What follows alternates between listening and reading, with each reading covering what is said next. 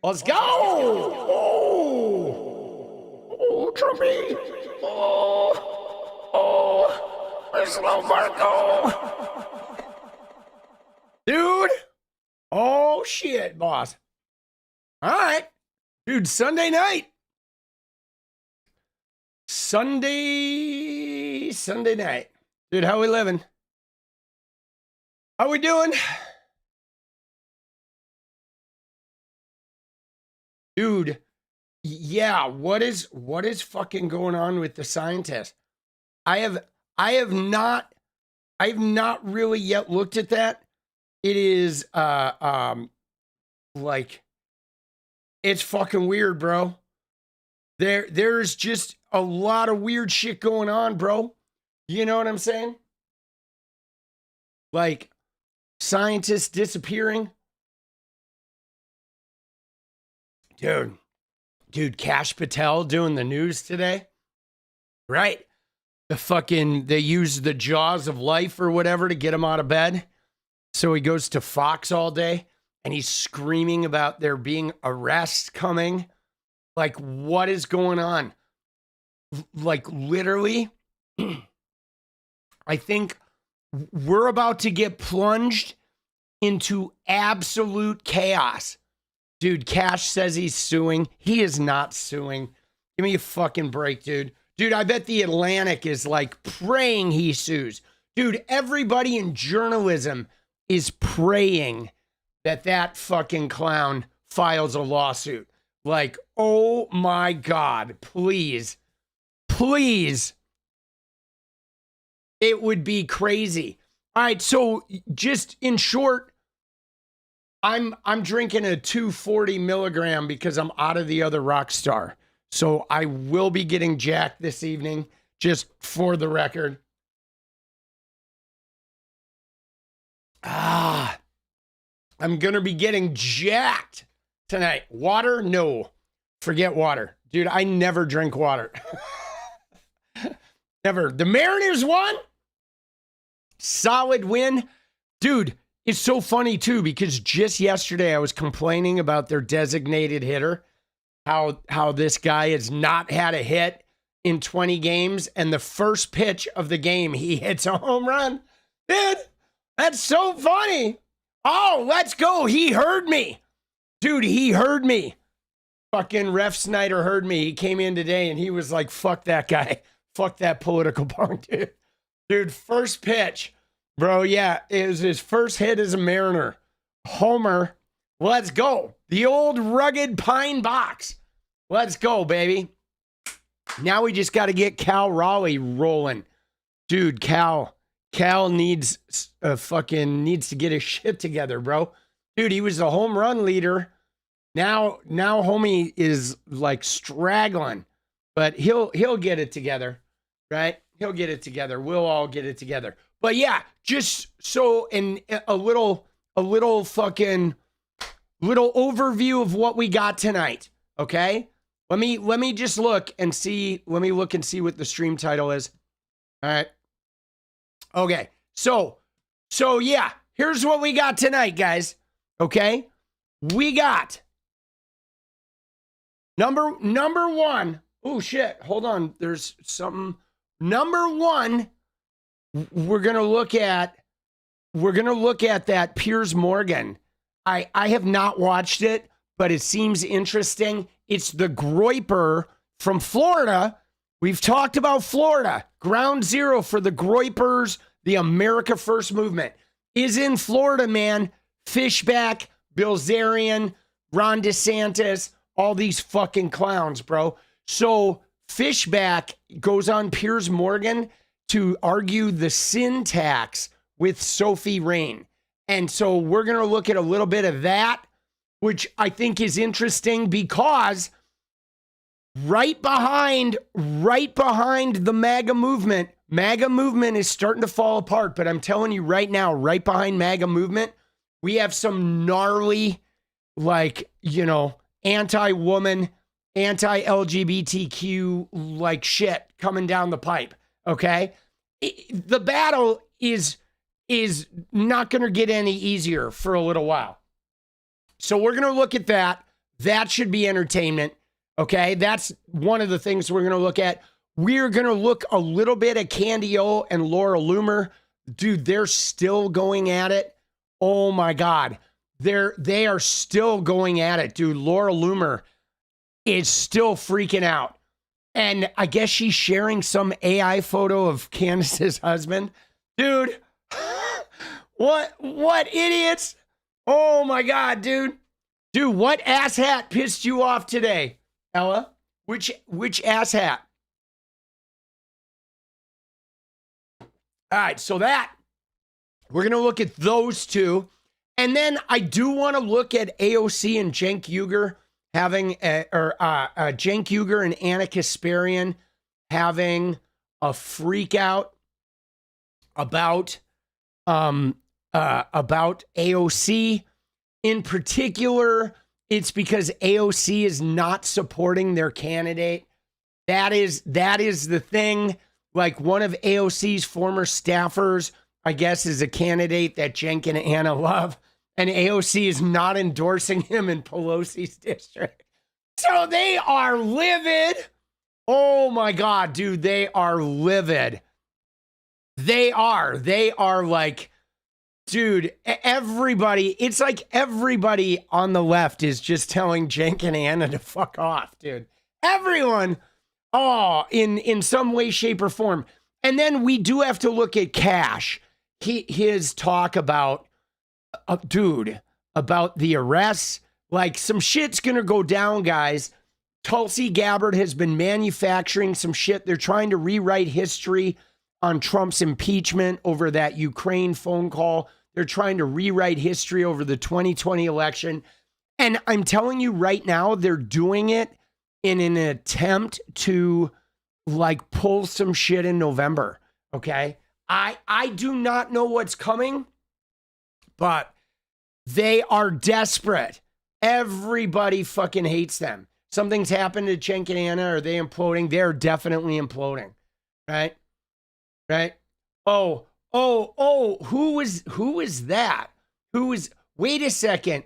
Who was the asshat woman that you're talking about? Are you talking about the woman, that young woman that I got into her like Twitter replies and told her to fucking eat it? Yeah. Because there was somebody, no, the woman that's trying to be Riley Gaines number 2. They're trying to create Riley Gaines number 2. And you know what else we got to look at? I do want to look at the Joe Rogan thing that we missed yesterday, and I would love to also look at the that 𝗙PUSA Erika Kirk thing. Maybe we'll do that tomorrow. There's a school district that is kicking the shit out of 𝗙PUSA. Some parents are going after 𝗙PUSA, and they in fact had to move Erika Kirk's event off campus of the school because they threatened a federal lawsuit. Because pretty much all of America is ready to fight Erika Kirk. Nobody likes Erika Kirk, okay? Uniformly, she is so offensive. I'm telling you, it's weird. It's like when Charlie was around, he stuck to colleges, but now she's like, nobody in college is going to listen to Erika Kirk's version of 𝗙PUSA. So now they're going after high schools, and all the parents are like, no. Dude, get the young white male man loving woman out of here, right? Young white male man. If you're a young white man, a young white male man. So, Sam, I can't watch the Lego videos. I think the Lego videos are all getting like copy struck and shit on YouTube. So you're going to have to enjoy the Lego videos on your own. I don't think I can watch them. There's like, there have been issues with the Lego videos, and unfortunately I'm not a big enough account where I have a rep, you know. I'm still have to dance through all the censors and shit. But dude, if 𝗙PUSA is smart, they'll ditch Erika and replace her with 𝗙𝗪𝗏𝗏𝗏. I'm telling you right now, if 𝗙PUSA was smart, they would do something about their, like, I don't know who's running that ship right now, guys, but they are not making good decisions. Okay? They are not. You know what I'm saying? They are not making good decisions, guys. Like 𝗙PUSA, Andrew Colvett, and Tyler Boyer and Erika Kirk, those three, like, dude, they're running that shit into the ground, boss. Dude, all right. So let's get in, dude. Let's get in. Let's start with the small things, okay? We'll start with Kash Patel and the Joe Rogan thing. So, dude, Kash, oh shit, bro.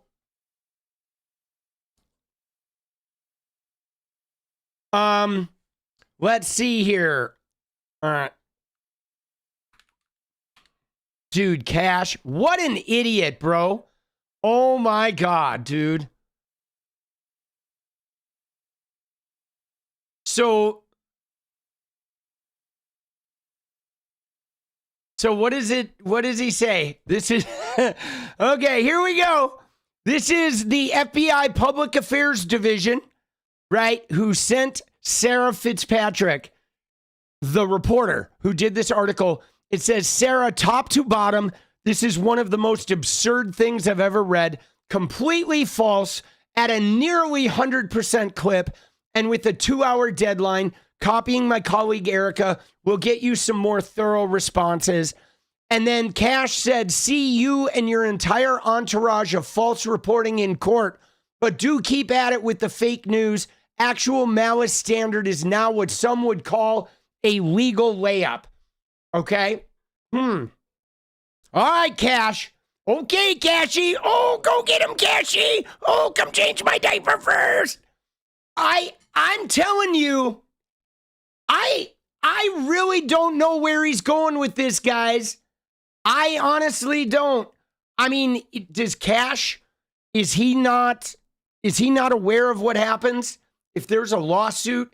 Is he not aware that there would be a discovery phase, and that would mean all of the emails from Kash and his assistants and Bongino, like they could call all of that shit into like, you know, evidentiary, like start looking through all their emails.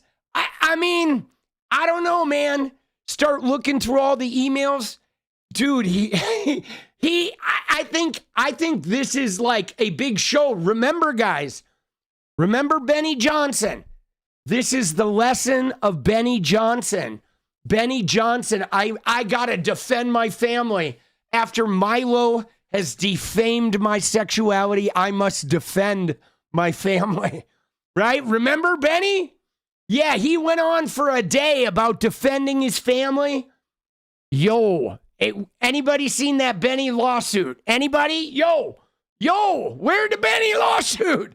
Oh, shit. Oh, there's no Benny lawsuit. He's gay. Dude, everybody knows. Right? Oh, thank you, Trumpy. Thank you. But Kash is drumming it up. Yeah. I mean, I just don't think... Dude, I didn't even know I replied to that. You're so fired. What a fucking dink. Oh, all right. That seems like something I would say. For a second there, I thought maybe I got hacked, but then I read the tweet and I'm like, no, that's definitely me. that is definitely me. All right. Oh, shit, dude. Okay. So, you ready? So now there is a... This is the letter they sent to The Atlantic and Sarah Fitzpatrick before they published their hit piece on Kash Patel. Okay? And so, right? So they are questioning that he drinks to the point of intoxication. They're questioning that members of his security detail had difficulty waking him, the breaching equipment, that his conduct is a threat to public safety, that he's dragging his feet on terror cases, and alcohol played a role in his public statements during the Charlie Kirk thing, and that his security detail shut down the association store so he could shop alone and express frustration merchandise wasn't intimidating enough. But like, dude, I mean, this is pretty wild. We'll see, though, okay? We shall see, right? I mean, let me just tell you this. Just between you and me, I will say this. I have gotten threatening letters from attorneys before, all right? Mine usually involved something to do with renters' rights in LA. But I have gotten a threatening letter from attorneys before, and that doesn't really mean anything, okay?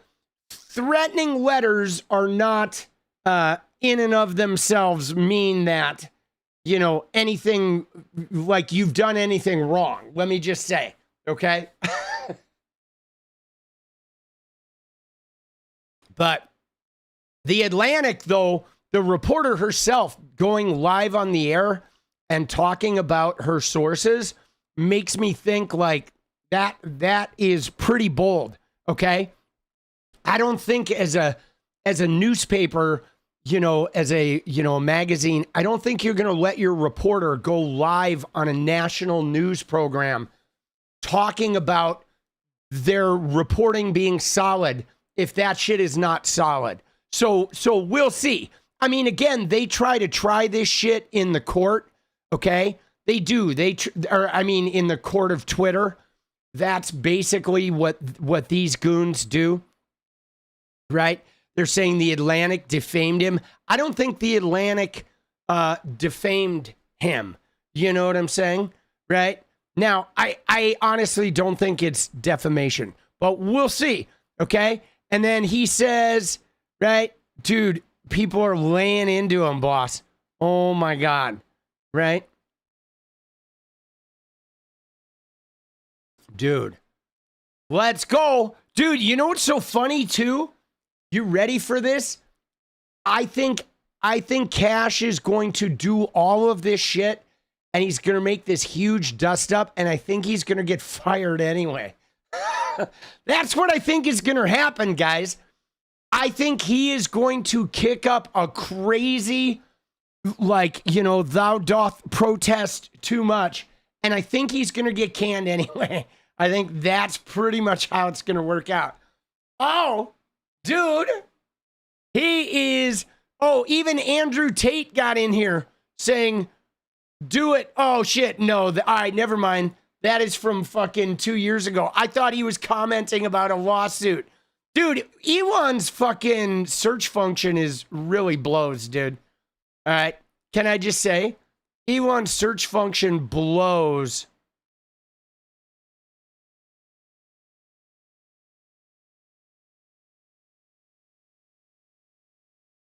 All right.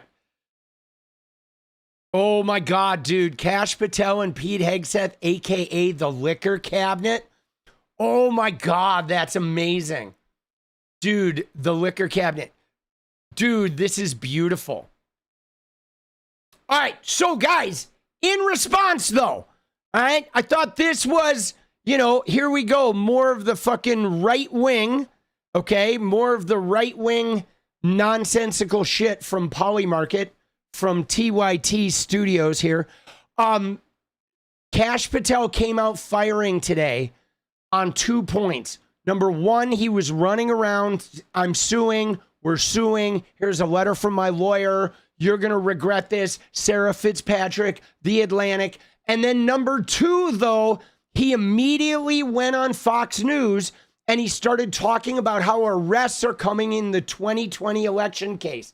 Now, guys, I think this is strategic because look at the natural effect, okay? An article comes out about Kash Patel, right? A magazine article, a big expose on Kash Patel. We know this guy has been failing. I mean, we've seen him shotgunning beers. We know he's taken the taxpayer jets to visit his girlfriend. We know this guy is fucking live tweeting disaster during fucking, you know, FBI operations. We know he's a disaster. So if the day after that article comes out, he goes on Fox News saying, we've been working on indictments for the 2020 election. We caught them. This is coming out. It's like, oh, that's why the Atlantic did the hit piece, right? It makes it seem like the Atlantic article is related to whatever their bullshit 2020 election shit is. So that is a pretty standard move to come out with that. And now he's going around today promising that arrests are coming soon. So let's find that clip. All right, let's find that Fox clip. Because I did see him talking on Fox, of course. And so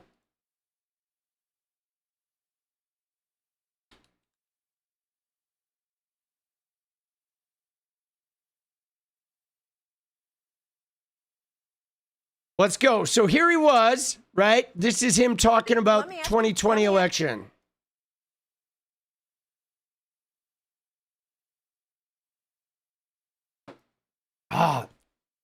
Who's making decision up there now? I mean, guys, they're scrambling. You know, I mean, they're scrambling. Like, they have to create, in order for them to, like, sidestep the Constitution in this year's election, they have to create some type of fucking thing. Yeah, so, hold on one sec.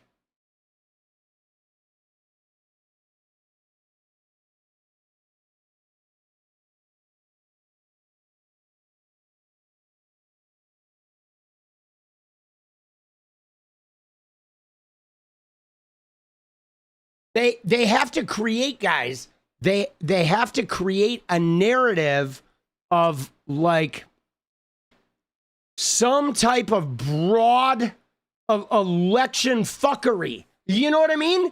I mean, because they can't do it. They're not going to be able to do it in the court. Okay. See, what's really going to get interesting here is how they try to navigate this in, like, getting an arrest. Okay, because everything they're doing now, they're trying to do in the court of social media, right? Much like all they have, really. So, you know, the same way that they arrested Comey and they arrested Tish James, and, like, those things went, like, in and out because they were nonsensical, okay? So they have this task of, like, okay, how can they sort of Reichstag something that looks like there was some ginormous election fuckery that now they have to clamp down on the election in a really severe way? But the only problem is I just don't think anyone is buying into this thing, right? Like, even with this shit about 2020 that they're going on, Are there really people out there that are like sitting there wanting to relitigate the 2020 election after they already lost like 60 court cases? You know what I mean?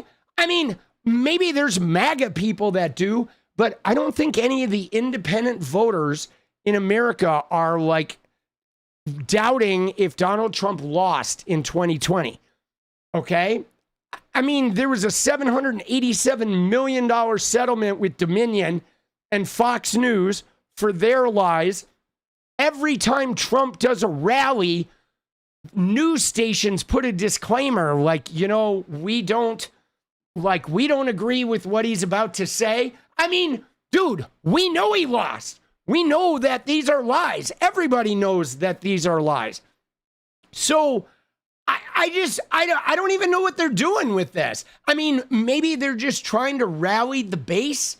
You know, it's possible that they are literally just trying to get the base activated in some way, because everybody's pretty dejected. Like, I don't know if you saw the 𝗙𝗵𝗄𝗏 tweet. This one, I think, was pretty major, dude. Did you see the Sorbo tweet? Okay, this is pretty funny. No, that's Kevin Smith. Sorry. Dude, this tweet, let me find it. This one is like, you know, this is like pretty MAGA, bro. This guy is pretty MAGA.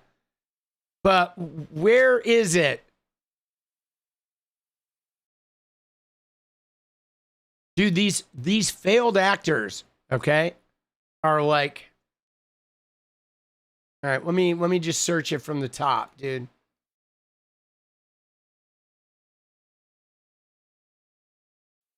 Yeah, right here. Okay, look at that tweet. Right? Dude, the right controls the House, the Senate, and the presidency. How is it that we can't pass a single bill that Americans actually want? Dude, he's like so close to getting it, bro. He's like right there, bro. Like, Sorbo, you are right there, boss. You know? I mean, there you go, boss, right? And we could expand this and say, you know, let's go look at a state like Kansas or West Virginia that has had a deep red, like, government for a long time. Those states are trash. There's no infrastructure. There's no social services. The state is piss poor. The population has huge drug problems. Their school systems are devastated. Everything about them. I mean, wherever there's a consistent Republican government, there's like nothing. There's nothing. Everything is just wrecked. Okay? People have Bibles shoved up their ass and everybody's poor. That's it. You know? So, this, though, is pretty much how all of MAGA is feeling. Is like, we voted for Trump. You know, they're all feeling like they voted for Trump. They voted for a full Congress to the GOP, and nobody's doing anything. All they did was they went to war. They jacked up the gas prices. Everything else has gotten more expensive because of tariffs. Nothing has happened for them. Nothing. Okay? Nothing. Right? So maybe the arrests are just trying to get people excited to vote. I don't know. I just don't know how they're going to arrest somebody. You know what I'm saying? I mean, Obama is out there with Mom Donnie, like, you know, reading to kids and shit. He doesn't seem like he's too stressed out about the big arrests, you know, but all right, here we go. You ready? Here's his little crybaby spiel. Let me ask you about the mission, because every time I see President Trump, he says this repeatedly, that the election was rigged in 2020. I mean, he says it all the time. We all know that. And it's almost getting lost because he says it so much. You've been at the FBI now 14 months. Have you done anything about that? And do you have anything to tell us about that? Absolutely, Maria. Look, I've been with the president nearly since day one on this. As I told you earlier, I was the one that led the effort with folks like Trey Gowdy, Johnny Ratcliffe, and Devin Nunes to expose the corruption that tried to thwart President Trump's first presidential election run. And we saw the 𝗙𝗍 abuses there. And I lived through it, and the media came at me then, too. That just shows you that when you're over the target, you keep pummeling the target because the media is going to try and pummel you.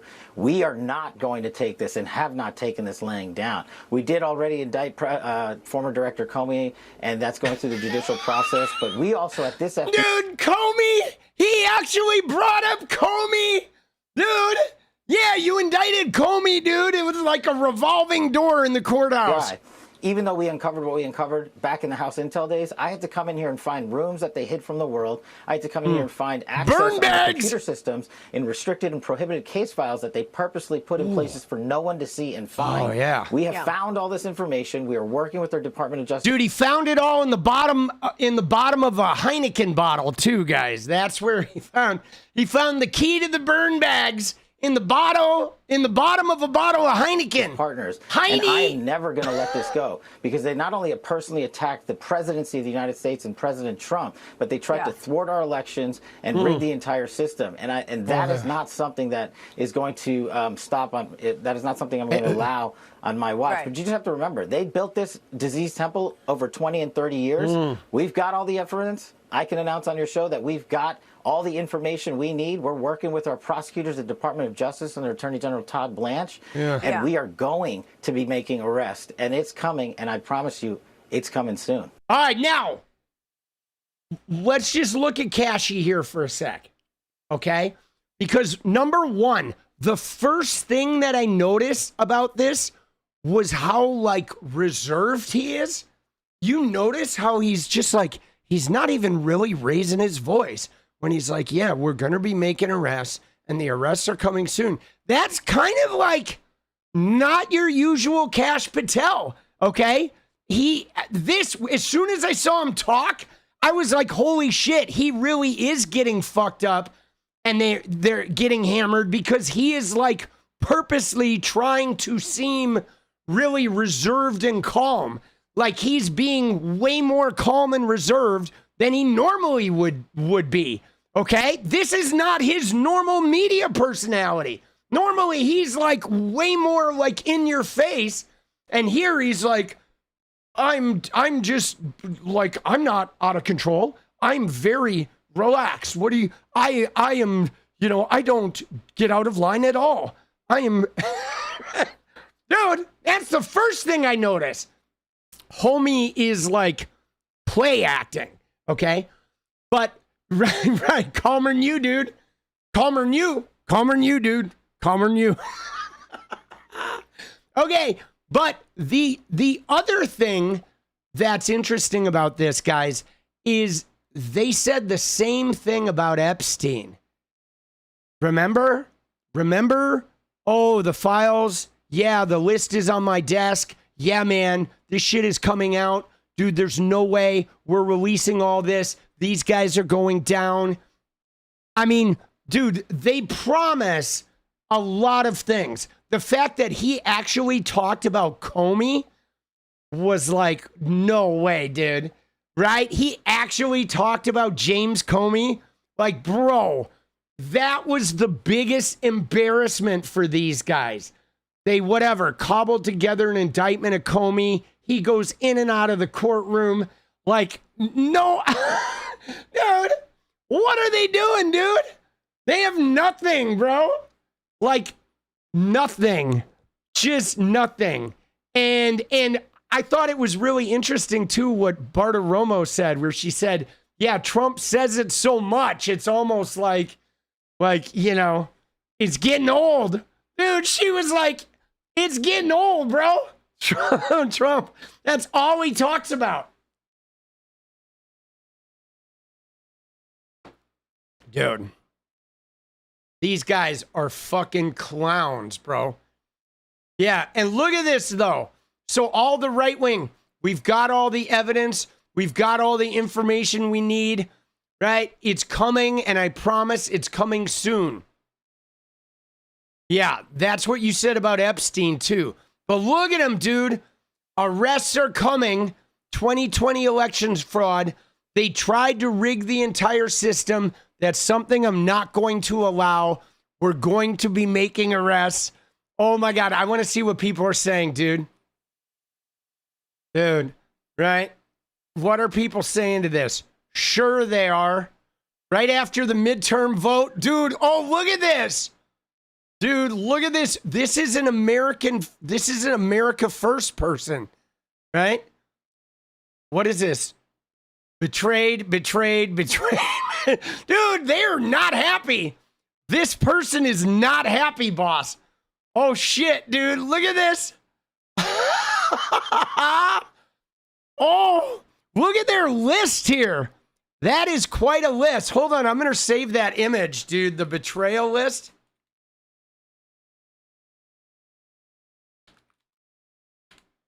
Oh my God. Dude. That is... No! They didn't! Oh shit, dude! Dude. The official Jeffrey Epstein pedophile arrest. Dude!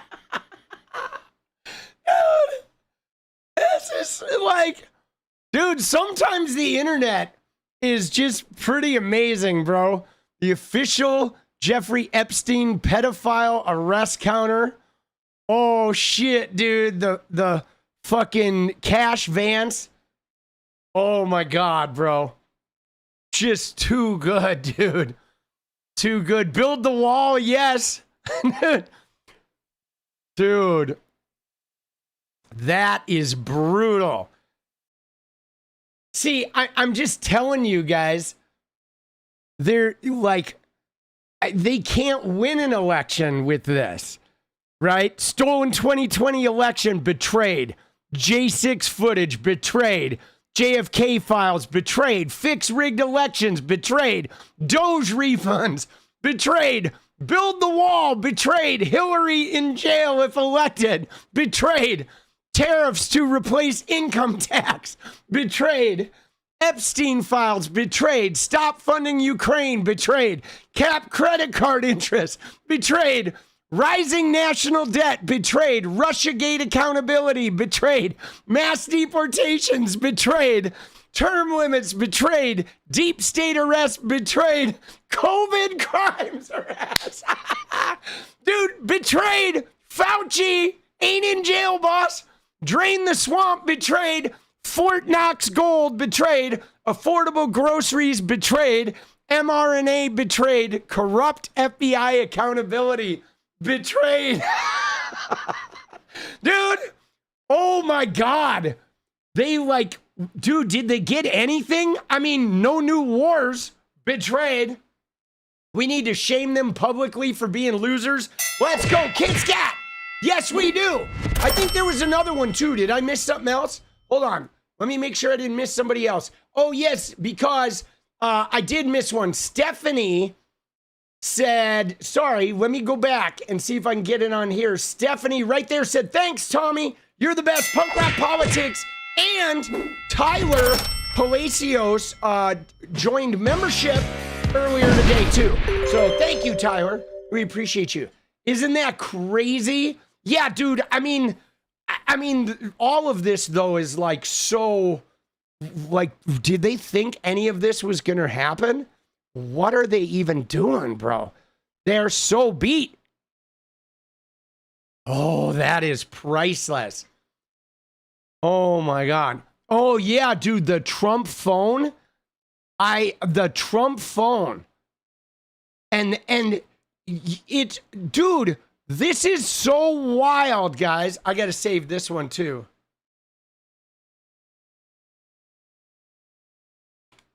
Dude, that one is good. The official Jeffrey Epstein pedophile arrest counter. Dude. Right. Dude, isn't it crazy? Like, how have they not arrested one person? Like, not one. Just a complete and utter disaster. Oh my God. Right? Oh shit, bro. But see, again though, he's there. You ready for this, guys? Look at what he did though. He went on Fox and he's trying to say like, dude, we're making more arrests, we're doing more of this, we're doing more of that. I mean, homie is scrambling for his job. Like, I honestly, guys, after seeing this little response on Fox, I know he's getting fired. I swear to you, I think he's getting fired, man. He is up there just begging, okay? He is just begging for this shit. Like, so desperate to try and like, hey, man, we're busy. We're doing something. I mean, remember this, guys. Remember when Kristi Noem was at DHS? How every day they were posting pictures of like, look at the guys we're arresting and taking off the street. When you're doing content like that, I don't think you're doing your job, okay? I think if you're actually doing your job, you are not gathering photos of individual arrestees or running around touting your arrest record, okay? That's not really how that shit works, man. You know? That's not how that works, okay? Dude, and now Breitbart is like doing, articles about this a couple weeks ago, right? Dude, he's crashing out, okay?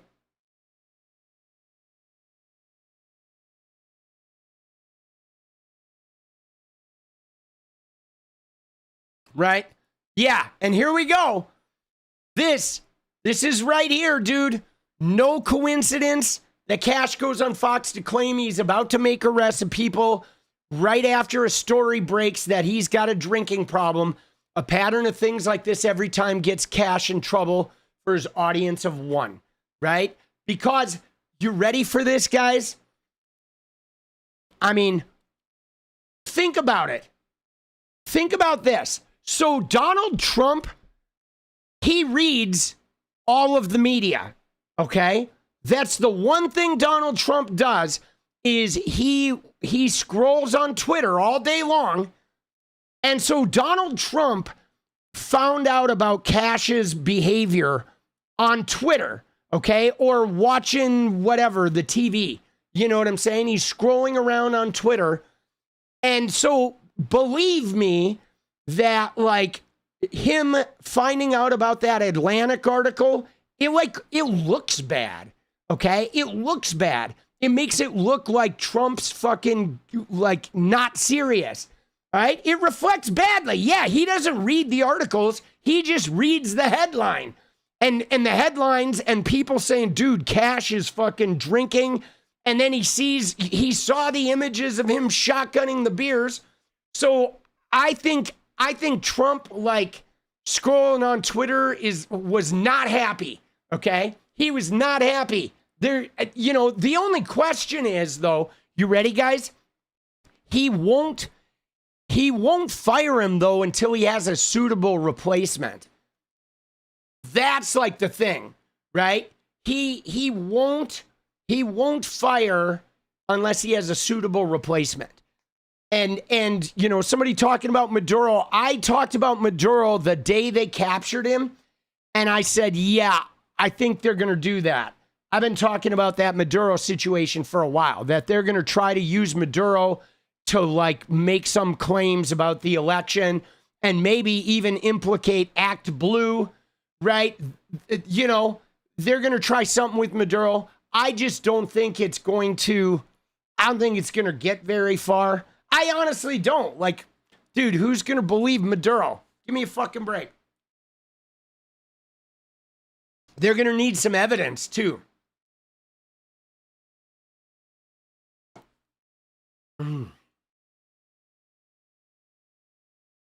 But, yeah, man, you're surprised he's not using acting as much? Yeah, I think the reason he's not using acting is because he's surrounded by loyalists. He doesn't have to. Like, the first time he had to use acting because the people he wanted would never get confirmed. But this time around, they had a Senate majority, and so they've confirmed all his shit. Dude. Yeah, so he didn't really have to do it, but yeah, dude, nothing's gonna come of this, man. You know what I'm saying? Dude, these people, the election was rigged. Everybody who's got like 7 numbers in their name says the election was rigged, boss, right? But this is their big news. Arrests are coming.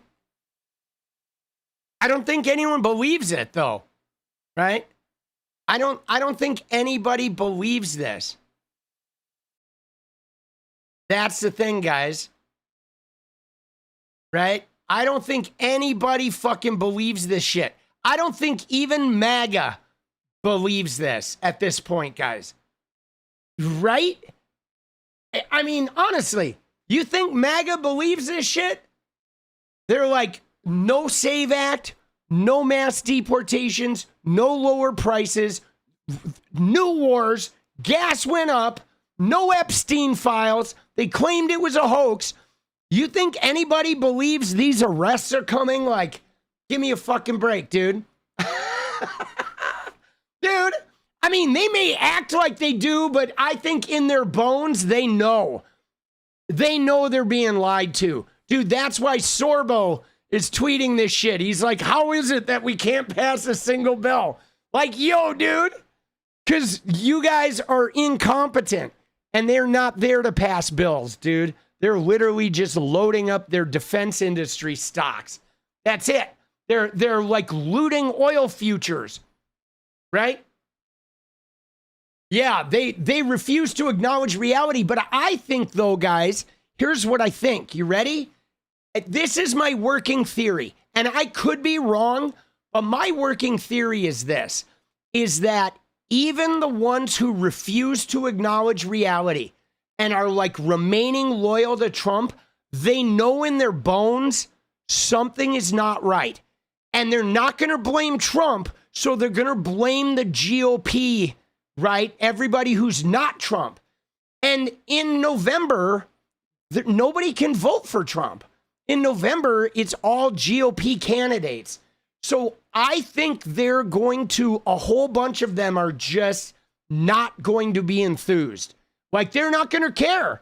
They're like, at least if the Democrats win, they have somebody to fight that they can all band together and fight, right? But like fighting their own when their own is like, useless, I think they'd rather fight the Democrats. You know what I mean? If the Democrats win, they can start their whole like, oh, they're going to trans our kids and they're going to kill us all. So now we got to band together, right? They can at least do that if the Dems take the House, right? But like, there's no incentive for them to vote for the Republicans so they can just watch them do nothing for 2 more years. Dude, I don't know, man. Like, it's going to be interesting. Dude, yeah, they're gonna cut your dick off, Larry. Oh, all right, Cash. All I can say to Cash is, Cash, buddy, we'll see you in Valhalla. All right, we're gonna see you in Valhalla. Oh, yeah, no, they're in trouble, guys. They're in trouble. I mean, they are in deep shit. They are very, very like, they're in a lot of trouble. I mean, Trump's agenda is gonna end. Crazy knowing we got 3 more years. Not really though, Saint. Right? If we take back the House in November, and especially if we take both houses of Congress, the vibes are gonna be very different. Okay? They're going to be very different. I mean, once we take the House back, you're going to see that like Trump is no longer going to control the media narratives. Okay. The day-to-day media narratives are going to be him reacting to Democratic investigations, and they're going to be him having meltdowns. And there's going to be a lot less of this, them tweeting like, we're going to do so-and-so, right? I mean, you'll see right now all the right-wing medias are like, the arrests are coming, and this is coming, and that's coming, and that's coming, and this is our big win. And I think as soon as the Dems take the House, every day is going to be Trump running from the Epstein files, and he's going to get impeached. And, the impeachment odds are like 80% or something right now. Like, I'll say this. You ready? Here's what I'm going to say, guys. When the Dems take the House in November, provided we don't fuck this up, okay? We all stay together and see this thing through. Dude, Damon, let's go. I think it's still going to suck. There's still going to be a lot of chaos and Trump's daily acting out. I just think it's going to be a lot more fun, okay? I do. I think it's going to be a lot more fun because it's going to be MAGA and Trump coping at like near record levels. I mean, we're already seeing a lot of coping, with like guys saying, oh yeah, Trump's going to end the war and gas prices are coming down and then we're going to win the midterms. It's like, yeah. I think it's going to be more fun, guys. I think it's going to be a lot of people coping and getting dragged on the internet. That's what I'm going to be doing. I'm going to be running around every day rubbing people's fucking noses in it, dude. Like, just like, right in there. Dude, all shit. We can have fun. We can have fun. I think it's important to find a way to have fun in the middle of all this, right? You can't kick fascists in the nuts if you're not having some fun while doing it. That's my personal philosophy. Yeah, there's a light at the end of the tunnel, but it still could be a train. Yeah, it's true, right? It's true. Oh shit. All right, you ready? Now, you want some more fun though? All right, we took care of Kash. Dude, Kash is a disaster. Dude, look at this though. You ready? Look at this. Will a U.S. court rule the 2020 election was fraudulent, dude? 9%. Dude, like, what is this, dude? You know what I'm saying? Look at this shit, bro. Oh my God, dude. Dude, that's their thing, right? The arrests are coming, but apparently they're not real confident that there's going to be a court decision in their favor. You know, I mean, isn't that funny? It's like, dude, we don't have any Epstein files. Dude, oh my God, bro.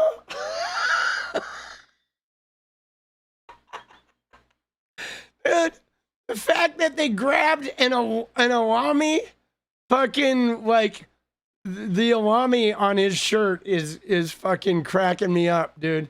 They grabbed the stock photo of somebody put Kash's head on it. Oh, dude, that is funny, bro. Oh, dude.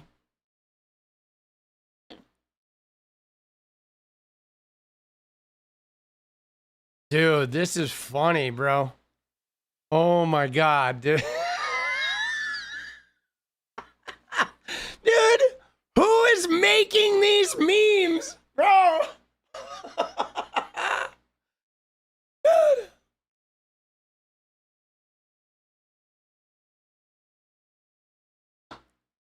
Oh, Jesus, dude. That is so... Sar.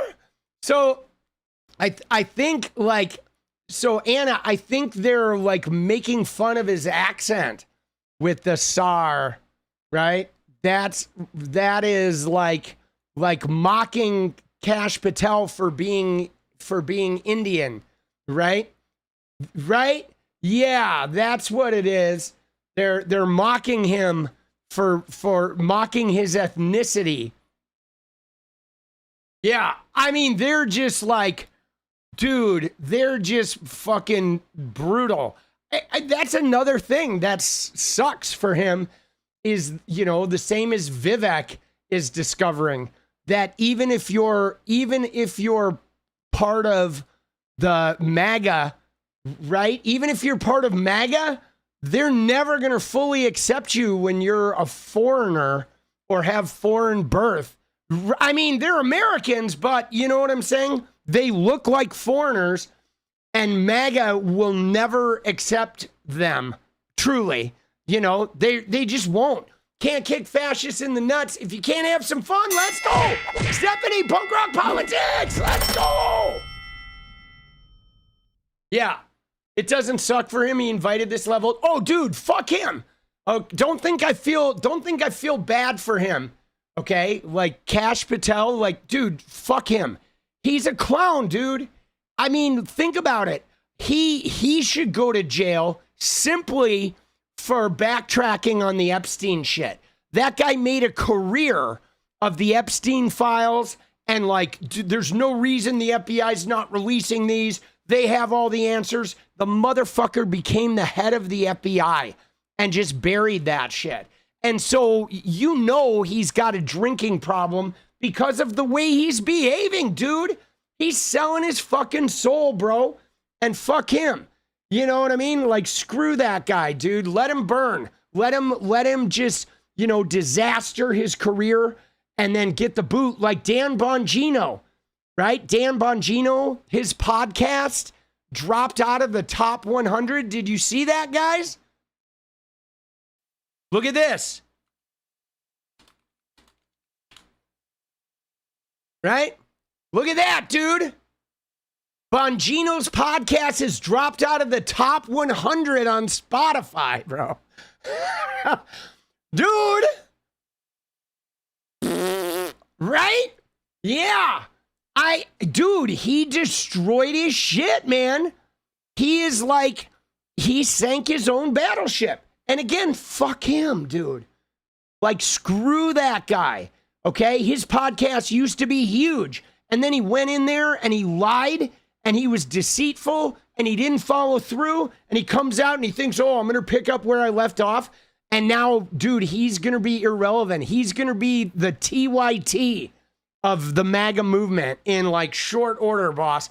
What I wonder with Dan Bongino is how long before he starts like having left-wing people on his show, dude.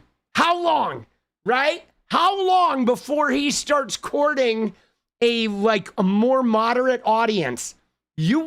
I wouldn't be surprised, right? Oh shit, dude. Is he gonna start courting, somebody somewhere in the middle? He may be wrong. He might not go to prison. Yeah, right? Oh shit.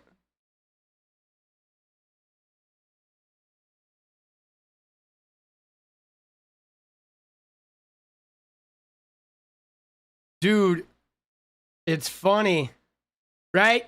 Oh, look at this person. He got the job, did nothing, then quit, and now is back at it on the radio telling us all how he would do the job correctly if only he had the chance. That's so brutal, right? That is so brutal. Oh, shit, dude. This is wild, boss. Dude. Wild.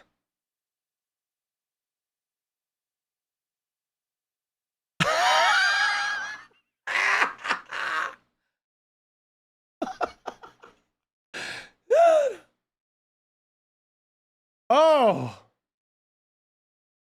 Dude. All I can say is this. You ready, guys? Who is this guy's wife, bro? Like, honestly, he always talks about his wife. Who fucking married this? Who marries this? What does she look like? Is he married to Don Huffeen's wife? Right? I'm serious, bro. Who fucking married this? It has to be a lizard person. Can we just get a thing here? Let's see who his wife is.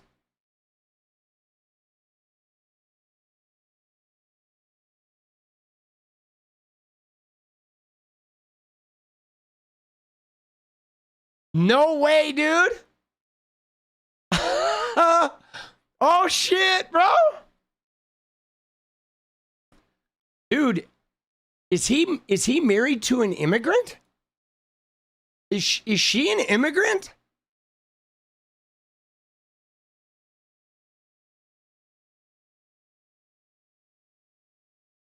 Who is his wife? I think she's from Colombia. He is, dude. Right? You could see that she was not American. She was born and raised in Colombia. Of course, dude.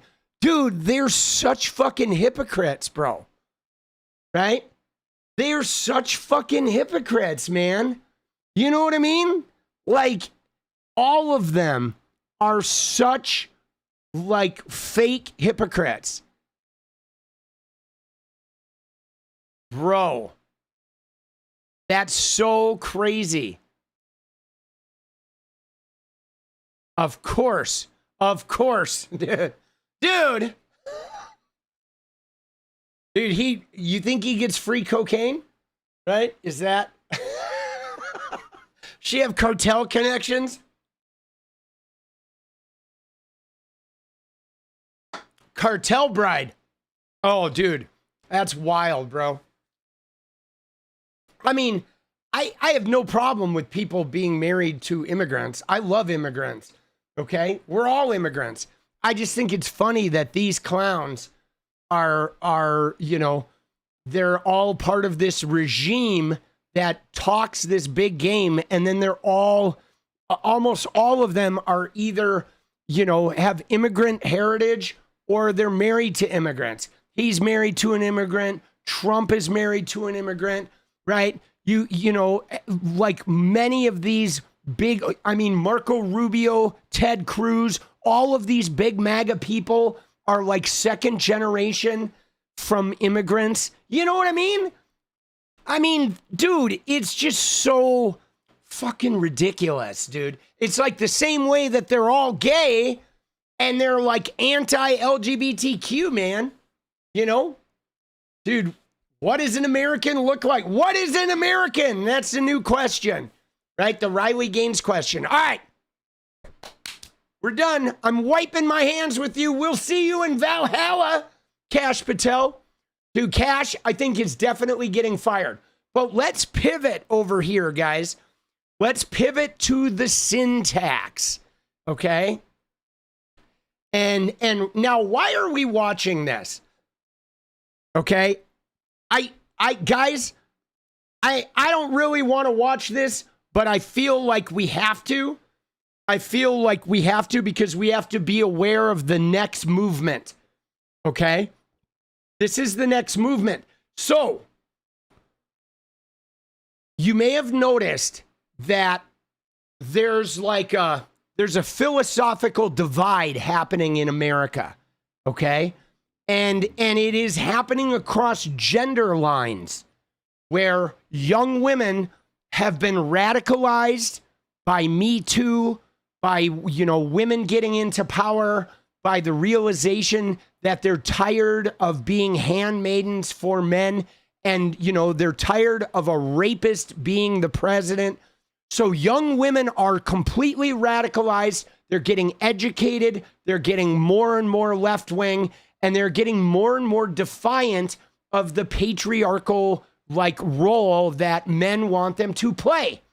Now, yeah, no, I don't blame them at all. I think it's great. I think women, like, pulling the rug out from under this patriarchal nonsense is, like, really important. And yeah, dude, that at some point I want to talk about that grape site too, because that is so alarming, guys. I mean, the grape culture in America is crazy.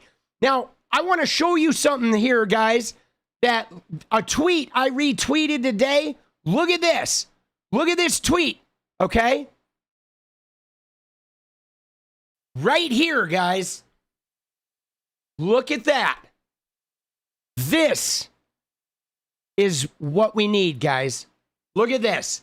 Young men need to be socialized in such a way that rape is as unthinkable to them as cannibalism. How hard is it, guys? Right? We actually have things in our culture that are unthinkable. Cannibalism, right? You know, I mean, you could even do a watered down version saying young men need to be socialized in such a way that rape is as unthinkable to them as having sex with their best friend is, right? Having sex with their bros is. You know, just imagine if men were as averse to the concept of rape as they are to the concept of being gay, right? We'd live in a different fucking world. There's no reason men need to walk around thinking that, like, rape is, like, tolerable, okay? We absolutely can socialize people to reject this notion, you know? You know what I mean? We can reject this shit 100%. But now, guys, why I bring this up is because this guy right here, this is James Fishback, okay? This is James Fishback from Florida. He's running for governor of Florida. He is not going to win, okay? He is not going to even come close to winning. But what he is doing, though, is he is radicalizing young white men. That's what he's doing, okay? He is radicalizing young white men he's not doing it as mainstream or as good as Charlie Kirk was doing, but I think what he's doing is he is making us realize that there is still a toxic underbelly of young white disenfranchised men that are ready to blame women, blame sex workers, blame immigrants, blame trans people. They're ready to aim their vitriol, okay? And this is like the new Groyper movement. They're calling it America First. They're rebranding, and they are on the hunt, okay? Now, the reason why I find this like, it's like, I don't live in fear of these guys, because I honestly don't think this movement has enough to catch it, you know, to grab as much momentum as MAGA did, okay? Because it's a little too grimy. However, I am aware of the fact that they're going after like groups of people that don't normally vote. And so there's a possibility that if apathy builds up in the Democratic Party and conflict exists in the Democratic Party, the voting bloc of like young white angry men could potentially swing enough elections to make our lives complicated, because these guys do, like, they want to remove people's civil rights. You know, they want to remove the LGBTQ's civil rights. They're all talking about how women shouldn't be able to vote. And now that is in the Constitution, but that doesn't mean they won't try to like undercut that shit, you know? And in specifically what's crazy is they're attacking sex workers. They're attacking sex workers, okay? And that's their first line of like, you know, like that's like their first line of attack. And here's what bothers me about this, guys, okay? Because I saw this in the gaming community like 5 years ago during the pandemic. So what happened during the gaming community is you would have influencers like Aiden Ross and those other big gamer influences, and they would hang out with sex workers to increase their clout and be like studs, and then they would trash them after those sex workers helped them grow.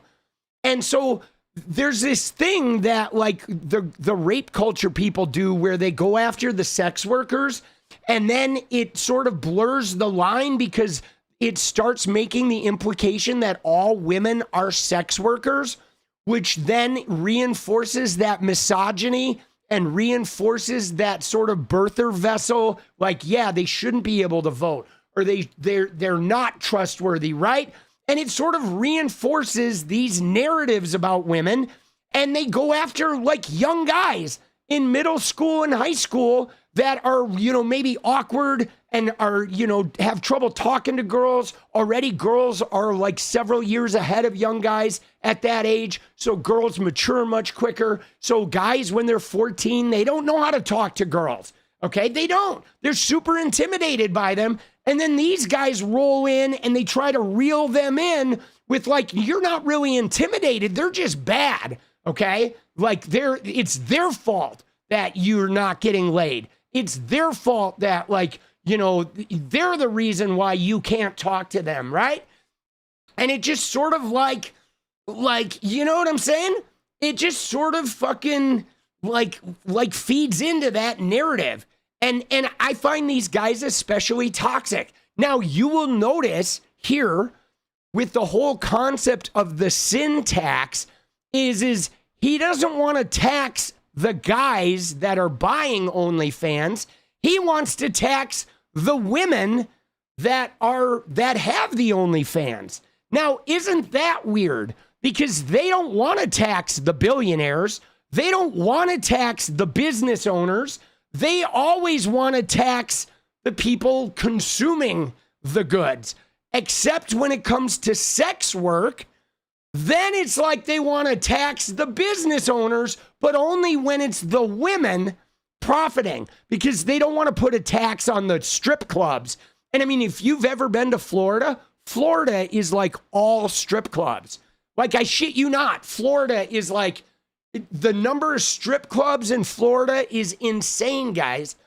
But what they're mad that women are making money off this, and that the men aren't controlling it. And so they want to come in and they want to like take some of that money away. dude. And then, of course, if they did tax that money, they would probably use that money to then further harm the sex workers. It's really crazy, guys. It is. It's like so, like the whole thing. Hold on one sec.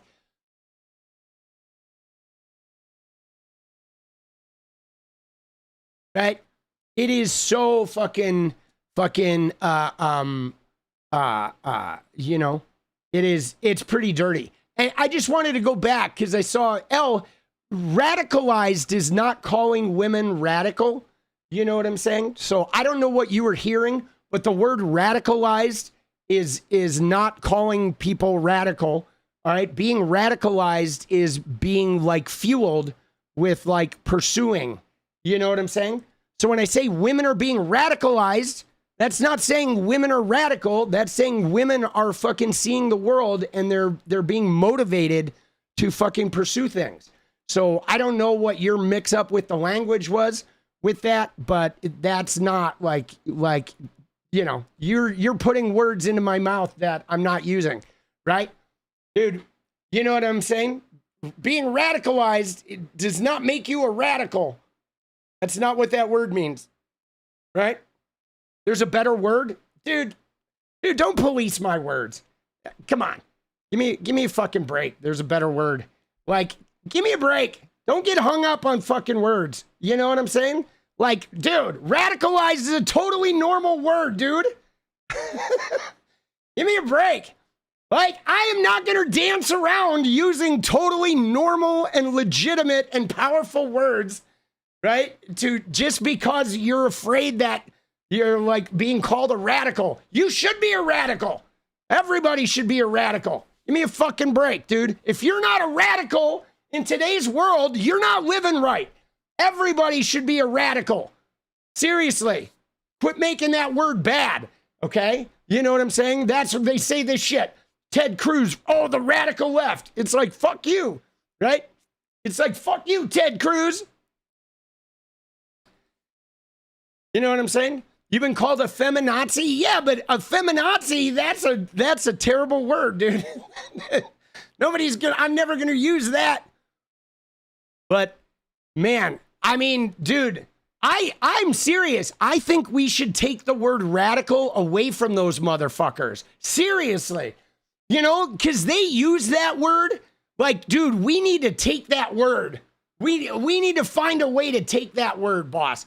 Honestly, I mean, I know what you mean, right? But like, dude, we should take that word. Because they still throw that around, dude. The radical left. Dude, remember Trump? What did he say? The fucking communist, socialist, Marxist. Dude, what was the other one? Communist, socialist, fascist, Marxist? A fascist, Marxist, communist. Remember? Oh, dude. Oh, shit. Let me see here. What was it?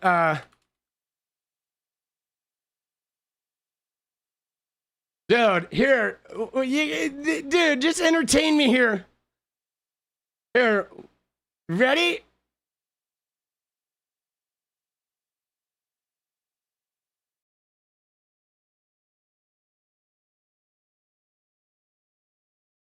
Yeah, here we go. But somebody's got to explain this one. This is a radical left, Marxist, communist, fascist. But somebody's got to explain this one. This is a radical left, Marxist, communist, fascist. A radical left, communist, Marxist, fascist. Dude, I know. Dude, he literally, that was his description of Harris. He literally could not define any of those terms, dude. Like, what in the actual hell? Oh my God, isn't that funny?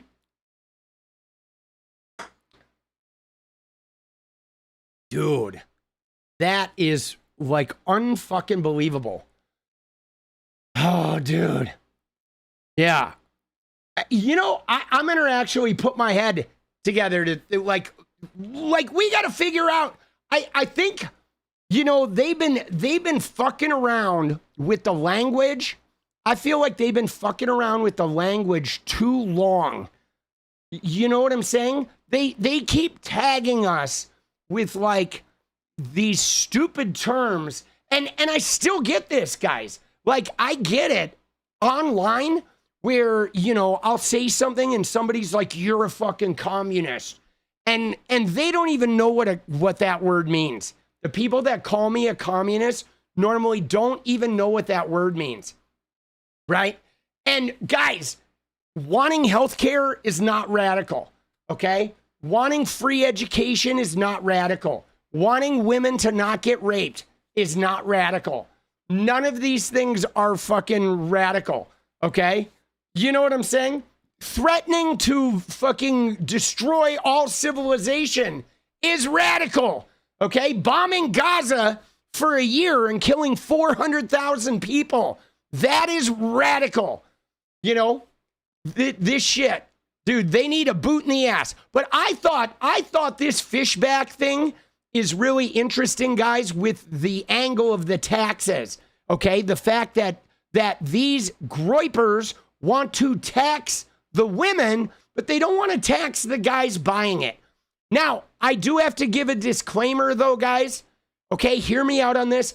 I don't think Sophie Rain is a good person. Okay, I don't think, you know, I don't know. I feel like Sophie Rain is not the best sex worker to have on this show. They have her because she's the biggest, but I don't think she's really very honest. I think she does a lot of AI photos to try and make her seem like she's got a lot of clout, and she lies about her income and shit, and she is like very much a PR person. I would not be surprised at all if she was a right winger and just sort of kept that quiet. I think she is kind of a sneaky and conniving figure, but she is like the biggest OnlyFans person, so that's why they have her on there. I would have liked to have seen them have a sex worker that is more like an actual activist that is known for like fighting for sex workers or something. But, you know, I get it. They just brought the big one on there. You know, I just, you know, but it's Piers Morgan, you know, whatever. He just wants the drama. But let's watch some of this. All right, I think this should be fucking intriguing. You know, I think we do have to be aware of these guys. You know, that none of these male and female influencers are good. I think in general, a lot of the influencers are just manipulators that are hitting the cash register. Okay, a lot of them. There are many influencers that are like trying to make the world a better place, but a lot of these big influencers are just trying to fucking, you know, cash in, okay? They're just creating drama wherever they can, and they're trying to make money. And dude, some of them are the left-wing ones too, guys. You know, it's like, it's a money game, you know? But a lot of them, though, I don't think they have allegiance to anything but cash, you know? All right. This is your friendly reminder that immigration without assimilation is invasion. Oh, Jesus. White on OnlyFans creators to discourage victim. Dude, we're just going to get into it. Candidate for governor. Well, James Fishback is one of the most talked about political candidates in the United States. Dude. Well, James Fishback is one of the most talked about political candidates in recent memory, but the Republican candidate for governor of Florida also appears to have very little chance of winning. Traditional polls show Fishback trailing bigly, as Donald Trump would put it. At the time of recording, he has just a 10% chance on Polymarket, which has a very accurate track record on recent election outcomes. His main opponent in the primary, Byron Donalds, has the full backing of President Trump and the full Republican machine, with record spending to match. But Fishback has stayed in the race with a novel strategy of rage baiting, such as referring to his opponent as 𝗙𝗚𝗃𝗃, and by proposing some very radical policies. One of these policies is a sin tax, which aims to raise millions of dollars straight from the pockets of OnlyFans models. Well, in a moment, now, you do notice that a lot of the young people are anti-APAC and they're pro-Palestinian and they want to solve some of the problems in the Middle East. James Fishback does not want to solve any of the problems in the Middle East, but he does want to use that AIPAC like angle to try and like the groypers. They love that shit. They want to use the fucking, you know what I'm saying? They want to use the like that rift to kind of like collect people. But I don't think the groypers though genuinely really care about the genocide. I don't think they do. I think they're much more anti-Israel than they are like worrying about a genocide. Okay? They literally are just using the genocide as an in to be anti-fucking Israel. Not that we need to be defending AIPAC, because fuck AIPAC. That should get burned to the ground. But these groypers are not, they're not humanitarians in any way, guys. They are white Christian nationalists all the way, and they're pretending like they right? The same way that they were like, Donald Trump is the no war guy, and now there's a war going on. Dude, they are not fucking, they're not genuine. You know what I'm saying? They are not fucking genuine. But they do, dude. They hate Israel. Like they hate everything about Israel. They hate, you know. I'll hear the case against 𝗙cie so the most successful OnlyFans creator in the world. But joining me first is James Fishback, Republican candidate for governor of Florida. Oh, well. Now, we should also note before we go into this that James Fishback was dating like a 16 or 17-year-old girl when he was in his late 30s. So this guy is a predator, okay? Albeit a goofy-looking one, right? A white Christian nationalist who talks about Jesus and God, but he is also a predator. And I'm sure that his, you know, his fucking whatever incognito internet browser is probably like works on overdrive, okay? If we saw what was in there, dude, homie would be out of politics. Welcome, Mr. Fishback. Piers, thanks for having me. So, look, a lot of people think you've got no chance of winning. What's the point? He does have no chance. Well, a lot of people said that Donald Trump had no chance of winning when he ran in a 19-way primary in 2015. What I'm telling you, Piers, is that I'm here to tell the truth. And when we were at the University of Florida 2 weeks ago, and Dude, he's not Donald Trump. Dude, the difference between you and Donald Trump, Fishback, is when Donald Trump ran in that 19-way primary, he was one of the most famous people on the planet. And you are just a weaselly-looking dude that looks like he has a restraining order against him for being within 200 feet of schools, dude. I know, dude. He is so, like, looking at him, it is like he has child predator, like, tattooed all over his body, dude. Jesus. Look at him, dude. I can't even look. It's like looking into, like, you know, Satan's asshole, dude. It's all mucusy and shit. It's, oh, God. Don't make me look. Please don't make me look at Fishback. Had 500 people in the audience. Black, white, Are rich. you ready? Hold on. He ran in a... Mr. Fishback. Piers, thanks for having me. So, look, a lot of people think you've got no chance of winning. What's the point? What is the point of continuing? Well, a lot of people said that Donald Trump had no chance of winning when he ran in a 19-way primary in 2015. What I'm telling you, Piers, is that I'm here to tell the truth. And when we were at the University of Florida 2 weeks ago, and we had 500 people in the audience. Black, 500? white, rich, poor, Muslim, Christian, Jew. That spoke to a real energy on the ground. And so I'm not going to put blind faith in polls that said that Hillary Clinton was the shoo-in and that Kamala Harris was the shoo-in. I'm going to speak truth out of an unapologetic love for a state that my family has called home for 4 generations now. The truth is that I love my state, but my state is hurting right now. Young couples can't afford to buy a home. People are being laid off, and billionaires are firing them to bring in cheap foreign labor from South Asia. All They have an all-Republican government, by the way. At the same time, when essential services like healthcare are being denied to veterans all over this state. And so I am fighting for a state that every single Floridian can afford, and that's why I'm running for governor. One of the big things you've been on recently, you've been on a very critical run against Israel, particularly for roping America into the war in Iran, as you see it, because you say they're too cowardly to fight for themselves, although they are fighting, obviously, in Iran. It's interesting because in November 2024, a few weeks after October the 7th, you said this. So Trump moved an embassy, got Muslim-majority countries for the first time ever to recognize the rightful existence of the Jewish state of Israel, and that justifies the heinous attack we saw on October 7th.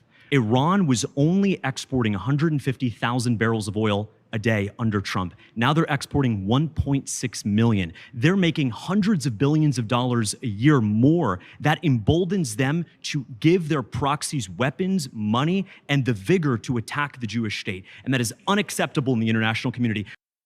So a lot of people look at that clip and the extended version and other comments you made at the time and thought, well, here's a really staunch supporter of Israel and the Israeli government and the relationship with America. And now you appear to have done a massive U-turn on this and become incredibly critical of them. A, do you accept that characterization? And if so, explain the change in mind. Well, Piers, I'm glad you played that clip and gave the full context. I'm grateful for that. What I said in that clip, I stand by today, which is that Iran should never be funding the crazy terroristic proxies of Hezbollah or the Houthis or Hamas. And I also have been critical of the Israeli government. What I'm especially critical of is the fact that they now want $200 billion for the Pentagon to fight a war that Marco Rubio himself said we are fighting because Israel was the proximate catalyst for getting. Dude, this guy is just all over the map, dude. War. So two things can be true at the same time, Piers. You understand the nuance. The first thing that's true is that no, Israel should not be attacked by Iran. And then number two is that the United States should not lose free speech rights or send billions of dollars of taxpayer money to the Israeli government every single year. And so I'm going to speak the truth in a way that I think people in my state appreciate. Okay. It's not and either just to be or. clear, do you believe that Israel has a right to exist? I believe that countries don't have right to exist, but I believe that people have a right to exist. And Jewish Floridians, like Christian and... Dude, he believes that countries don't have a right to exist, bro. What the fuck is that? Oh, so America has no right to exist? Dude, see what I'm saying? He just like... You know what I mean? He just is all over the map, dude. Like, right? He is like figuring out his belief system in every question. And Muslim Floridians have a right to exist in my state, and I will defend that right. Piers, I condemn all forms of anti-Semitism. Hang on, just to be clear. So you don't think Israel has a right to exist?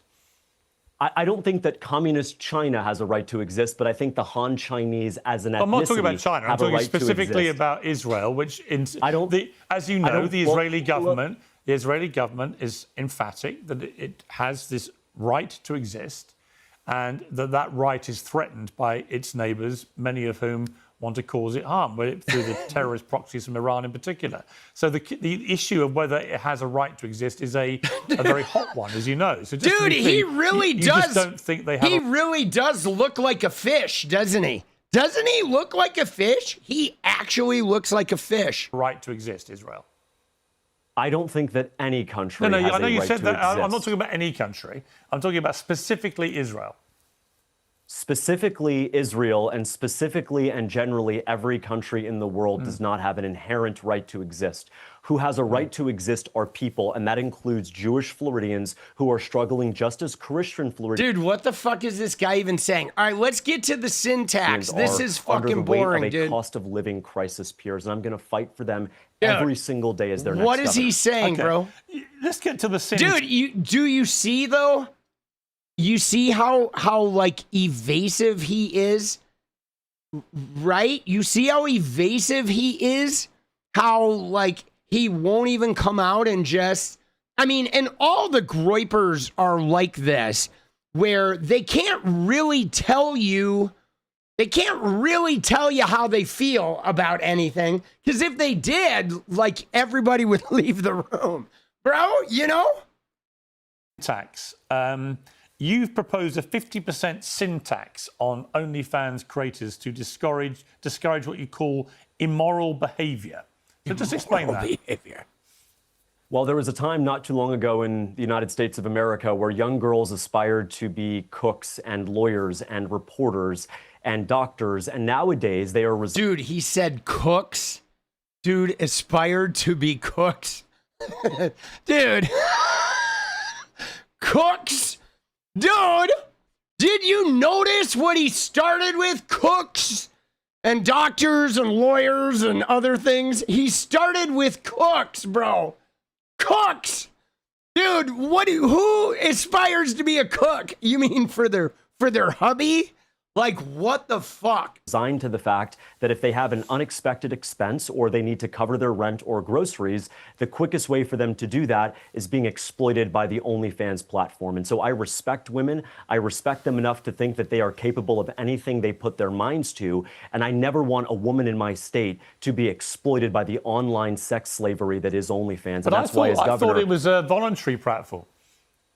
It's not. There's nothing voluntary about a platform that exploits women and forces them to sell nude photos on the internet. When you say forces them to sell nude photos, forces them, right? Dude, I have an OnlyFans account, right? I've never used it. I did when I was a gamer. I got OnlyFans acting like Tommy, so nobody else would like start one. So I do have a fucking OnlyFans account, but I have not been forced to purchase or create any nude shit. You know what I'm saying? I mean, I've never even used the site, but they're forced to. Say this is a classic case. Just to be clear about what OnlyFans is, correct me if I'm wrong, but my understanding about OnlyFans is it's voluntary. No one's forcing you to do it. People go on OnlyFans, create an account, and they charge money for whatever they want to put on their account. I'm not sure where the exploitation element, as you're articulating it, is. Well, this is often the defense of sex trafficking, that a 15-year-old girl is Hang voluntarily on, entering... sex trafficking is illegal. And I believe that OnlyFans should be illegal as well. Really? There's nothing Why? Well, what law are they breaking? Well, there's nothing... Well, I would change the law. I would change the law. That's how we do things. I mean, slavery wasn't illegal, and then we said this is a moral repugnance. Now he brings up slavery! Enslaving people on OnlyFans. And we changed the law. I'm really curious. Enslaving... Maybe you've consumed a lot more OnlyFans content than me, and you see I've never trafficking been on and slavery OnlyFans, and everything else. But I'm not. He says he's never been on OnlyFans, guys, but he's aware that it's exploiting and forcing people. These guys, dude, I am tired of these fucking clowns, bro. That just making shit up because he's, a religious, sexually shaming fucking weirdo. Aware that is what OnlyFans is. It has a lot of adult content, but legal adult content, which is monitored according to the law, and that people who have accounts there do so voluntarily. They open accounts and they charge money. We have somebody I'm going to bring in a moment, Sophie Rain, who has made $43 million from her account on OnlyFans. I don't think she's been enslaved or exploited. I think she's perfectly happy and enjoys what she does. I mean, I'll talk to her in a moment, but why do you feel she's a slave? So I feel that this is a classic case of Stockholm syndrome, where the individual, the victim, the enslaved person doesn't feel that they have real agency. This goes back to Sociology 101, Piers, that someone is induced to believing they have choice, they have agency, when in fact they can't make a decision for themselves. This guy needs a boot in his ass, like so hard, okay? Right? And it's because sex shames the fucking shit out of this guy. This guy walks around and he has nothing but shame for his sexual impulses. It's fucking bullshit, bro. You know what I mean? Like, give me a fucking break. Dude, men sell their bodies on, athletic fields. Men sell their bodies on construction sites. Men sell their bodies in warehouses. Women sell their bodies on athletic fields. Women sell their bodies in, you know, adult content. Men sell their bodies in adult content. Men sell their bodies as weightlifters. You know what I'm saying? Men sell their bodies as like beefcake actors or Chippendales dancers. I mean, give me a break. Dude, this whole like body selling thing, you know, is fucking bullshit, dude. We all sell ourselves. Give me a break, dude. You know what I'm saying? Like, they're so dumb. Stockholm syndrome. Oh, yeah, like women. And here's the other thing. You ready?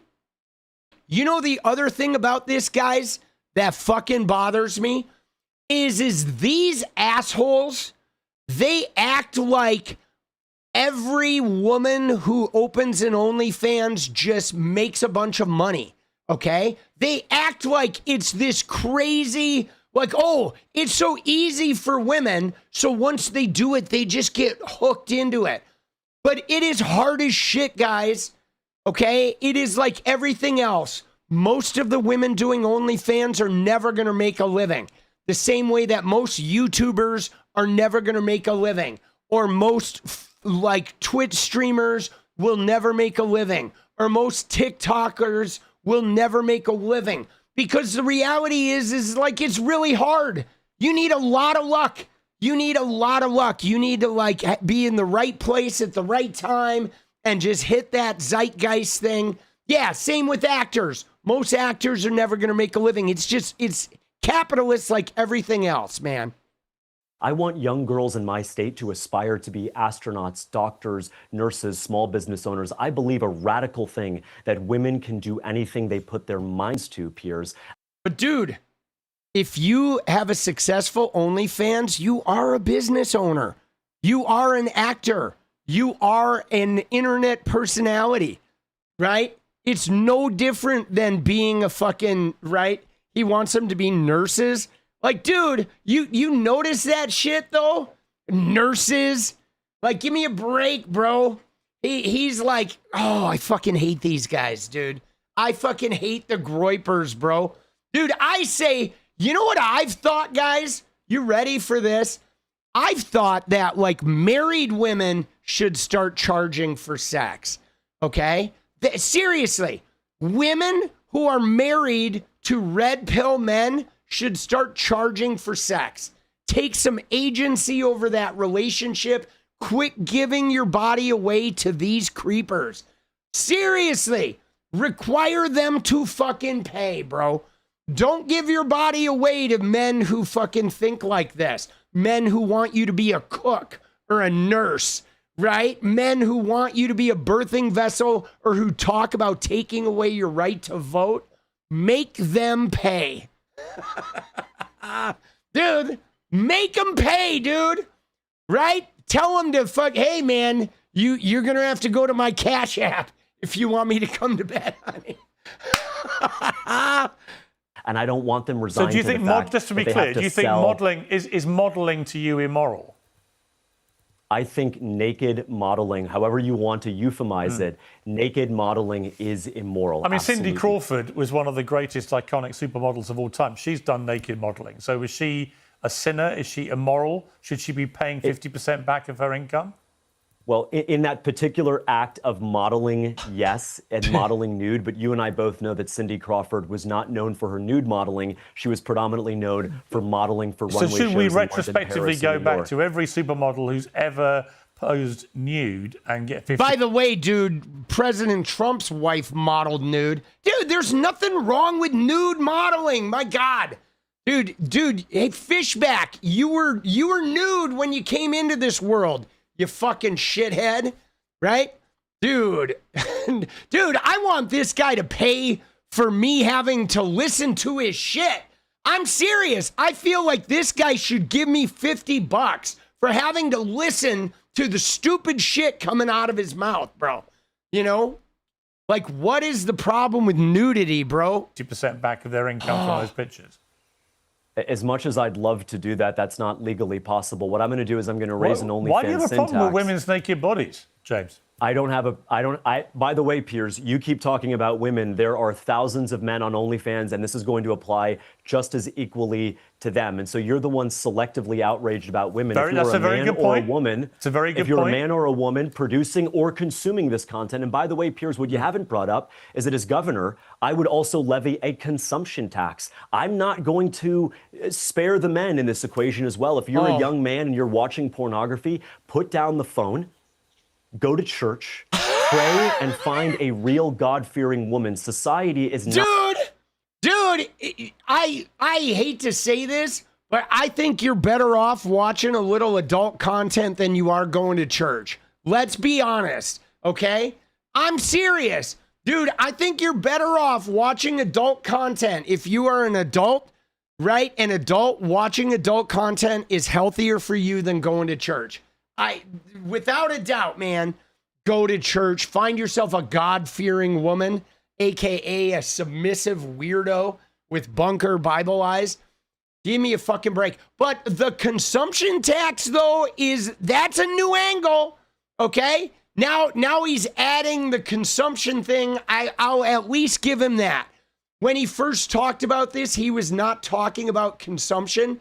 But again, though, you know, this is like, you know, it's, I don't know. Not going to be dictated by men and women commodifying and using one another in these ephemeral social relationships. No, it's not transactional sex. It is a romantic experience that is reserved for a man and a woman in the sanctity of marriage. Okay, well, look, why don't we just bring in Sophie Ray? Just hang on there, James. See, what's crazy about this is like the bottom line for this shit is like sex is supposed to be free for men, right? Men are supposed to you marry and then sex is free, right? Dude, I just hate these fucking sexual weirdos. Quite interesting to have you guys talk to each other. So Sophie, welcome to Uncensored. Hello, thank you for having me. You have 4.5 million, well, there are 4.5 million OnlyFans creators. You are, I think, the highest earner. It's claimed that you've made $43 million. You've got 8.5 million Instagram followers, 14 million on TikTok. So you're a massive social media phenomenon. For those who are not familiar with your work, how would you describe it? Well, I post on many platforms. I post content on Instagram. I post content on TikTok and all the above. And I also post content on OnlyFans. And honestly, I do a little bit of everything. I do a little dancing TikTok videos. I'll post Instagram photos. And then obviously my OnlyFans content. And would you describe it as pornographic, or what would you describe it as? I mean, I wouldn't describe it as pornographic, but it's definitely adult content for sure. So what do you feel about James Fishback and his plan to tax you 50% as a sin tax for being a sinner? I mean, I'm going to be honest, it's ridiculous. It's very ridiculous. Florida already has no income state tax. It doesn't exist. So it seems very selective, and it seems like it's a punishment. There, James, are you there, James? Yeah, you are. I mean, Sophie says that you know that she feels like, dude, a 50% tax is crazy, dude.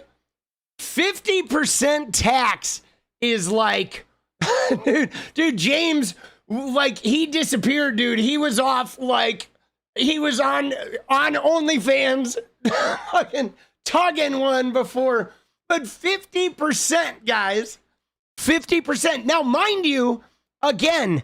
If you go to Florida, Florida is like all sex industry, guys. I'm serious. Florida has more strip clubs and they're massive, okay? The strip clubs in Florida, this has been well known. If you follow the adult industry at all, adult actors go to Florida for like 2 weeks at a time to make a killing in the strip clubs. All of these right-wingers, the young right-wingers that go to Florida, they all go to strip clubs, okay? The right-wingers, Florida is a religious right-wing state, but it is like a massive strip club industry, like massive. And it has been well known for, you know, for like 25 years, dude.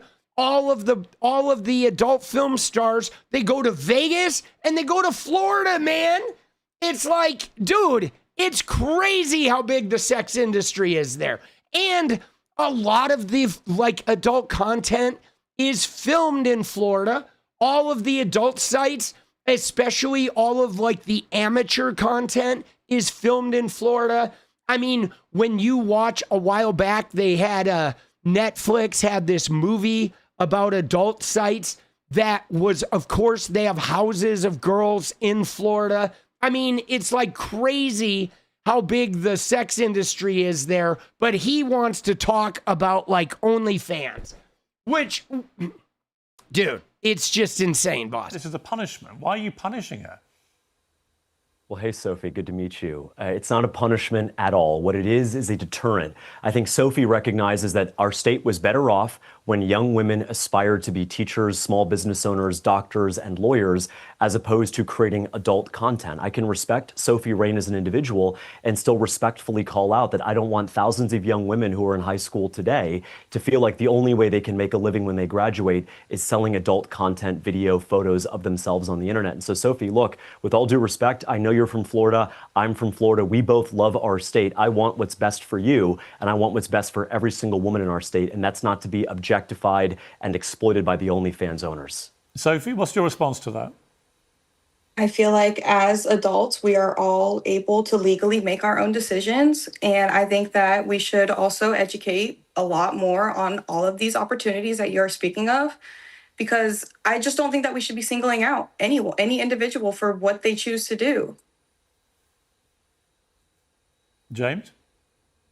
Well, I want to single out drug dealers, Sophie. I want to single out people who are committing crimes in our society. And so as governor, my responsibility is very simple. I want to make sure that there is a path. I'm not going to be one of those Republicans who's going to attack crime. Women. And it seems to me that your initial assertions before we spoke to Sophie, that she was, you know, that people like her on OnlyFans are enslaved, they're being exploited.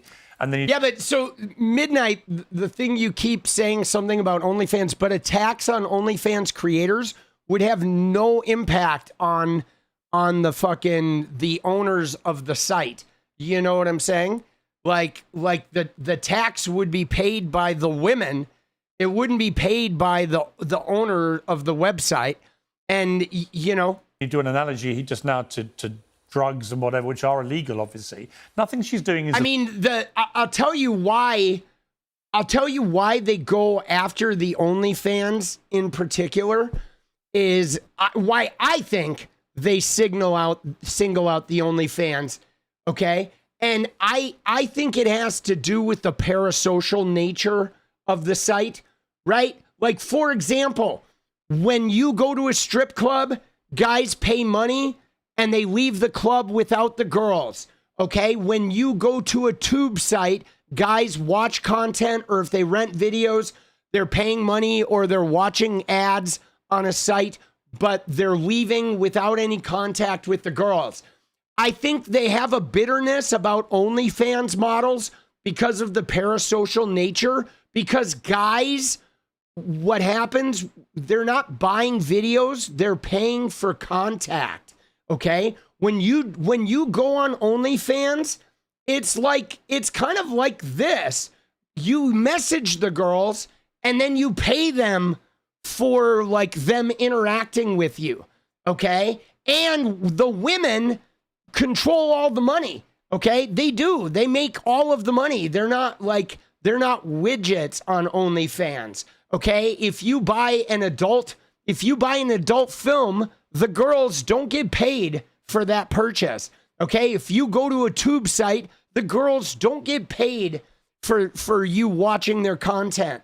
You know what I mean? But, like, what ends up happening on OnlyFans is there's that parasocial connection where the girls are messaging the guys, or there's somebody who is pretending to be the girl that's messaging the guys, and then the girls are making all the money, right? They're making all the money, you know? And so it's really, they don't want women to be profiting off the industry, right? it's like they don't want women to be specifically profiting. It's pretty smarmy, dude. Dude, they're so smarmy. Illegal. It seems to be entirely of her own free will. She's very happy doing it. She's very popular doing it. You know, under the First Amendment... Well, have you asked her that, Piers? Have you asked her if she's happy? Under the First Amendment of the US Constitution, what business is it of yours to stick your oar in and want 50% of her cash? No. Piers, did you ask her if she was happy? Because she posted a video 2 weeks ago on International Women's Day where she was interviewing her former self, who looked to be disappointed, who aspired to be, quite literally, in Sophie Rain's own words, an astronaut. Sophie, you are smart. I know you. I know your family. You are capable of anything you put your mind to. And so when you're doing this little cute Spider-Man dance online and you're creating this adult content, know that that person that you used to be still wants something more out of you. And I, as the governor of the state, want every single woman in Florida to achieve their maximum potential. Dude, he's so condescending, right? You see that? Like, oh, that like, oh, let me tell you how you could be valuable, right? Dude, what an asshole. I'm serious, bro. Right? Like is what Donald Trump does on Twitter or selling phones that he never ships, is that honorable? Selling Bibles with his signature on the cover, is that honorable? Like, give me a fucking break, dude. Or The Apprentice, was that fake reality TV show honorable? Sophie? I mean, I think just realistically speaking, I'm very happy with where I am, and I promise I would have never got to where I am without the platform. Like, I've built businesses outside of this. I am constantly, chasing new dreams and everything. Like, I'm very happy with where I am.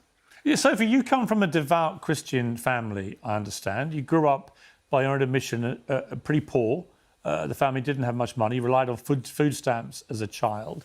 You were working as a waitress. You then went on OnlyFans. You said you got fired from your restaurant job and your boss discovered the account and so on. And now, obviously, you've become incredibly successful and rich doing this. What do your family make of your transition into this world? They're actually very supportive of me. Definitely at first, they didn't really understand it and they were cautious of it. But I sat them down and I talked them through everything. I'm being safe. I'm doing everything legal. Like, I'm good, and they're very supportive of where I am. Are you genuinely happy? I am. I would have never. I own my own house. Who at 21 can say that? Like, this has gave me so much autonomy over my life, and I'm just so grateful for the platform, because I wouldn't have been here, especially in today's economy. Right. I mean, James Fishback. I'm thinking of, say, the Kardashians, people like that, right? They're always stripping off, and they're making millions, billions, actually, as a family, from their bodies predominantly. They don't have any other discernible real talent. It's just stripping off and being... He just slammed the Kardashians in the media, and it's been very successful. Does your sin tax apply to them? The sin tax applies to adult content on the internet, whether it's OnlyFans or any other platform. Piers, let me just ask Sophie a question. Sophie, if the number of women doing OnlyFans tripled in Florida tomorrow, would that be a good or a bad thing? I think honestly, it would be a great thing. A lot of women are trying to find different ways to make more income in a, heavily damaged economy. So I think that there should be those opportunities out there for these women to make an income.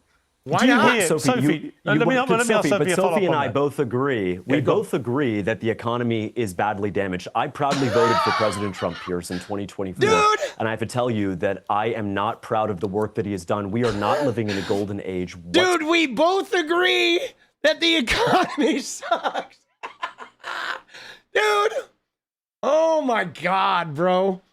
This guy is like, see, he's not, he has no ability to back up his shit. You know what I'm saying? Dude, he is such a weakness. Oh, we both agree the economy sucks. Oh yeah. And I voted for Trump and now I'm disappointed. So I'm running for governor and I think Sophie Rain should pay more taxes. Dude, the worst candidate ever. Whatsoever. People in my state are struggling under the weight of this affordability crisis, and Sophie, Rain, and I see eye to eye that this economy is hurting a lot of people. I think that where we disagree is that the economy hurts people, and Sophie Rain wants to say, let's get them to join OnlyFans, and what I say is, let's get new job training, especially for women. Let's create new pathways, new opportunities at our public universities, career technical school. Let's create a statewide internship program for anyone under the age of 25. See, here's the problem, guys. Okay? The problem is I don't think job training, like, who the fuck wants a job, dude? You know what I mean? I mean, guys, I don't have the body to be an OnlyFans creator. Believe me, if I had the body to be an OnlyFans creator or an adult film star, like maybe I would be one. I don't know. I had some interest in it when I was younger, but it didn't take. I never found that crowd, so I did not become an adult film star. But I will say this, guys. I would not want a job. Like, I love being a creator, okay? It was like being a gaming creator was toxic, but it was still like I work for myself. I work for myself now.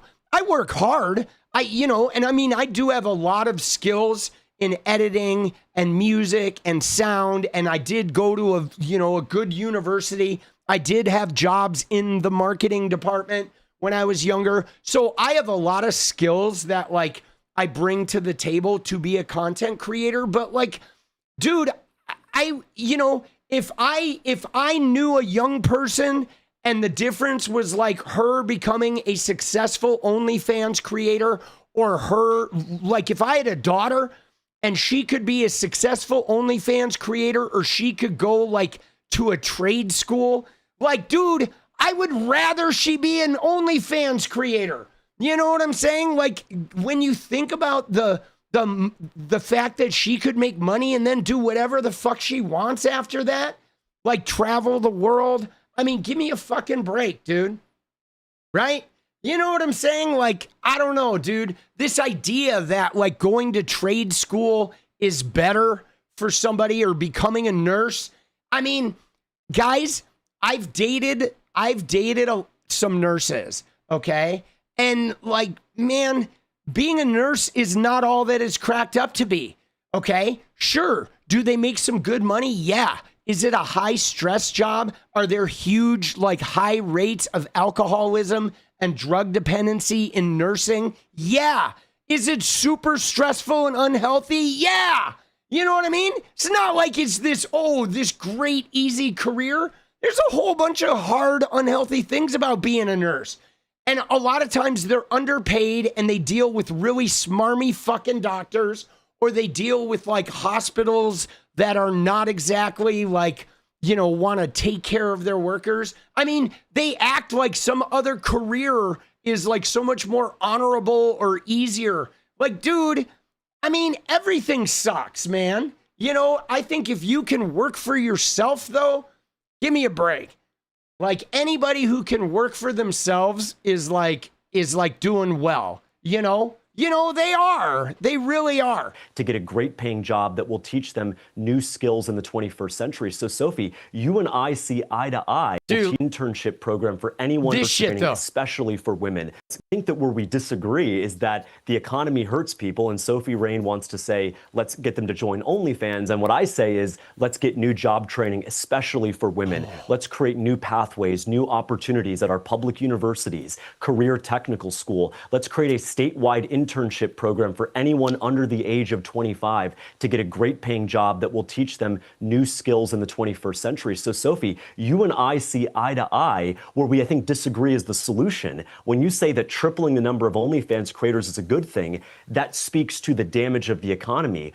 What I want to do is create a real economy that allows people like those women to do something dignified. Or you're missing, yeah, but James, I mean, you keep talking for Sophie, I've noticed, right? I think you should let her speak for herself, not least because she's worth $43 million. But the point I would make is, what about, the argument that women are empowered to make their own decisions about their own bodies, their own choices, their own careers. So let me ask you a question, Piers. If a woman is empowered to make their own decision about their own body, and a woman struggles to pay the rent, do we then encourage that woman to sell one of her kidneys to pay the rent and say it was her own decision? No, well, she's not selling her kidney. Women. She's not selling her kidney. Hold on. But where do you draw the line, Piers? She is imperiling her future as a mom, as a worker. You just heard Sophie say she was imperiling her future as a mom, as a worker. Why? Because a bunch of shitty, groipery, nasty Christian weirdos like you, Fishback, will judge her for what she did? Like, give me a fucking break, dude. Dude, I voted for a sex worker to be mayor of Portland, okay? And she almost won, too. Like, give me a fucking break, dude. Future as a mother. I don't get that. Piers, how does she imperil her future as a mother? Well, let me tell you how. You just heard Sophie tell you that she was fired from her job when her boss found out her OnlyFans. Yeah. She was fired from her job. Yeah. And now, with all due respect to Sophie, what are you going to tell your daughter in 10 or 15 years when all of these images are all over the internet and your daughter is being bullied in middle school and was told that you guys were Christians? With all due respect, what do you say then? It creates a real weight, a real tension between a mom and her children, and of course, a worker and her employer. I don't want to encourage women to go on OnlyFans and then get fired from their job and then have a real fight at home about what mommy did on the internet last week. Okay, Sophie? I mean, I'm only 21. I haven't even thought about having kids yet. But also, I think that the main discussion here is sin tax. And like in the state of Florida, there's already no income tax. So, and that's also one of the main identities of Florida, is that it is a no income state tax. And I think the main issue here is you're attacking women already on the site making money. I'm attacking men as well. Exactly. There's multiple people on the site, and not everyone does adult content. OnlyFans is a massive platform, and you can do anything on there. Not everything is adult content based. Well, I think to be fair to him, Sophie, he's not saying that everyone on OnlyFans should get the sin tax. He's just saying the people that he considers to be sinful should get a tax, and you're one of them.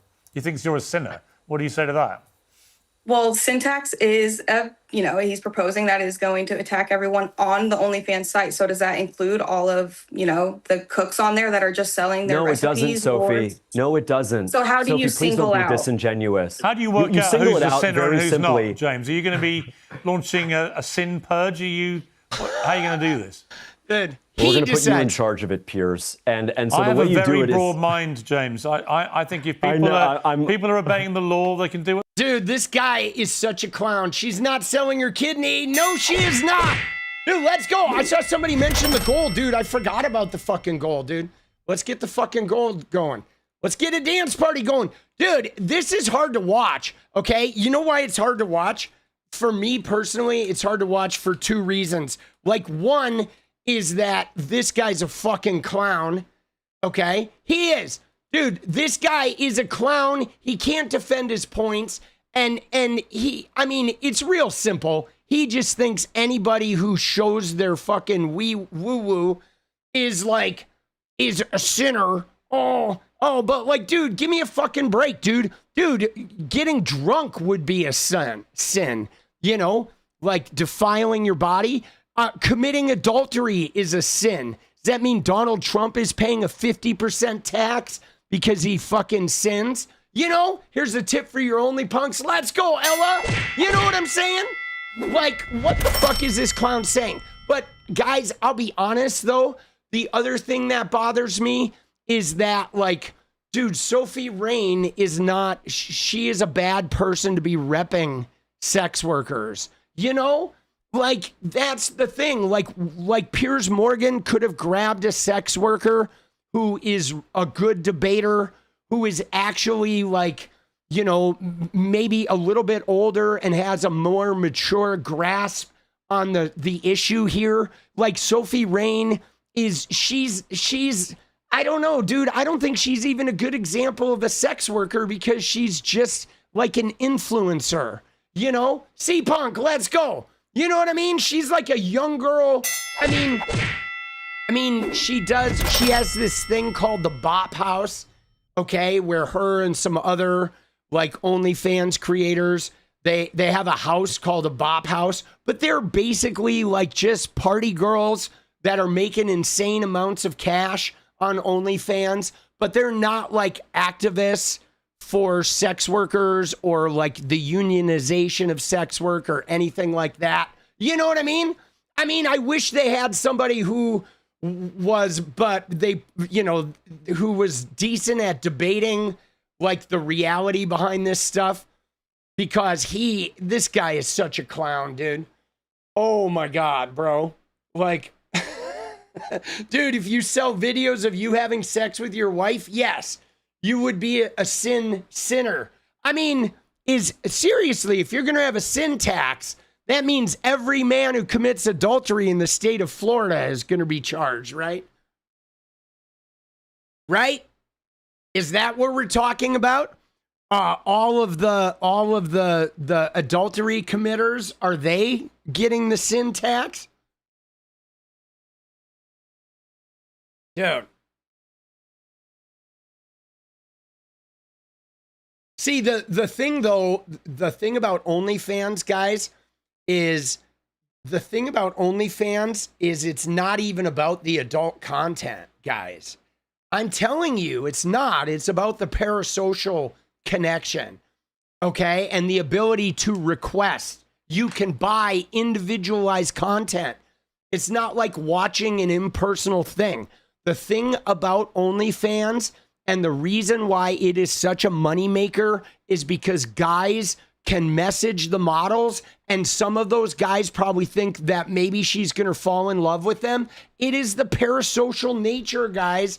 That's what makes it so, like, you know, like engaging for men, is because it gets their hopes up, okay? And that's why the gripers hate it. Dude, the gripers hate it because it's like, the gripers hate it because they're like, oh, men are being taken advantage of. Dude, yeah, I think taxing is sinful. Give me a break. Dude, no offense, but I think giving YouTube 30% of my income is sinful. Right? That's a sin, bro. Dude, Elon Musk getting a fucking tax break while we pay through the nose is a sin. We got to rewrite this fucking Bible shit, dude. Hold on. I got to go grab a quick snack, dude. I forgot, like, drinking the 240, I have to have a little bit of food. I have to go take a little food break here. Because I'm getting, like, a little lightheaded. But, so, you ready? 𝗙𝗎𝗍𝗍 said, 𝗙𝗎𝗍 brings a good question. How do you run a state without income tax? And I'll tell you guys, here's the thing about the no income tax states, okay? Number one, what they do is they have a sales tax that is significant, which is a regressive tax that taxes the consumers. Number two, they have luxury taxes. So they tax people who go on vacation, hotels. You go to Disney World, you go to Miami Beach, you go on vacation in Florida. It's a huge tax on that. Three, lottery. They usually have a lottery, which is a big money maker. They're getting a lot of money from gambling and shit like that. Okay? Property taxes is another way that they soak people. There's pretty high property taxes. And you ready for the next one, guys? The blue states pay for it. That's factual. I think Florida and Texas both take more money from the federal government than they fucking pay in taxes, bro.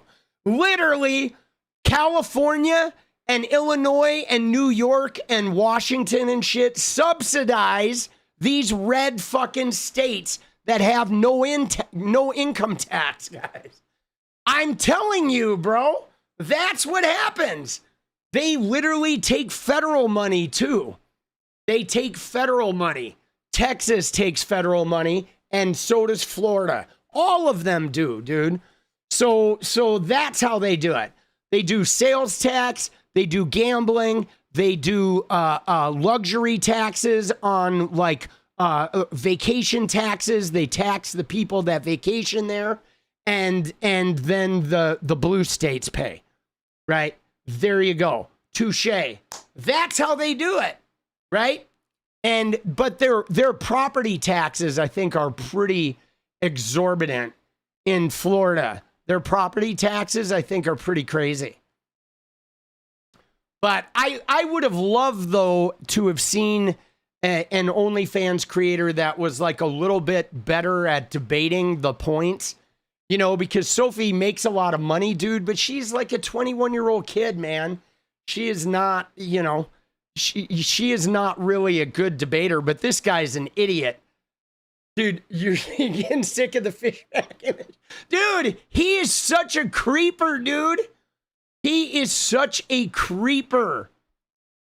Bro, he's a creeper. I wish Florida had a better government, though, guys, because I do like the weather in Florida. It is like the weather there is actually pretty banging. But, dude, he is such a creeper. This guy probably has 20 fucking OnlyFans accounts. All right, I'm going to go get a snack, dude. Enjoy a little music. I'll be back in a minute. All right? These are not my words. Most of the time. Be right back.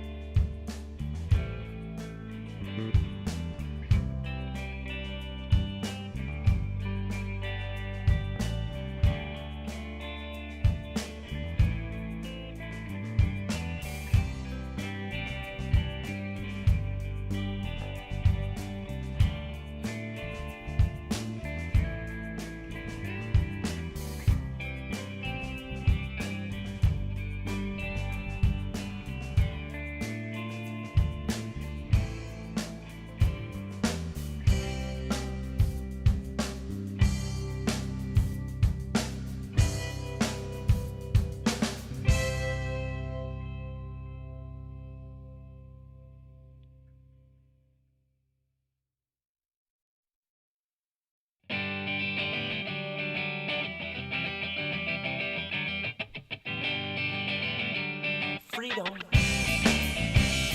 Come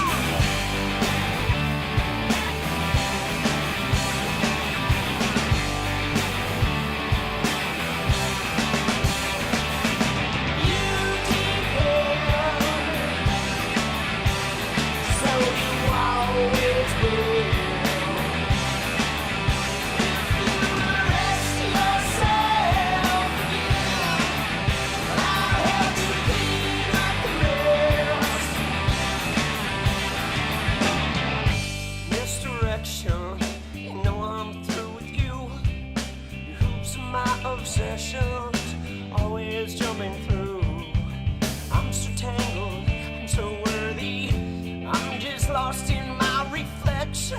Pay attention. You never will.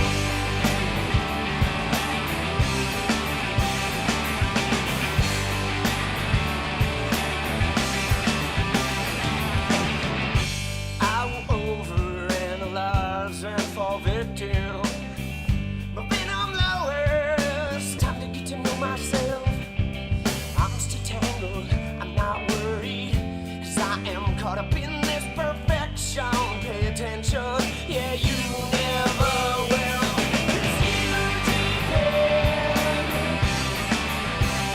so you always will.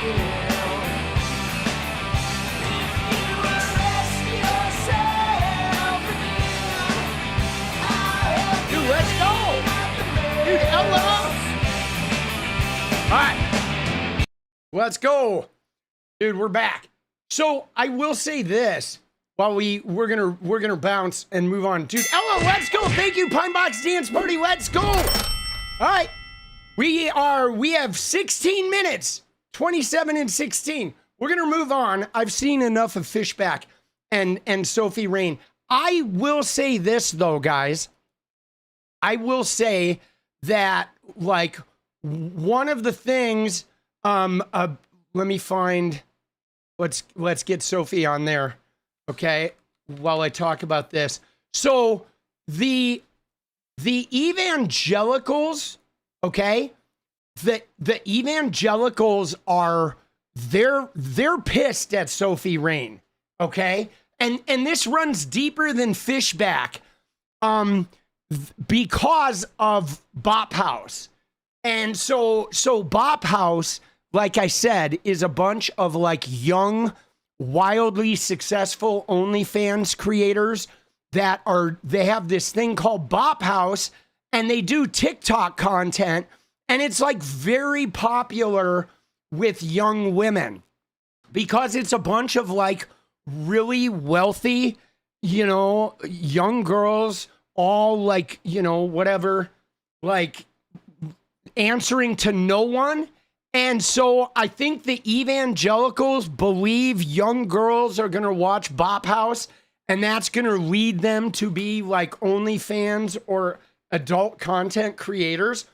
So they're really worried, not so much about the OnlyFans, but the fact that OnlyFans creators are going into Twitch and going to Instagram and going to TikTok, and they're doing like Bop House type collaborations that are then like letting young girls know, hey, you don't have to just become a mom, right? If you want to party and have sex, you can like not have to deal with guys. You can date girls and just sell this shit to men and make a ton of money. I mean, it is when you think about it, sort of a deconstruction of the nuclear family 1950s bullshit, which was, guys, it was not, you know what I'm saying? It was like, I think the 1950s lifestyle was not good for women, okay? The mothers in the 1950s, like most of them were addicted to diet pills. They were overworked. They had no money. They had no equity. I mean, single family household meant women worked like for free 24/7 and had nothing, right? If their husband left them, they literally had nothing but a diet pill addiction and like a frazzled fucking body, you know? You know what I'm saying? Dude, it was terrible. So, I mean, the evangelicals do not like these women. I think they're great, though. Man, I'm serious. I think, like, I don't know, man. I think, like, sex workers are like some of our true heroes. Dude, I did some like whatever podcasts or streams with my fellow gamers, and they got like so mad at me for saying that I thought like adult film stars were better for humanity than billionaires were. And the gamer boys would get so mad about that shit. You know what I'm saying? They would get so mad that I like thought adult stars were just better for humanity. They are, though. Dude, adult performers are better for humanity than billionaires. 100%.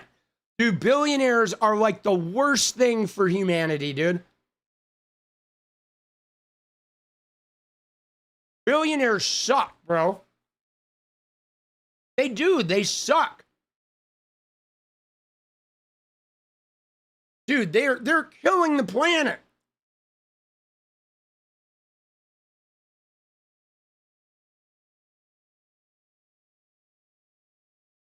They are killing the planet, guys.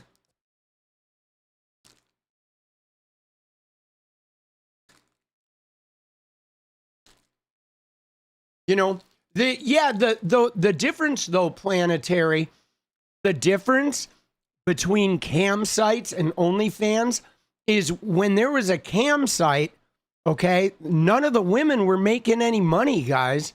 Okay, the cam sites were the guys like Andrew Tate were making money. Guys that were getting women strung out on drugs or forcing them to, like, having them, providing them protection, but making them cam X amount of hours a day. And then the dudes were taking all the money. The problem they have with OnlyFans is the women are making all the money.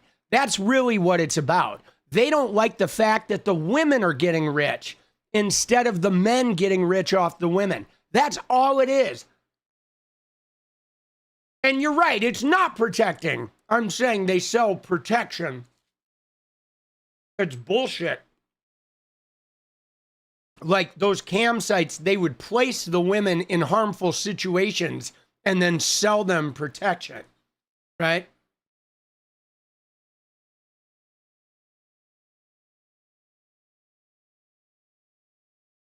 Oh. All right. Yeah. Dude. That's what they don't like, man. All right. Thank you, Sophie. Thank you, Fishback. But we do, though, we got to be aware, because as offensive as this guy is, there's fucking, you know, there are young people that are, like, resonating with his talk about shamefulness and, like, oh, women, oh, if you wear a G-string bathing suit, you're being shameful. Like, you remember that guy? Do you remember the guy? It was a while back. 𝗙Punk, let's go. Do you remember the guy a while back who, like, at the beach, he went up to some women that were wearing, like, string bikinis or whatever? And this Christian dude walked up to these women and said, can you please cover up? Like, my family has kids here at the beach. And the women were like, what the fuck are you talking about? Remember that dude? That creepy Christian guy who, like, was walking around the beach telling women to cover up their shit? Those are the kind of weirdos that are into this shit, bro. And they're like that Joel Webben dude, okay? They are. They're like these fucking, like the Joel Webben, these guys. These creepy fucking, like, internet preachers that are all, you know, want to repeal the 19th. Right? 19 reasons to repeal the 19th Amendment. And you remember this guy too, Dale Partridge?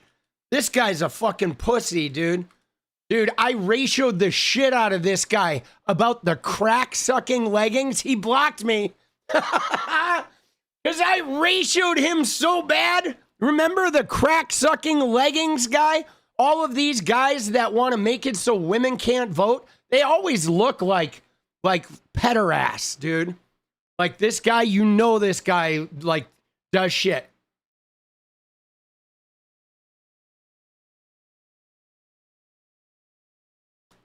Yeah, remember him? This guy.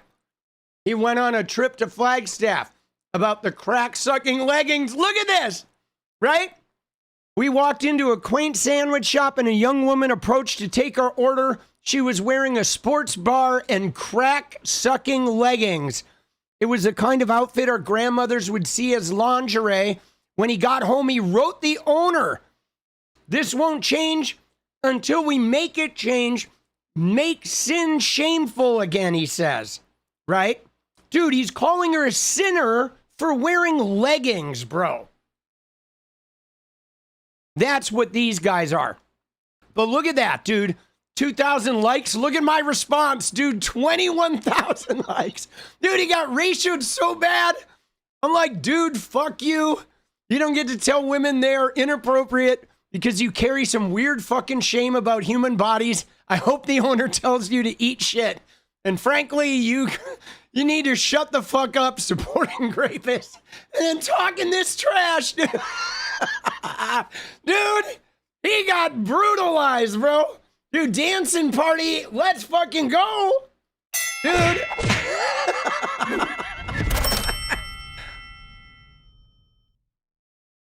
Oh, man. This guy's a clown, dude. These are the guys, though, boss. You like my tweets? Dude, I go to town on Twitter, boss. I do.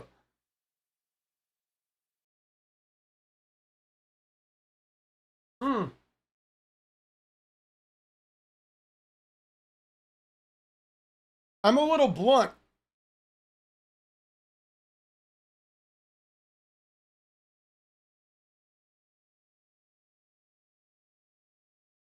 All right.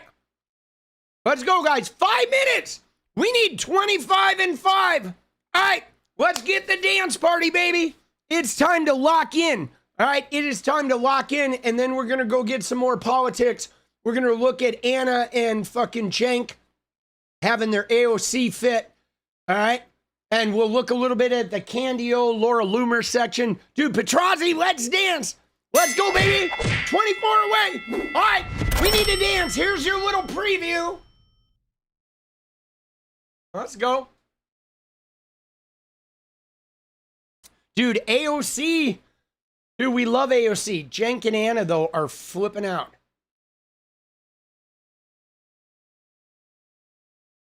I have not seen the Mamdani interview yet on NBC News. Dude, yeah, no, he definitely... It's crazy. I want to see it. Did you put a link in Discord? Thank you, Ella. Because I bet if you look at a Mamdani interview compared to a Donald Trump interview, on Mamdani, they're like, well, you said this, or you said this, or what about this, or do you believe this, or why is this not happening? And then with Trump, he'll ramble for 4 minutes and they'll be like, oh, you're a genius. Oh, please change my diaper. Oh, I just shit my pants. And they're like, oh, you're so smart. Steph Sells, let's go, Steph. There it is. All right, guys, 4 minutes. 4 minutes away, 22 away. It's time to get busy. It's time to make that dance happen. Hey, oh. Day-o is a day-o is a day-o. I ended 10 wars. Dude, Trump, like, fuck, bro. What a dipshit. 4 minutes. 12 wars. Dude, I'm ending a war right now. Dude, Jolie, dance party, let's go. Thank you, Jolie. Was it Meet the Press?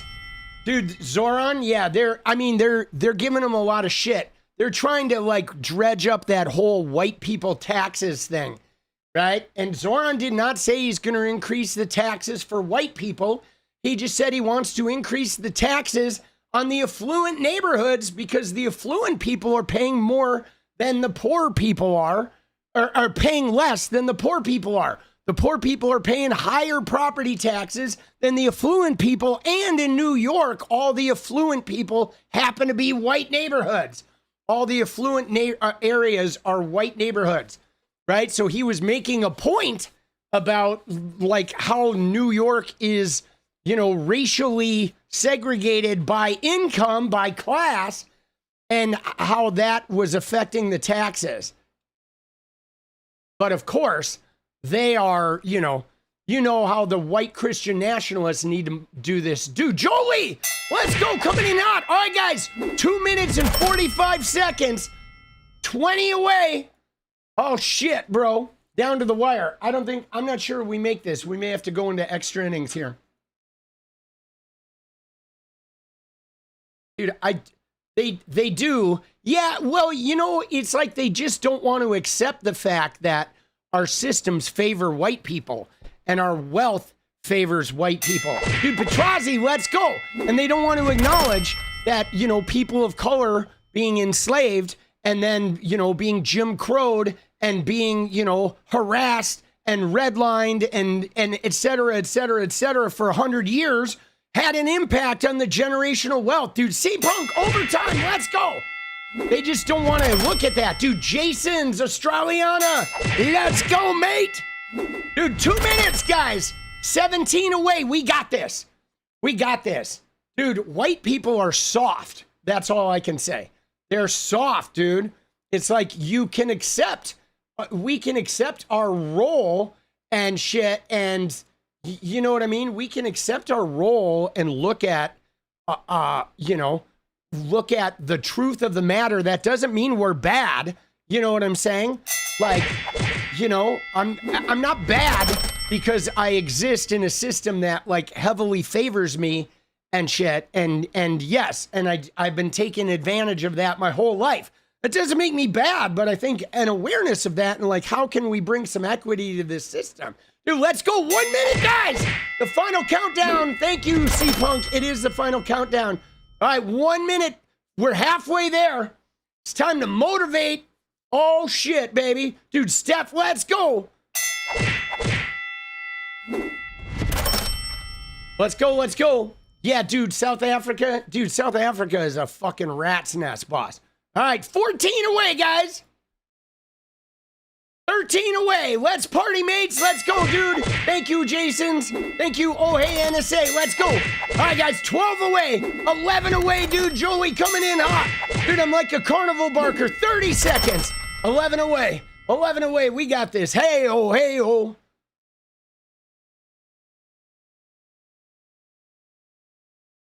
Oh, dude, that was weird, dude. Chat disconnected? I've never seen that before. That was crazy. Oh, hey, NSA, let's go. 8 seconds. Dude, that was so strange. The chat disconnected and then reconnected. I've never seen that before. Stephanie, let's go. F you all, love you all, punk rock politics. Dude, the 𝗙𝗋𝗆unk, let's go. Holy shit, dude. I'm going to have to go back and keep count. Oh, hey, NSA, let's go. 10th inning, then we're going to dance the Pantaloni's off. Let's go. So, all right. So it stopped right there at 22. So that's 23, 24, 25, 26. So that means we're 4 away, guys. Yeah, dude, that was weird.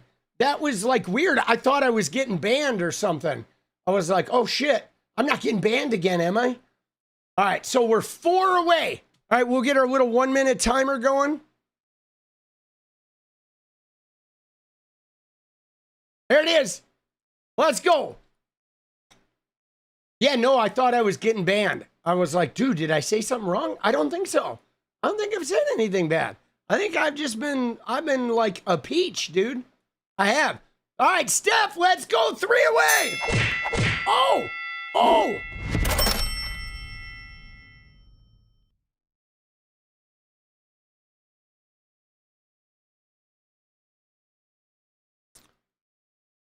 Two away. Let's go, 𝗙𝗋𝗆unk 777. 2 away, 2 away, 1 away. Wilfred coming in hot. Let's go. Oh. And there it is, Jolie. Let's go. Let's go, let's go, let's go. Dude, we did it. We did it, boss. All right. We did it. And we beat the timer, too.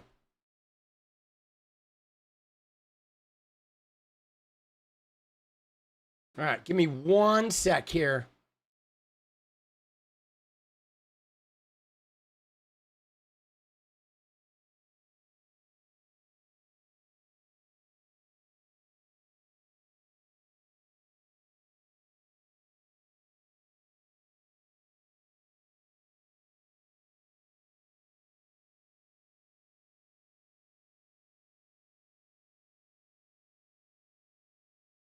Lagged? Dude, we are lagged.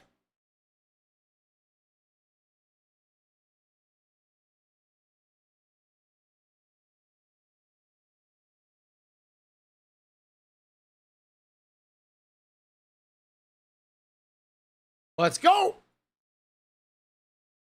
Lagged. There we go, baby. There we go.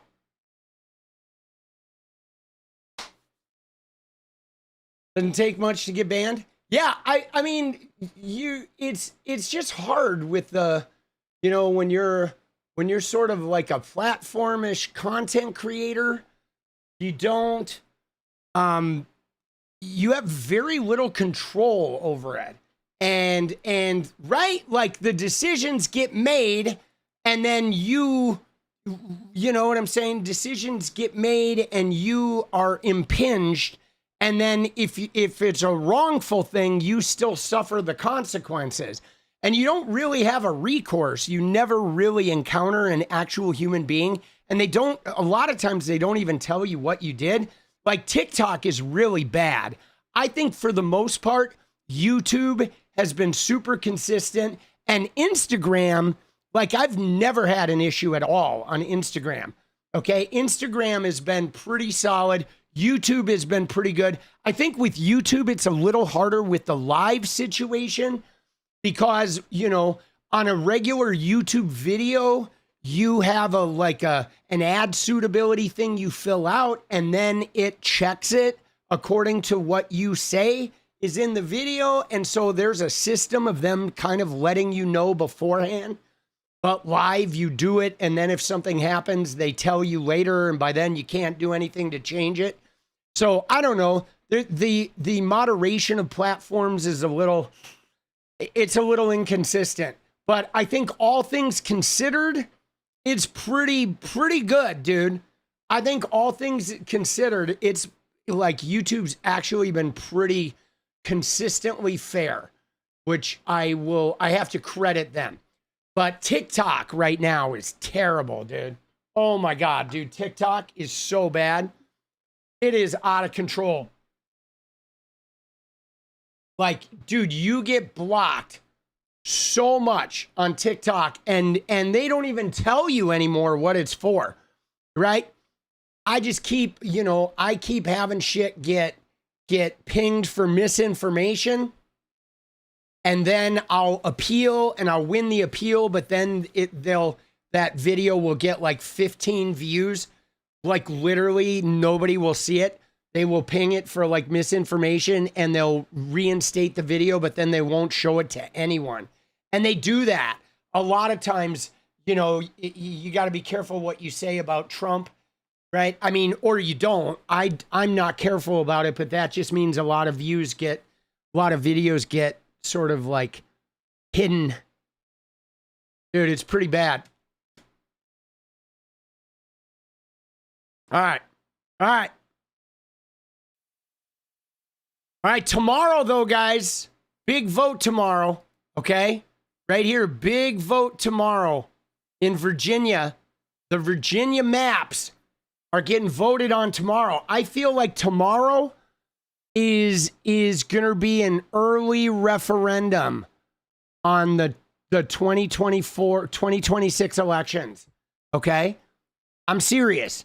Tomorrow, I think, is going to be a little bit of a referendum. It's going to be a good signpost because the Dems have been flipping a lot of seats.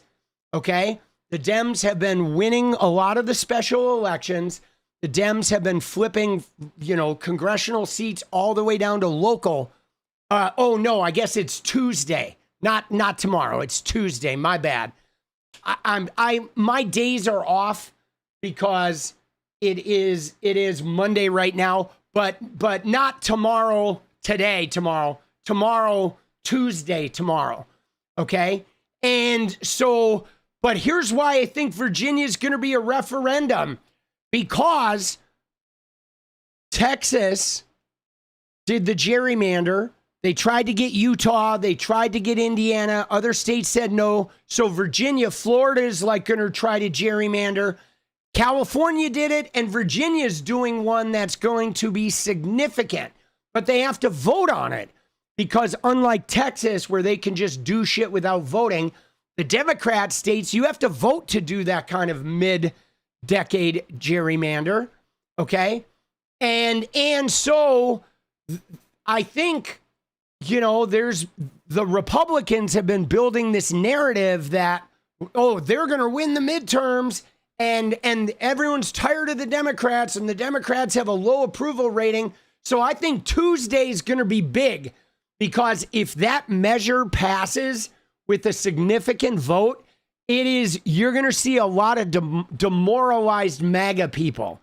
Okay, you are, because MAGA, they've put a ton of time and money. Scott Pressler's been going over there like twinking around the state and shit. So they have put quite a bit of time and energy into, you know, trying to cuck that vote. So this is going to be real interesting.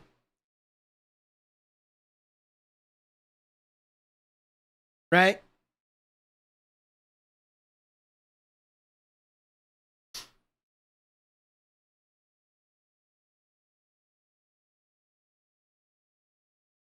So yeah, it's going to be interesting.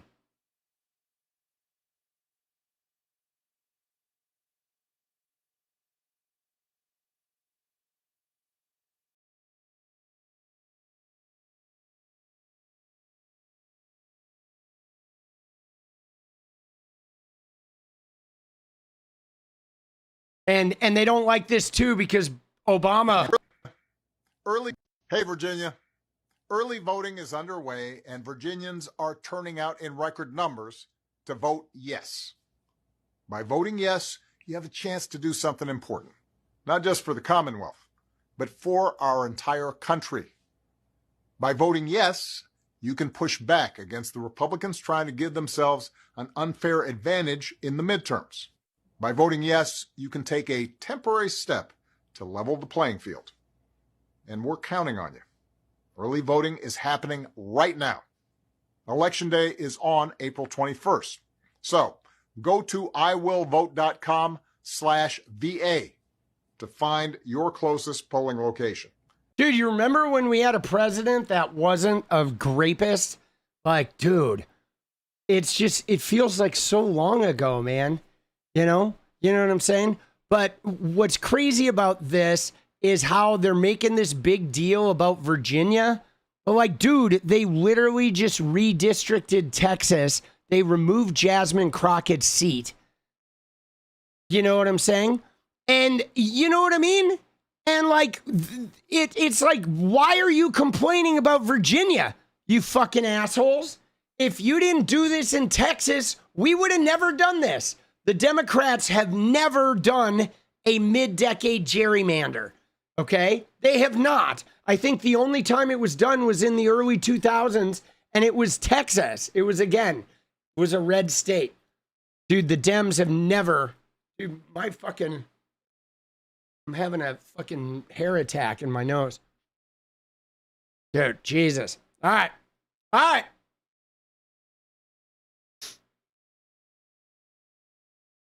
Clown world.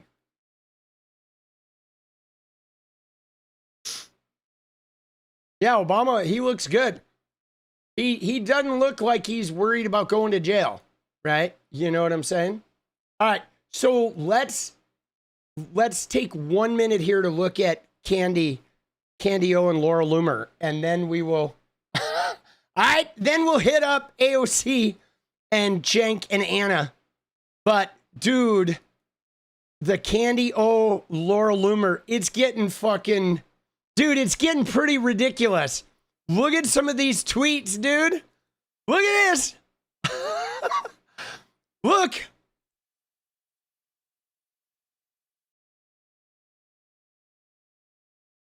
Candace Owens is making, like, if something happens to me videos. Do you think it's normal, by the way, that basically every person who speaks about Israel has to basically say a statement that's like, you know, I don't want to get killed?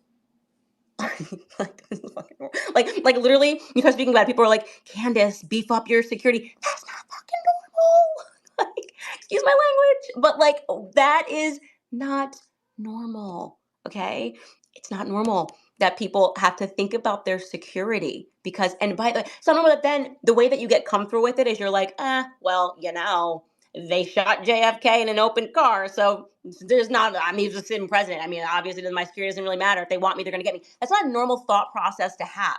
We don't have that about any other country in the world. She is except for the batshit. one that, you know, took over ours. And that's the truth, okay? We are an occupied nation. And if it's going to take women like having to speak up and say that to make permission, like to give permission to men to do the same, then I'm happy to be the first person, okay? I just want to be clear. Anything happens to me, blame the Zionists. Like 1000% blame the Zionists. Like let that be my parting word. Dude, she's doing that if something happens to me videos. I know they are both crazy. Like Candace is like, we're an occupied nation and they're gonna kill me, okay? And then, dude, and like, but Laura Loomer has been fucking going crazy, dude. Oh my God. Then, dude. Oh, Jesus.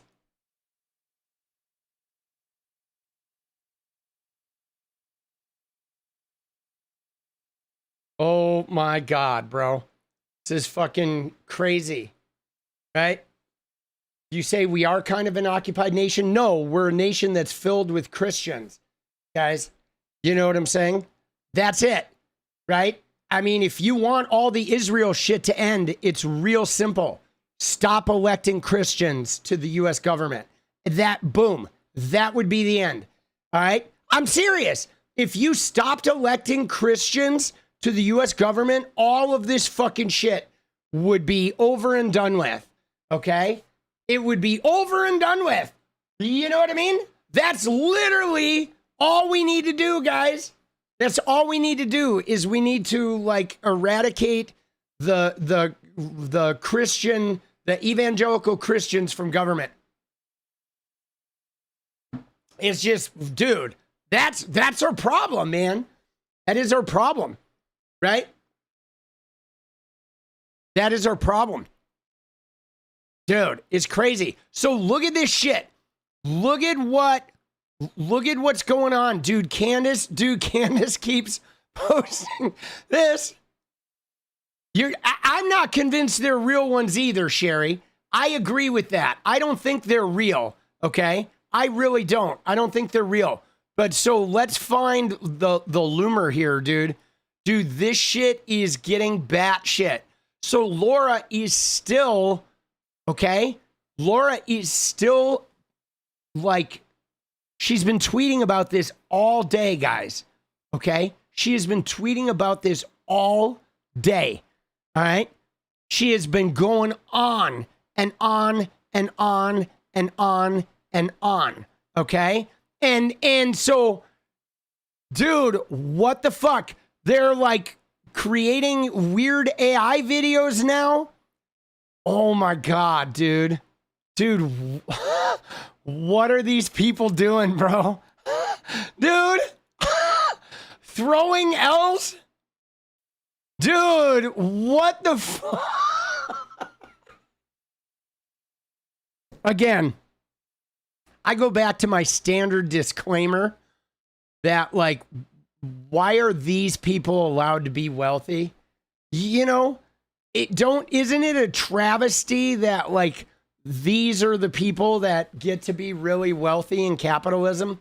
Like, bro, we need a new system, okay? Our system elevates the worst fucking people on the planet. It's like good people don't have a chance in capitalism. You know, you literally don't, right? You literally don't, okay? And now there's like some AI video of Laura Loomer. All right, this is a fantasy, dude. Look at this, dude. She does not look like that, bro. Oh my God. Dude, AI Laura Loomer doesn't look like a lizard person, right? Oh, fuck, dude. Dude, look at this shit, bro.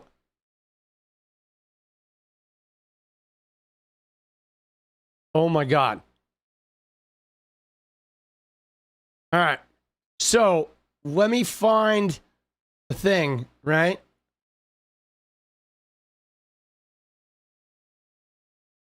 So there's been some argument about this, okay? There's been some argument about this like this account called Amboy, okay? Tito Amboy. Did you see this? So what happened is this, all right? Is Laura Loomer claims that Candace Owens blocked her. All right? All right? So I don't know, you may or may not be following this, but there's this big, Laura Loomer is insisting she has a big scoop on Candace Owens and hiding money and properties in a trust to avoid the possible outcome of this defamation lawsuit with the Macrones. Okay? Now, Laura and Candace have been going at it. All right? Now, what's wild about this is today, Laura Loomer sort of upped the ante and said, Candace blocked me, and she tweeted this, okay, that like Candace O has blocked you. And she says, Candace Owens keeps tweeting lies about me while I am posting actual receipts about her. She blocked me too, so I can't reply to her tweets about me. She is a coward who can dish it out and can't take it. I just found another 6 million in Candace's secret trust, posting actual receipts soon. She is so mentally disturbed. She now says, I am not Jewish. Last week, she said I was an Israeli agent and foreign agent who is Israel first. She can't keep up with her own lies, but I don't care because I have actual receipts. P.S. That pic of her husband and Milo isn't AI. Homegirl is seriously coping. She's going to need another trust just to pay for her therapy and marriage counseling and likely divorce by the time I am done with her. So, but then it's hard to know like who's telling the truth here, okay? Because then Candace replied to this, okay? And Candace said, Laura, you aren't blocked. Your other account is blocked. You can't pretend I blocked you. I'm right here, LOL. So there's a contention that like Candace is saying that she blocked this Amboy account, okay? That like Candace is claiming that Laura Loomer has a burner, okay? Right here, where she's saying the fact that she accidentally Loomered herself. This is absolutely wild. 1,000% is Laura Loomer. It was the only account I blocked, and she instantly replied, how creepy. She literally just supports herself on this account. So Candace is like claiming that Candace blocked Amboy, and then immediately following that, Laura Loomer said, Candace blocked me. Right? So, dude, this is so mental that these people are like flaming out on Twitter and, you know, Candace is like saying, oh, Laura Loomer has this other account. But then Laura Loomer like said, I think Candace is having a mental breakdown. She's now having a schizo meltdown, accusing me of having a fake account after I exposed her and she blocked me, right? Twitter can see she's a liar because all blue check marks require an ID to confirm the owner, okay? And Tito Amboy or whatever is a blue check mark account. But they don't, guys, okay? You don't need to give your ID. ID verification is optional. A blue check mark is just that you're paid, okay? It's not that you have ID verification. And it says ID is not required for premium subscriptions. It's voluntary, okay? So you don't have to give an ID, okay? You don't. It's like, so Laura was lying about that or like clueless about that, blah, blah, blah. But then though, here's what I thought was interesting. Is Candace followed it up with challenging Laura Loomer saying, hey, like print the whole thing, okay? Like she said, hold on, let me see here. Where is it? Okay, she says, this is Laura Loomer's fake account. The moron didn't realize she was logged into her fake account, which I blocked for sharing gross AI photos of my family. She then reacted on her real account and complained I had blocked her. Tito Amboy is Laura Loomer, okay?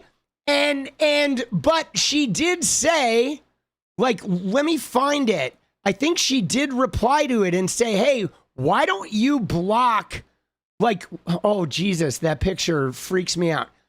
I think Candace said something about, like, why don't you screenshot my actual account? Like, screenshot it from your account, okay?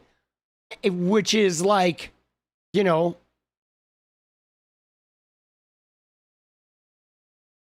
screenshot from her Laura Loomer account. So to prove it's coming from the Laura Loomer account. So what does she say here? Dude, it is like, guys, it's kind of sad that this is our national discourse. Okay? Think about that. Okay? Think about like how stupid this is that we're looking at. But these are arguably two of the biggest political commentary influencers that exist right now. Laura Loomer is like flying on the plane with the president. Okay? Laura Loomer is. She is like advising the president about like who to fire in his administration. And Candace Owens is like holding court with Tucker Carlson, who is a potential presidential candidate. Like Candace Owens will be campaigning for one of the presidential candidates in 2028. Okay? That's like mind-boggling that like Trump has helped reduce our national discourse to like these people. Now, I'm not going to say it's all bad though, because the lowering of this national discourse is also probably why I can have a career in politics, right? So it's not all bad, because if you rolled back 35 years ago, a person like me would have no chance to be a political content creator. Like, no chance, bro. Right? You know what I mean? So now I can have a career too with like F-bombs and, oh, Trumpy. So, I mean, there's pluses and minuses to the whole thing, right? I can be honest enough to say that, like, okay, right? You know, I can have a career that's not on public access thanks to this shitter. But the downside is these people are fucking leading the pack. But I'll be honest, I have benefited a little bit from Trump's lowering of the standards, right? 35 years ago, there wasn't internet. True. But so then Candace says, look like I struck a nerve with Larry. You keep sharing this weird AI photo of my husband and Milo, hoping that someone will believe it's real. How pathetic do you have to be to sit around making AI photos trying to pass them off as real? Again, you are deeply envious of my life, my husband, and my children. What is not AI are the photos and video that Milo has of you and your antipsychotic medicine, plus the videos of you learning how to make a Star of David. You are not Jewish, Larry. You are a white Irish girl, just like Rachel Dolezal. You never had a bar mitzvah. It's really time to let this Jewish act go. You think you are some scary thug, but you're just a manic depressive that has nothing of substance in your life, dude. You're the useful idiot of the Trump campaign because they know that in the throes of your manic phases, you'll stay until 1 a.m. like you did last night, authoring non-consequential, schizo-lumered tweets while the rest of the world is at home with their families. Everyone pities you, Laura. But the reality is you have both the face and the sad life that you deserve. Oh, dude. Jesus. Right? Like, bro, what the fuck? Isn't that wild? I mean, dude, it's pretty funny. Like, I'm really curious here about, like, the antipsychotic medication, because I think if Laura Loomer has antipsychotic medication, I don't think she's taking it, guys. I mean, just between you and me, like, oh, where's your medication, Laura? Oh, I thought that was candy. Dude, maybe that's why Trump had the week off, dude, right? Dude, Trump found it and he thought it was like mints. Dude, he thought it was after dinner mints. Dude, he ate them all. Oh my God. Bro, she just absolutely slammed her. And it says, you can keep running away from what you are, Laura Loomer. Keep pretending to be Jewish, but deep down you know the entire world, Donald Trump, and especially Melania Trump included, thinks you're a disturbed mental patient that will likely be committed again soon. I do not fear you. My family does not fear you. You will come and go from this world, and no one will remember who you were or what you did. Go for broke. Dude. Oh my God, bro. Dude, she that's, I mean, it's pretty savage. It is getting very zesty. That is savage, bro. That is fucking savage. Okay?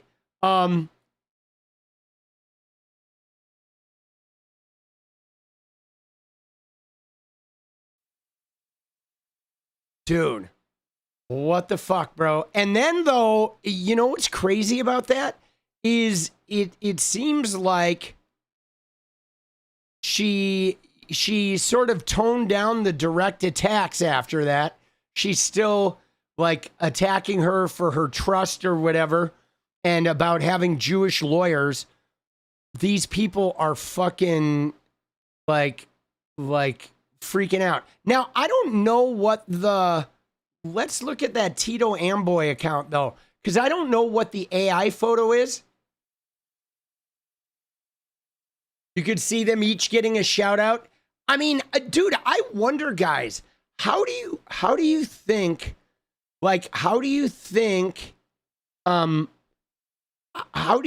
this is going to play out like 50 years from now? You know what I'm saying? You know what I mean? Like, I'm really curious how this is going to be remembered, because, you know, I wonder if Trump's even going to be a blurb. Okay? I'm serious. Trump might end up being anecdotal in it. You know what I'm saying? Like it'll be, I would be interested to see if like 50 years from now, if they will just tuck him away and they will focus on the major changes that happened from like 2000 to, you know, 2100. And if Trump becomes an anecdotal footnote of like this reality TV star who became president and tried to unravel everything and then ultimately met his demise, you know? You know what I mean? I mean, it'll be really interesting. You think you'll be worshiping a volcano? Maybe. Dude, maybe we'll all be like, you know, have robots leading us around, boss. You know? I mean, what if we end up enslaved to robots and they're like robots with like cattle prod fucking hands, or like have us all chained up by then? I mean, I don't know. I don't know what's going on, but so this is the account that Candace Owens says is Laura Loomer's backup. Or Laura Loomer's fucking burner account. That is supposedly, there's a picture on here that is, like, dude, what the fuck, bro? All right. I don't know where the picture is. Hold on. Let me fucking take this up here. Dude, you can't scroll on Twitter. You got to be careful. Dude, I'm taking it off screen.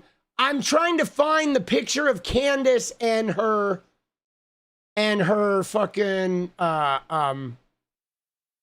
her husband.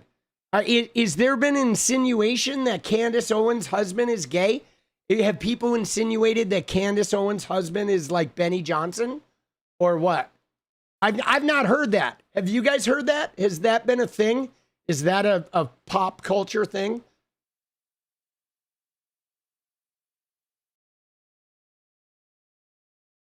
Yeah, I've not heard that one.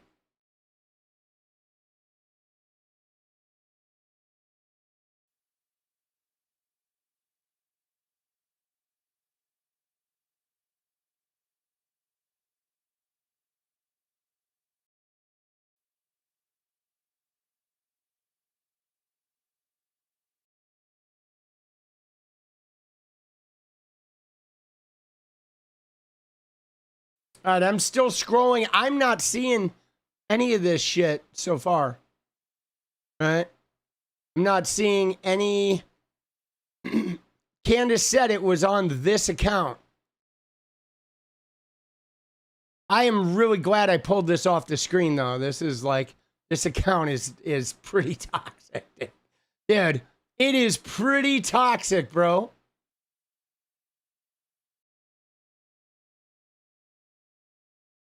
It is like half a like a fucking.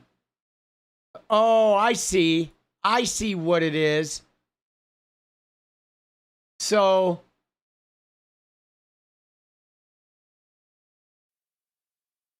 wait, is that the photo? Oh no, here it is.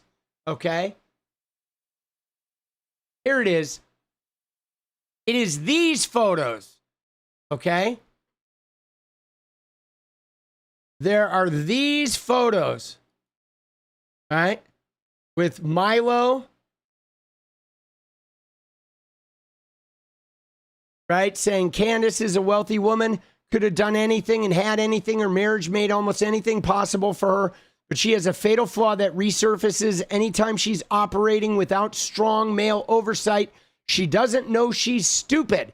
At the Daily Wire, Candace was waxed, tweezed, plucked, and together on course to maybe one day be as big as a network anchor in her own way, despite her obvious mental and emotional shortcomings, plus obviously the loco for Cocoa Puffs ice bitch vibe from having a gay husband. Let me tell you something. Candace Owens' husband is getting plunged. Dude, Milo's language is funny, bro. Getting plunged, right? I want to make something clear, Candace. When I said your husband was gay, I wasn't looking at him. I was looking at you. It's disgraceful that Candace thinks she has an F pass because her husband is a Nancy boy. I mean, when I think of the work I had to put in for that thing. And then it says, after decades of shapeshifting, Candace Owens is in ontological crisis. She has been pretending to be other people so long, she is no longer convincing.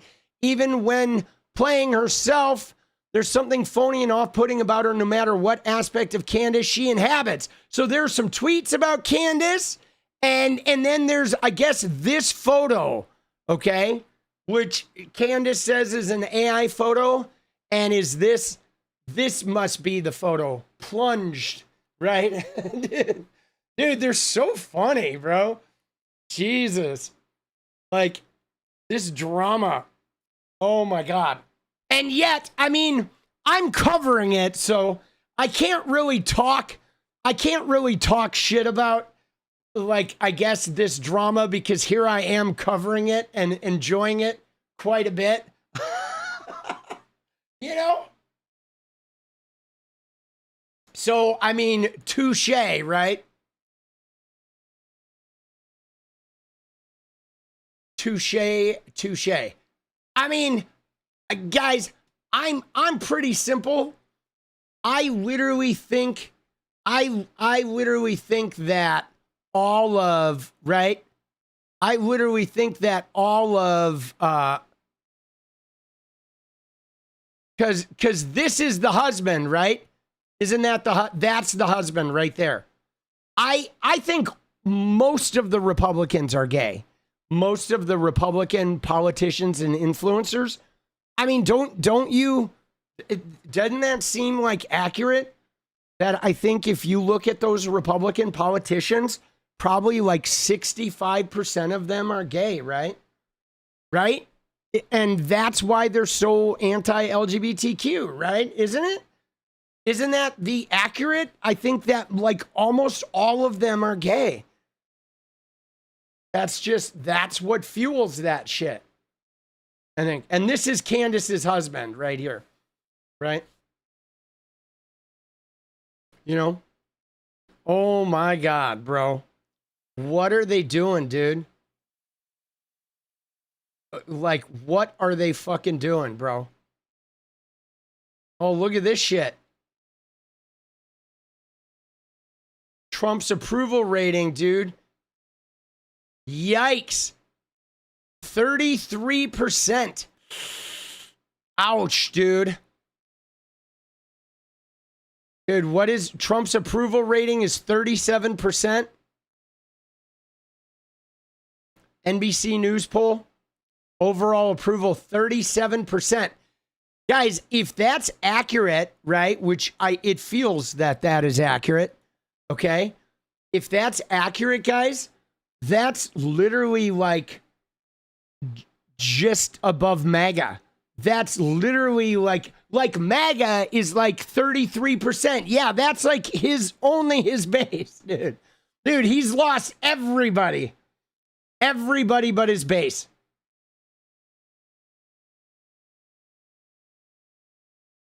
You say bisexual? Yeah, I see. I don't think so. I don't think those Republicans are bisexual. I think they're gay and they are straight for appearances. But I don't think I mean, they hate women. It's pretty obvious they hate women, right? They consider women to just be like servants. I think they're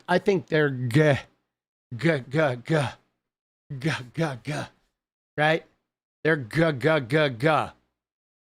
All right, we're pivoting though. Dude, Candace Owens though, shredded. Like she just shredded. Oh shit. What is this, dude? Oh my God. Look at this. Laura Loomer, you ready? Laura Loomer says, if you come for me, you better be ready to throw down because I will fuck you up so hard.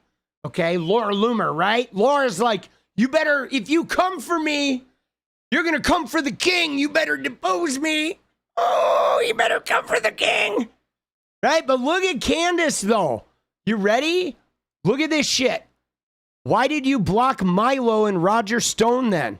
I have copies of several of her prescriptions and a photograph of her bedside table and another of her handbag showing medication labels that confirm she was on high doses of powerful antipsychotic drugs.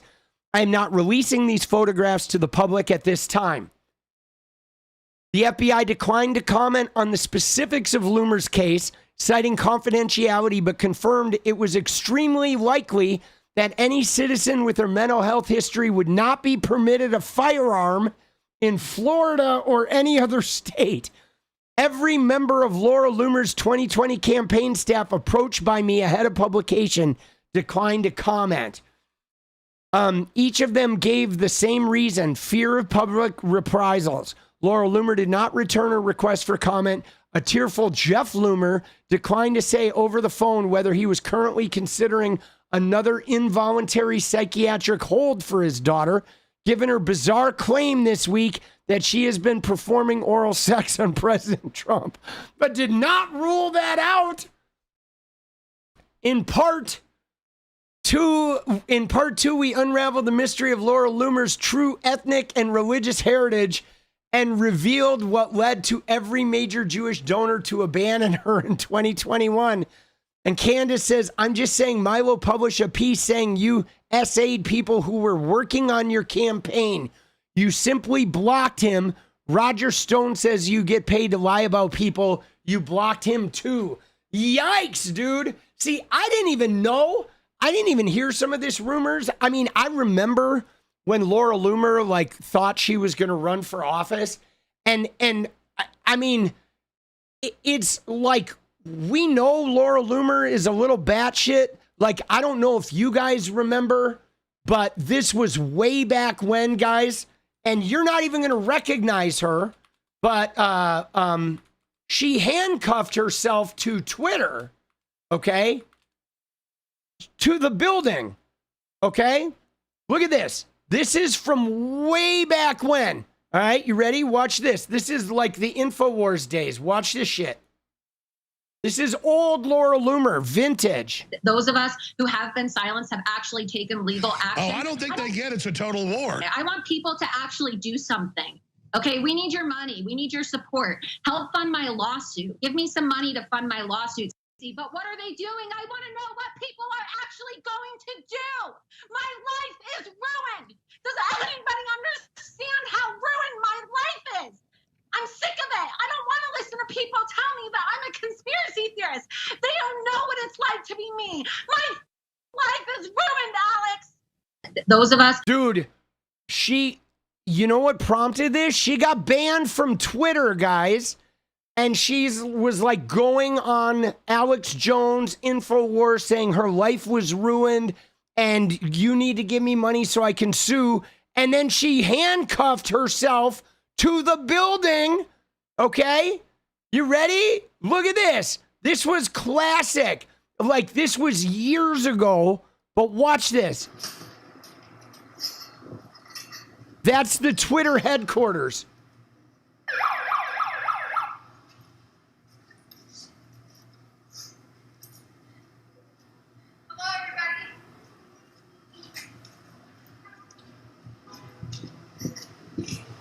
My name is Laura Loomer. I'm a conservative investigative journalist. And today I'm here at Twitter in New York City to talk to you about social media censorship and the double standard that exists here at Twitter. Jack Dorsey at Twitter banned my account permanently on November 21st. I'm a conservative Jewish journalist, and I was reporting facts. I was reporting facts about an Islamic congresswoman, facts about Sharia law, and now I am banned as a journalist. Dude, this was like, what year was that?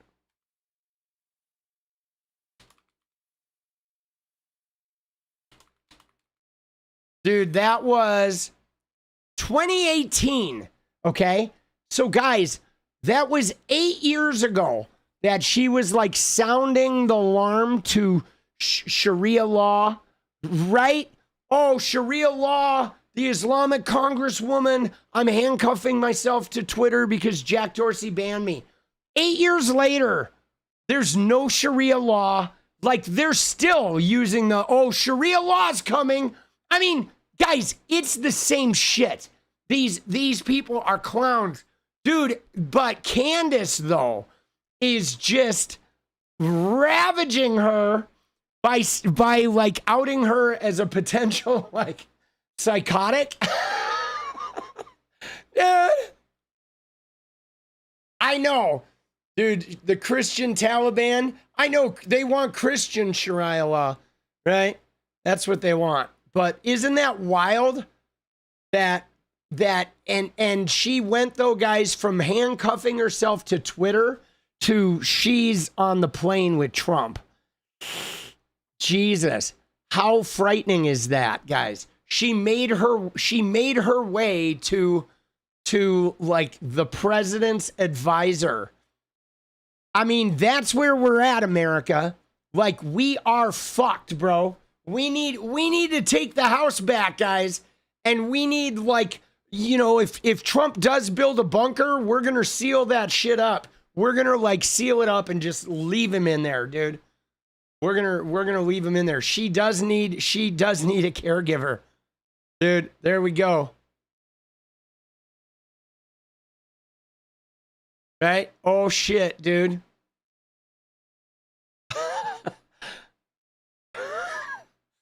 Dude, oh shit. This is a photo of Laura Loomer before Ozempic was widely available. That's true. Dude, it is true, dude, before she got strung out on drugs, right? Oh my God, dude. All right. All right, I've seen enough of that. Thank you, Candace. Thank you, Laura.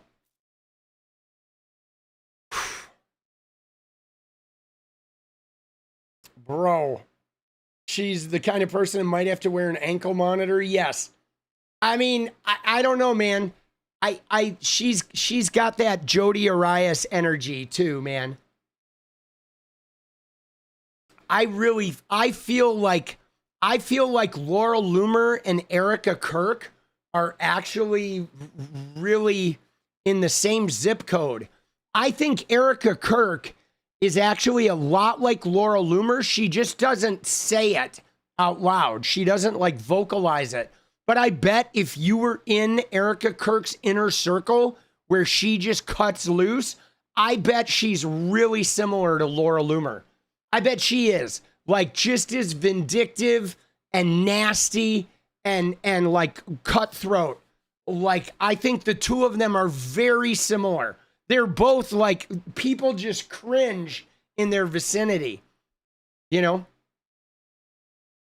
The Laura Loomer, yeah, no, that was when she was trying to like, that's the video DIY where she's like saying, you want to take me home? I have really big tits. Like she was trying to pick up a neo-Nazi, right? She was at a dance club and there was like a neo-Nazi there and she was kissing up to him and trying to get him to take her home and like saying like, you know, I have really big tits. You should fucking take me home. Yeah, dude, it was at a club. Let me find it. Here, I'm gonna go off the, I'm afraid to see what I'll get. Let me look off screen. Yeah, I can't remember his name. Here, I'll find it. Yeah, it's this one right here. Okay. There it is. There's Loomer caught on a mic. And this guy was like some neo-Nazi dude. Okay. And this is Laura Loomer. Your hair and your eyes look so good. You're like beautiful. Thank you. You're like an Aryan degenerate goddess. Thank you. I love it. Thank you. You're Aryan too. I know, but I'm Jewish. It's okay. Because you're such a cutie. Don't mess my hair. God damn it. Fix it. Fix my hair. Did you fix it? I did. But like that picture you posted on Instagram recently when you got like reinstated on Facebook was so hot. Like seriously. I appreciate it. It's so good. It's a good picture. Your skin and the Nazis hate me. It's fun. The alt-right people want to put me in a gas chamber because they're obsessed with the Jews. I think they're just memeing on you, but it's okay. It's okay. Right. I don't care. I love it. It'd be like that sometimes. I know. They're just jealous because I have big tits and an Ashkenazi IQ. Yes, that's what it is. Yeah. You got it. Anyway, next time you're in New York, let me know. We'll hang out. Bring your girlfriend to New York sometime and we'll all hang out. We'll go to like really cool restaurants and hang out, blah, blah, blah. Yes, I will bring my girlfriend. Yeah, I want to meet. What's Becca? Yeah. Becca. Yes. She's so sweet. You remember? Yeah, of course. Yes, you'll meet her. You guys are so sweet. I hope it works out because like I said, I know it's all an act. Like I know everything you do on Twitter is like so fake and not real, but yeah, like it's all fake. It's so sweet that you like and your girlfriend have been together for 3 years. I love it. I know it's all an act. Do you know something? Like I'm gonna tell you a secret. Like do you know so many people in this movement who preach trad life are like fucking people on the side and like cheating on their partners? That's so bad. Like they're not even like really trad life. Such scum. Like my ex is like dating somebody who's like super trad life, and she was like fucking my boyfriend while we were dating and like ruined our relationship. And I act like it's okay, but like it's really sad because like I love when people like keep she's lit in their relationships. It's just really sad. Dude, she is lit, bro. But again though, she's not wrong. Like, remember Sarah Stock? Remember the trad wife, whatever, right? Where she fucking disappeared, right? Right? Remember her? The one that fucking was having an affair and like Emily Saves America was getting fingered in the TPUS Bay bar. I mean, they're all like degenerates. Not that there's anything wrong with that if they weren't moralizing. Yeah, dude, she was having an affair with what's his name? With the guy Elijah from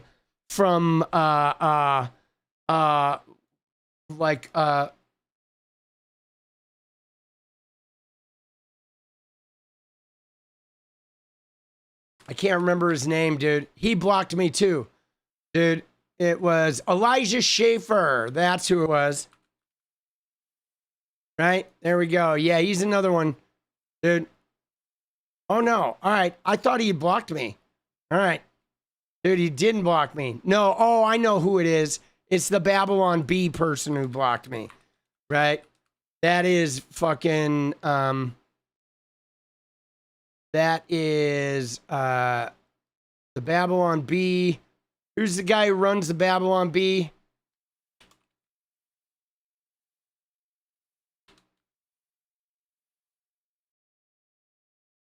Seth Dillon. Okay, yeah, no, I was thinking of, I get those two guys confused. Yeah, Seth Dillon, he blocked me. All right, yeah, all right. Dude, they're all the same to me, boss. Dude, they're all idiots. Oh my God, bro. Yeah, no, I get them confused. I've actually never gotten into it online with Elijah Schaefer. But the Seth Dillon guy, yeah, he's the guy I was thinking of. But they're all so smarmy, bro. They're so smarmy. You know? And like, bro, it is fucking crazy.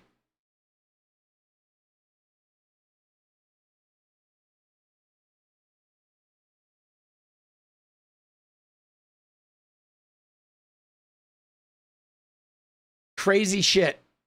Candace Owens is trending.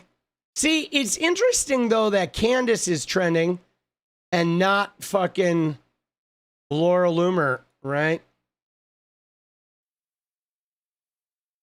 Oh, fuck, bro. They are brawling. Dude, I can't get enough of those idiots. Right? All right. Anna and Cenk. Here we go. This is it. This is where we get off, dude. Let me find the video. I know Natalie put it in the chat somewhere. Dude, everybody is mad. Everybody is mad about AOC. It's because AOC's not endorsing the Cenk Uygur candidate for Nancy Pelosi's seat, right? That is where, here we go. And I mean, dude, other leftists are mad at her, okay? They are. Dude, other leftists are mad at her.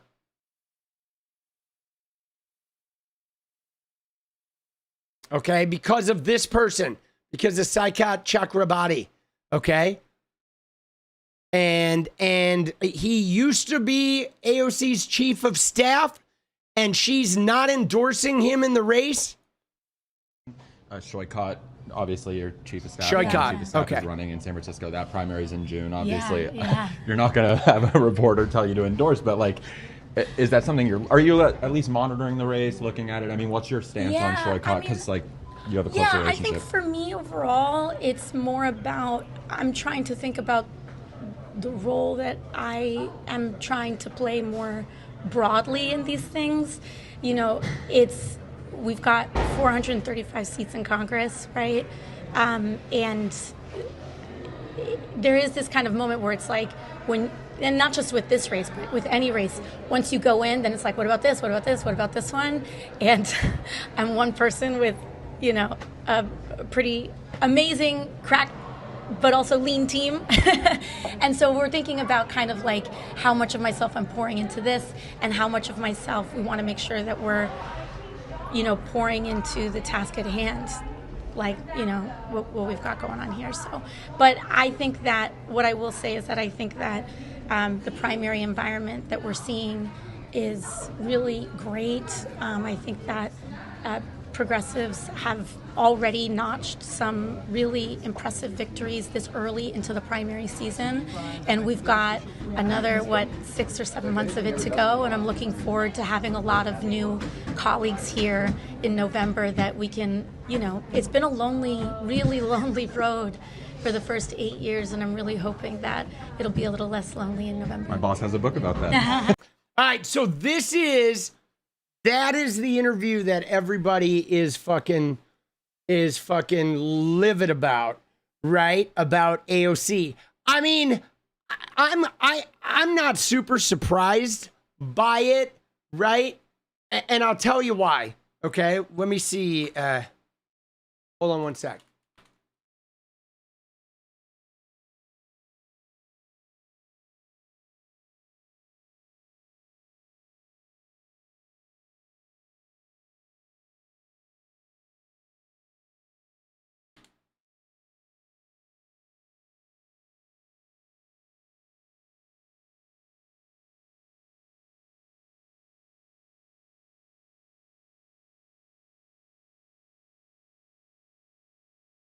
So, like here are the people that are running in that primary. Oh, shit.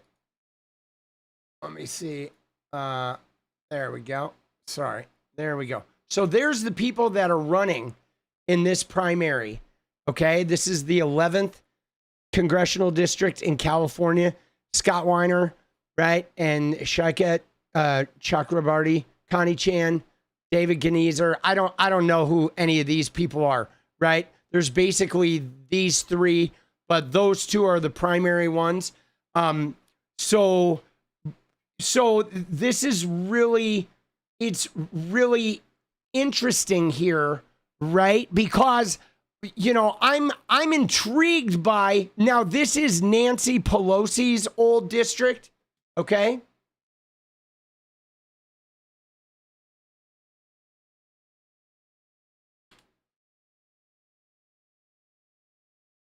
Right, which is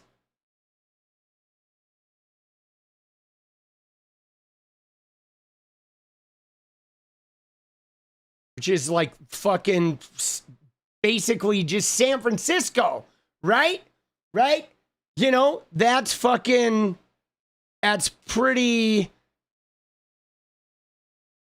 it's pretty fucking, pretty much all of metropolitan San Francisco. Yeah. Right? It's fucking tech central. But now here though, you ready? Here's what's weird about this is like, so I feel like AOC is in a complicated position here, okay? And let me explain why. Because so there's a power structure that exists in Congress, whether we like it or not. I'm not saying this is a good thing, but there's a power structure in everything, okay? You know what I'm saying? Like there's a power structure in the Democratic Party. There's a power structure in Congress. There's a power structure in leftist political commentating, okay? There is, guys. There really is. You know what I'm saying? Like Hassan, if you look at somebody like Hassan Piker, okay? He is like the establishment of like the socialist left, right? So if Hassan Piker likes you as a content creator, you're going to grow in the socialist left space. If Hassan Piker decides he doesn't like you and he's against you, you're not going to grow in the socialist left space in all likelihood, right? Because he is like a kingmaker in that space. And there's a power structure everywhere. In leftist political commentary, there's an in-group and there's an out-group. There's an in-group in the Democratic Party and there's an out-group. There's in-groups and out-groups and a power structure in Congress, in the House and in the Senate and what have you. And it's always like that. I mean, that's a reality. Now the obviously there's the establishment holds a lot more power than like the big socialist does, but I think, in Hassan's case, he actually has quite a bit of clout for being, a non-establishment person. He's like sort of the de facto, sort of the big player in that realm. But anyway, so my point of bringing all that up is that there is a power structure. Like if you were a young, super leftist content creator and you were trying to grow, we could look at somebody like Denims, for example. Okay, Denims, when she was up and coming, she was like very like Hassan leftist style. And then she even started streaming until he started. So she would start streaming early in the morning and she would end her stream when Hassan would start his stream.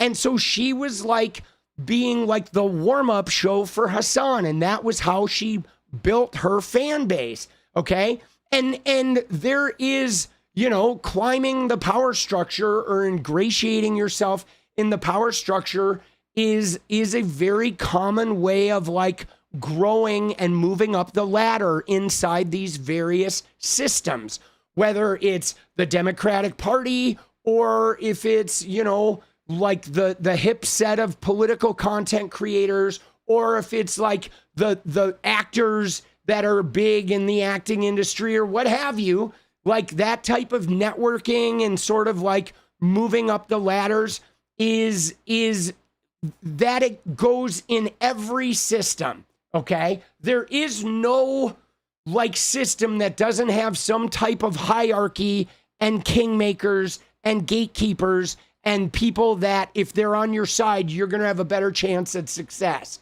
when it comes to like the big higher ups. Now, the reason why I say that is whether you agree with AOC or don't agree with her, I think understanding what she might be dealing with in the fact that the Nancy Pelosi wing of the Democratic Party has a lot of power, okay?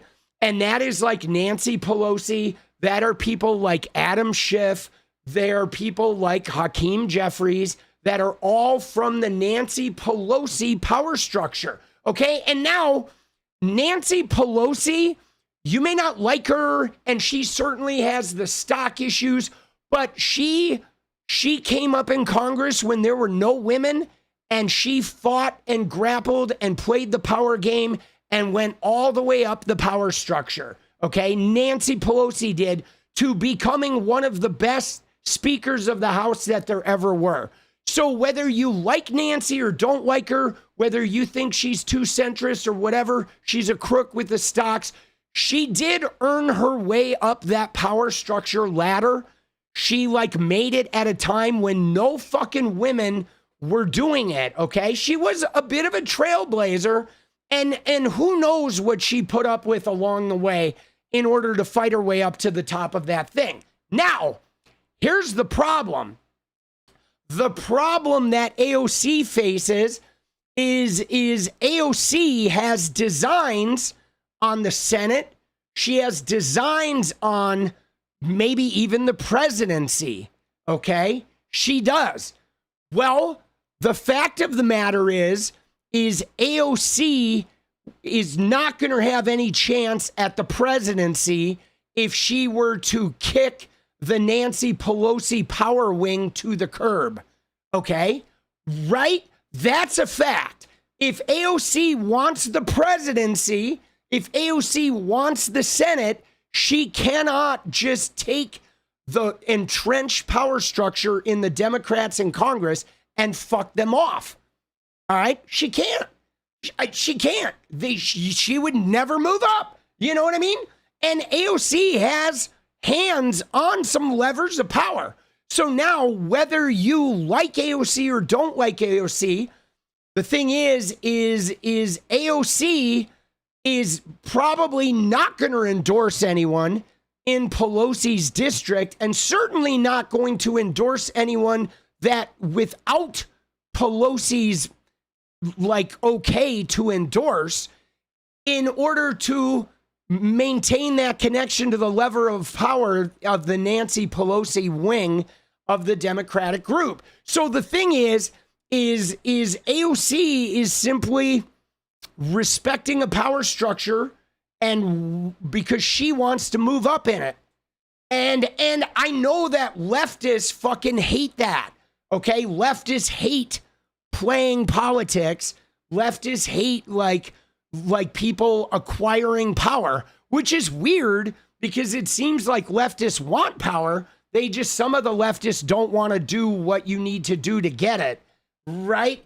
And Nancy, AOC is definitely like, she knows how to get it. She knows how to play the political game. She's pretty fucking good at it. And I think Zohran Mamdani's another one who knows how to get it. It's like you just gotta know like who to burn and who not to. You have to like navigate your way up those power structures, right?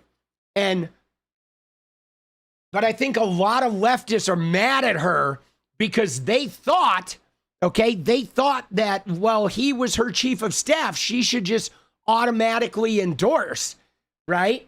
But it's not that simple. Like, it's like, you know what I mean? It's not that simple.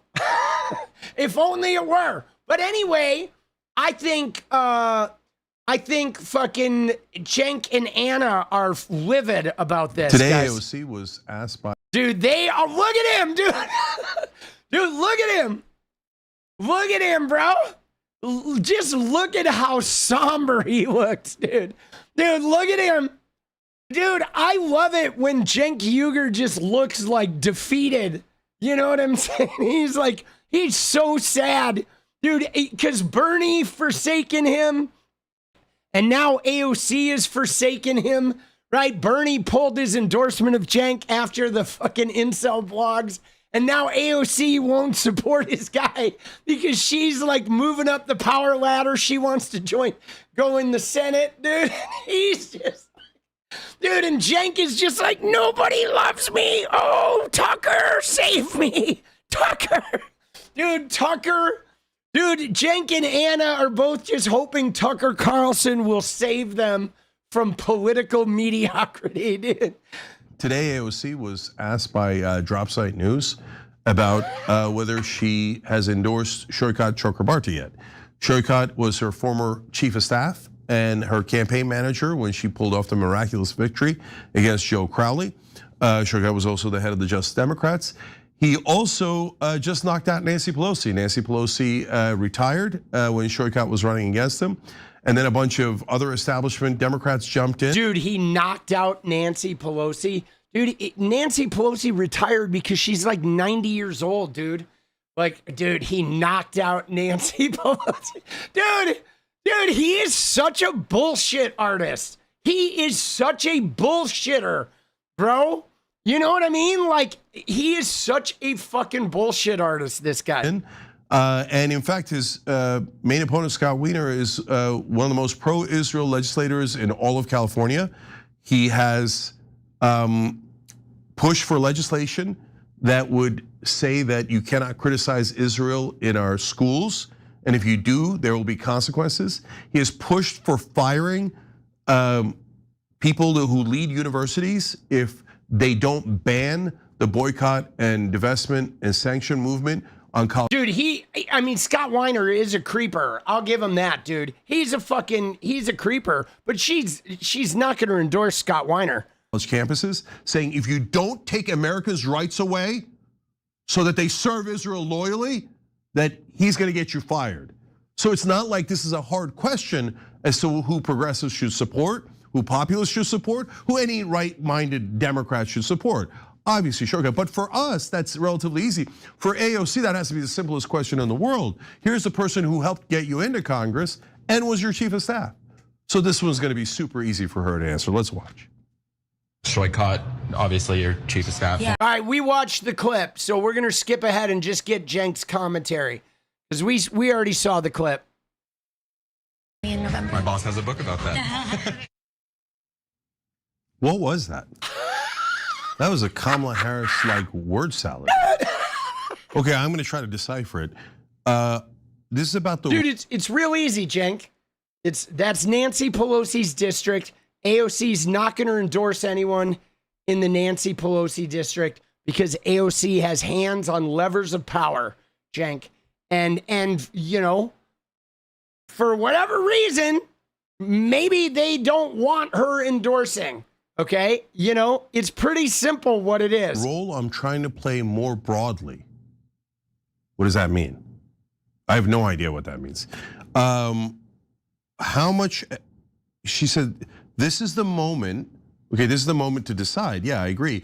You know, 𝗙𝗃𝗃. She said, "Oh, we got like another 6 months here." No. 𝗙𝗃𝗃's in a primary. That's on June 2nd. So that's, you know, a little over a month away. We don't have a lot of time. You know, she might do the Hakeem Jeffries thing too. I'm curious if she'll do like a late endorsement. I mean, you know, I don't know. It's hard to fucking, right? It's hard. Is it Scott Wiener? No, it's Weiner, right? It's not Wiener. Scott Wiener. Dude, she might wait. I mean, you know what I'm curious about? I'm curious what's going on behind the scenes in this. You know what I'm saying? I'm curious about it, dude. I am. I wonder what's going on in fucking, right? I wonder what's going on with all this shit, right? With you know, if she's gonna wait and do a last minute. What surprises me though is that Cenk is surprised by this. I mean, he seems to be taking this as a personal affront. Like, oh, it was a Justice Dems. Like AOC is like shitting on him personally. And maybe that's it. Maybe she just doesn't like Cenk. What are you waiting for? She said, okay, I have a crack team. Well, then maybe that's the one. Look, I'm not insulting her team. I'm not even insulting her. I just don't understand. Like, yeah, does your crack team have to work for 6-8 months to endorse your former chief of staff? Don't you know who your former chief of staff is? You got to do a lot of research about that? She said, oh, there's 435 seats. Yeah, but we're not asking about 434 other seats. We're asking about your former chief of staff. Yeah, well, no, you're not, Cenk. This is like a Katie Porter, Adam Schiff situation, right? Where AOC is not going to put herself in a situation where she does the wrong thing in Nancy Pelosi's former district, because that would jeopardize AOC's ability to get ahead. Because unlike you, Cenk, who got 6% of the vote, AOC wants to actually go up the ladder and wants to change the government from the inside out. And she doesn't want to just stand there and like make enemies the whole time to the point of where she has to go hang out with fucking Tucker Carlson and MTG because they're the only people who will have her, right? She doesn't want to wake up one day and have to polish Tucker Carlson's knob for a job, dude. Dude, because Cenk, look at him. Look at him. He's like, oh, I'm shitting my pants. Justice Dems have forsaken me. Bernie has forsaken me. AOC has forsaken me. Dude, Cenk, it's politics, boss. Sorry, buddy. It's a dog-eat-dog world there. AOC wants the Senate. AOC wants more. She wants more, boss, and she knows how to get it. And the campaign manager that got, look, 𝗙𝗃𝗃 didn't unilaterally get her that position. I've said this a million times. AOC was brilliant in that campaign. She did an amazing job. She deserves a world of credit for winning that race. But 𝗙𝗃𝗃 also deserves credit. And I mean, if you don't know, 𝗙𝗃𝗃 was running JD. He went all in and went on AOC's campaign, was absolutely pivotal in getting her a win. Now, by the way, guys, I want you to understand something. Our PAC, Rebellion PAC, our meaning the one I'm running with Kara Eastman, has endorsed 𝗙𝗃𝗃, but he's not gonna be happy about this segment. He doesn't want me talking about this, but sad day for him. This is my show and I'll do whatever I want, okay? So he's running for office. He's a really nice, good guy, like way nicer than me. And he's trying to get along with everyone. And of course, he'd like everybody's endorsement. He doesn't want to antagonize anybody. But I don't mind antagonizing people because I don't know what the hell you're talking about. Why does it take a year for you to figure out if you should endorse your chief of staff? That's not one of 435. Does loyalty mean anything? Yes, Cenk, it does. But she wants to move up the power structure. See, here's my thing, guys. You ready? She may be considering endorsing Connie Chan. She could. And I mean, Connie Chan's not that far behind either. If a couple of those other Dems like drop out, Connie Chan could be viable. But here's my thing, guys. I don't blame people for playing politics, okay? Like, politics is politics. If you're gonna get involved in politics and you wanna move up, you've gotta be willing to play. If you're not willing to play politics and you're not gonna participate in the political like maneuvering that goes on, then you're not gonna escalate up the thing. But I mean, that's not just in Washington, that's wherever. You know what I'm saying? I mean, there's politics like going up the ladder at work. There's politics, you know, if you're moving up the ladder in the entertainment industry. There's politics in the political industry, you know? And I mean, you know what I'm saying? Like, you know, like it's just that way, right? I mean, even in the beginning, Cenk Uygur didn't badmouth everybody until TYT was big, okay? In the beginning, they made alliances. He made nice with all the political people as they were blowing up. He wanted them all on his team because they were blowing up. But once TYT got big and established, he started like attacking Francesca and Emma and all them. And now look at him. What does he have left, dude? He has nobody, dude. Him and Anna have Tucker Carlson, MTG, and like, you know what I'm saying? Like, he doesn't know how to play the game, like, at all, dude. Right? Is that like an outdated, dirty word or something? For me, it does mean something. So, and then I guess out of all of that, the thing that bothered me the most is when she said, you know, I have to decide how much of myself I'm pouring into this. Oh, I'm sorry. Are we inconveniencing you?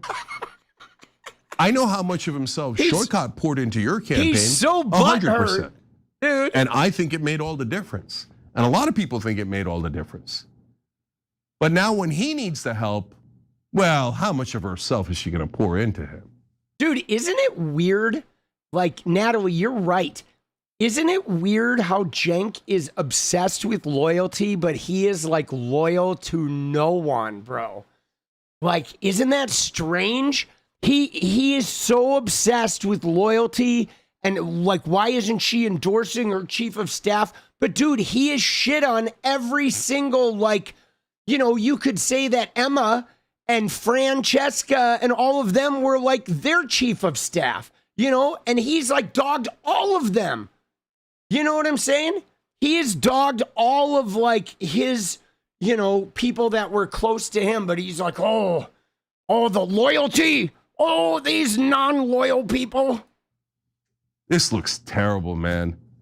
So, all right, look, at the end of the day, policy and getting it passed is the only thing that matters, eyes on the prize. So I'm not against AOC. AOC is on our side on the policies way more than the average person in Congress. She has these character traits that are bizarre, inexplicable. And she apparently doesn't think loyalty is like anything that matters at all. She doesn't think it's a value. She does, Cenk. It's just she's loyal to the people with the power over the up and coming person and possibly entering Congress. Like, that's what Cenk doesn't realize.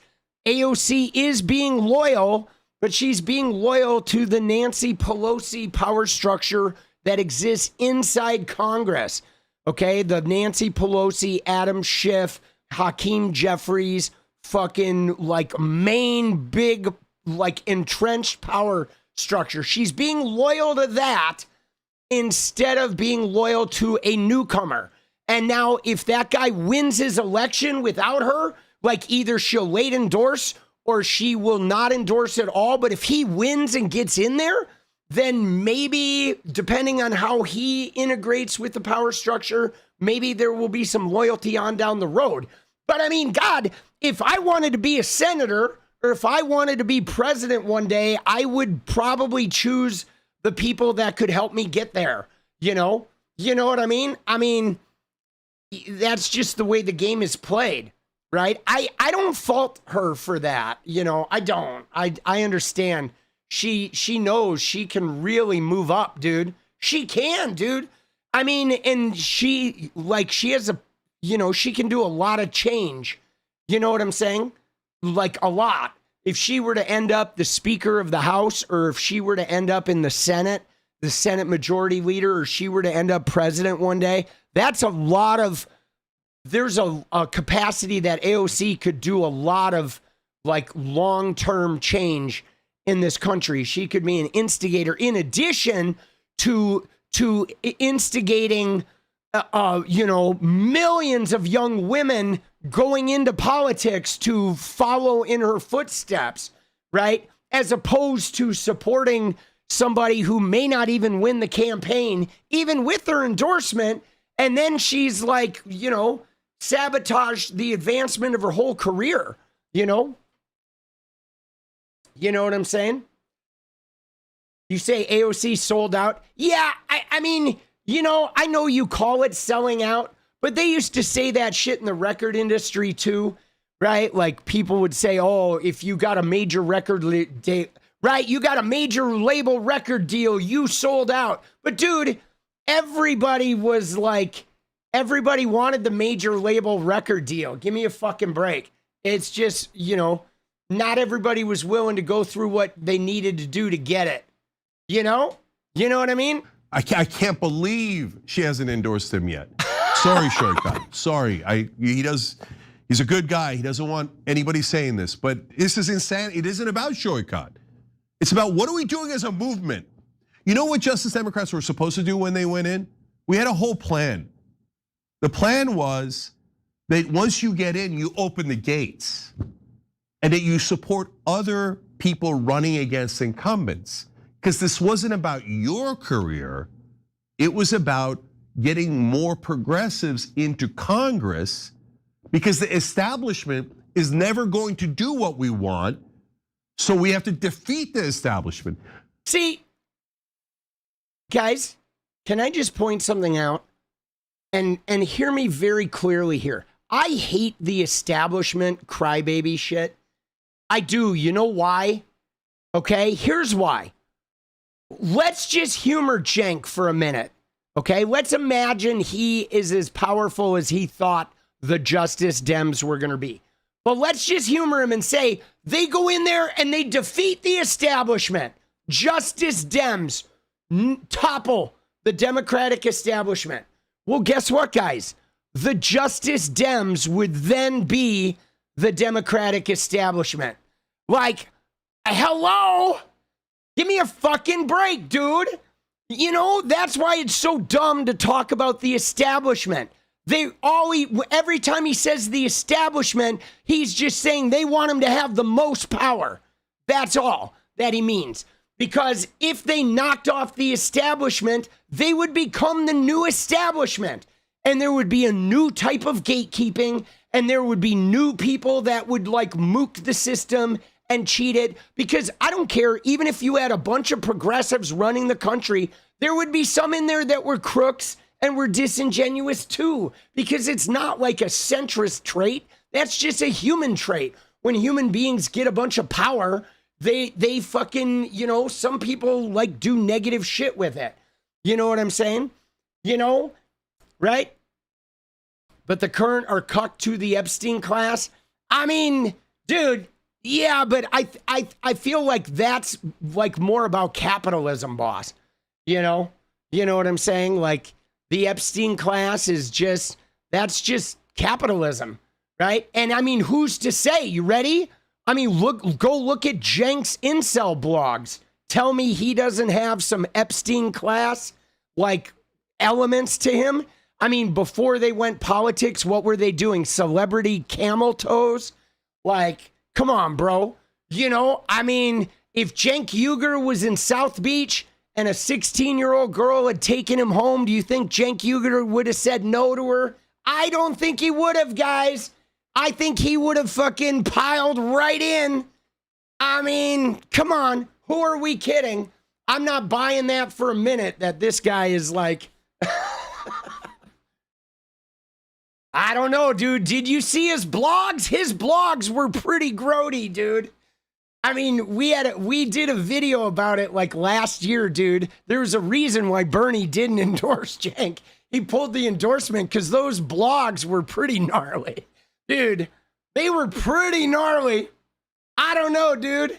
I mean, again, that's not that we don't need to get rid of the Epstein class. We do, guys. But I think I think that even with the progressive takeover of the Democratic Party, that's not a guarantee that there wouldn't be bad, power-thirsty progressives that would abuse power too. I mean, we're always going to have to grapple with power abusers, right? I just think takeovers are not really the way. They don't, like, when you forcibly take something over, it usually ends up being the type of people that can forcibly take over are usually not good with power. You know, I think Trump's takeover of the Republican Party is a good example. I think better than a takeover in a fast and aggressive way, I think a slow infiltration and a long-term evolution of takeover is a much more like reliable change. Like, even when I look at it, if you look at it on the personal level, right? I was a fucking mess, dude.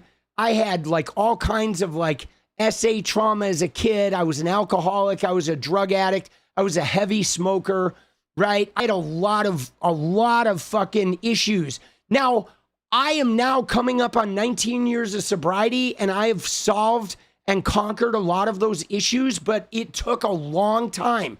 First, I got sober. Then a couple of years later, I quit smoking. Then a couple of years after that, I gave up caffeine. Then, you know what I'm saying? And then, like, I started doing therapy somewhere in there. And then it was like 12 years of therapy. And like, I think that you get people in, and every new progressive you get in there that integrates with that power system and slowly starts changing it. And then pretty soon, the Nancy Pelosi's of tomorrow will be AOC and fucking, you know, Ilhan Omar, right? And that's how you do it, okay? Because the Trump takeover, he's destroyed the fucking Republican Party. He's wrecked it. There's infighting, and everybody needs to have loyalty with the strong arm guy who forced the takeover, and then that power goes to his head, and then it gets all crazy. Anytime there's been a forcible takeover, usually in governments, those governments don't do very well afterwards. They usually just have many more forceful takeovers because it's so destabilizing. It's like, you know, you had Nancy Pelosi was the power structure of the old guard, but like the next generation of Nancy Pelosi's could be AOC and you know, Jayapal and fucking Ilhan Omar and those types of women, right? And then they'll pass the power structure down to the next group of like generational people. And I think that type of change is much more reliable. Now, that doesn't mean we don't need like some radical legislation changes, okay? There's a difference between advancing radical legislation and completely destabilizing the political structure of your whole country, okay?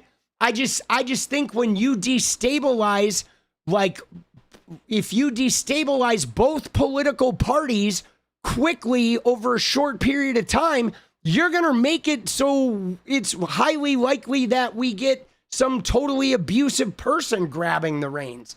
You know? I mean, I don't know, man. I think those, you know, those topplings are you know, should happen more on the local level, right? You topple, you know, one right, like get Chuck Schumer out of there, and right, you topple one fucking old garter at a time, you know, and I think that's just better. I think that's better long term. That's what I think. I don't know. I don't know. I've seen sort of like the revolution style shakeups in businesses and shit, and it usually just doesn't work out well, right? America seems to like abuse. I mean, Americans are fucking, right? Are fucking, you know, Americans are gluttons for punishment, dude. Dude, who is, do we have that guy in here who's saying like progressives are anti-Semitic again? Who is that? That we had the same person in here before, right? Is it this communist Chris guy? Right? Yeah. Oh, yeah, dude, I wonder if that's the same idiot from yesterday. Later, dude, sorry, buddy, you're not a communist, right? Everybody who has communist in their name are not communists, dude. They probably wouldn't even survive in a communist environment, because I bet anyone who puts communist in their name is actually pretty fucking greedy, right? I think, you ready, guys? I think America, when I think of America, I think we have 3 problems, guys, okay? I think the number one problem that America has is like, we have a lot of entitlement, okay? We have a lot of entitlement. Like, there's a real sense of entitlement in America that is like bad. Even like the biggest fucking hicks think that they're special worldwide because they was born in America, right? Like entitlement is a huge problem. Number 2 is we have a significant lack of education and like media literacy. And number 3, I think we have a deep insecurity problem, okay? Those are 3 like underlying issues that I think affect, you know, can affect both parties actually and people in the middle. But a sense of entitlement, a lack of education and media literacy, and insecurity. And if you wanted to add a 4th one, we have too much religion, right? Too much religion, you know? That's but I think though and I mean, you know, yeah, too much ego. That's like I think the sense of entitlement and insecurity are like wrapped up with the ego for sure, man. You know, America, we're not very educated though, guys. We aren't. Like most Americans don't speak multiple languages. We don't automatically learn the languages of our neighbors. We expect everybody to conform to us instead of us meeting people in the middle of the road. You know what I mean? It's like, dude, I don't know. It's like weird. We have this weird shit. And what's more, white supremacy is so entrenched in America that white people can be uneducated and can be like completely fucking politically illiterate, and they're relatively unaffected by all the political changes, so they can make stupid political decisions. That's another thing that is really, our white supremacy is so entrenched that Americans who are white can make bad political decisions, and they're usually exempt from the consequences. You know, tell me I'm wrong. I'm not wrong, man. You know, it fucking sucks, dude. It sucks, dude. It really does, boss.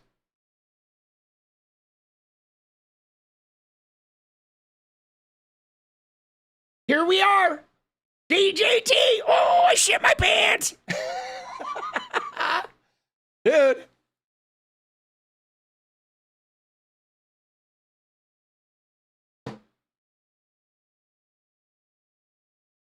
Dude, Gen X is the rug pull generation. Guys, I'm a little disappointed in Gen X. Okay? Statistically, Gen X was heavy Trump supporters, okay? And I was really actually pretty bummed. I was pretty bummed that you know, like Gen X like became so Trumpian. I was pretty bummed and surprised at like the amount of Gen X support. And I think it's just a lot of men my age didn't heal. A lot of men my age have not healed. I think, you know, I'm a little disappointed with that. You know what I'm saying? I am. I'm a little disappointed in the number of Gen X people. It's not like I didn't see it coming, because I'm still in some Facebook groups with like high school buddies, and like a lot of the people I went to high school with are fucking Trumpies. They are, dude. They're all Trumpies, dude.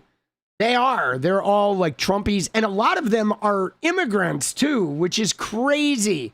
Okay. Like the number of like Armenian immigrants I know that I went to high school with that were friends of mine that are now Trumpies is wild. Like, I don't understand, especially with what they went through, like in the 80s in Glendale. Like, it was hard for the Armenian kids. There was a lot of racism that was like, you know, that was, I mean, they fit in because they were Christians, okay? So they didn't have the Islamophobia shit going on, but they still had a lot of racism that they dealt with. And now they're all like anti-immigrant Trumpies, dude. And I'm like, what the fuck happened to you guys? You know what I mean? Like, seriously, I'm going to see, we're having our 40-year reunion next year, too. In 2027, it's my 40-year high school reunion. I'm going to go back and I'm going to give them some hell, bro. Like, what the fuck are you guys doing, bro? Seriously, that is some bullshit, okay? Like, you know, I mean, I remember what it was like. I had some very close Armenian friends, and they fucking dealt with a lot of shit, dude, in the 80s, man. And to see them like grow up and be Trumpies is like, that shit's unconscionable. Okay? It is. It's unconscionable, boss. All right. It's dance party time though, dude. We went long tonight. Holy shit, we went long, bro. Yeah, I mean, I'll be honest. I thought the overturning of Roe v. Wade was going to be the thing that woke the men up. And boy, was I surprised that men just don't give a shit, bro. I'm going to go back on and end on the thing I started at, guys. Remember this right here, dude.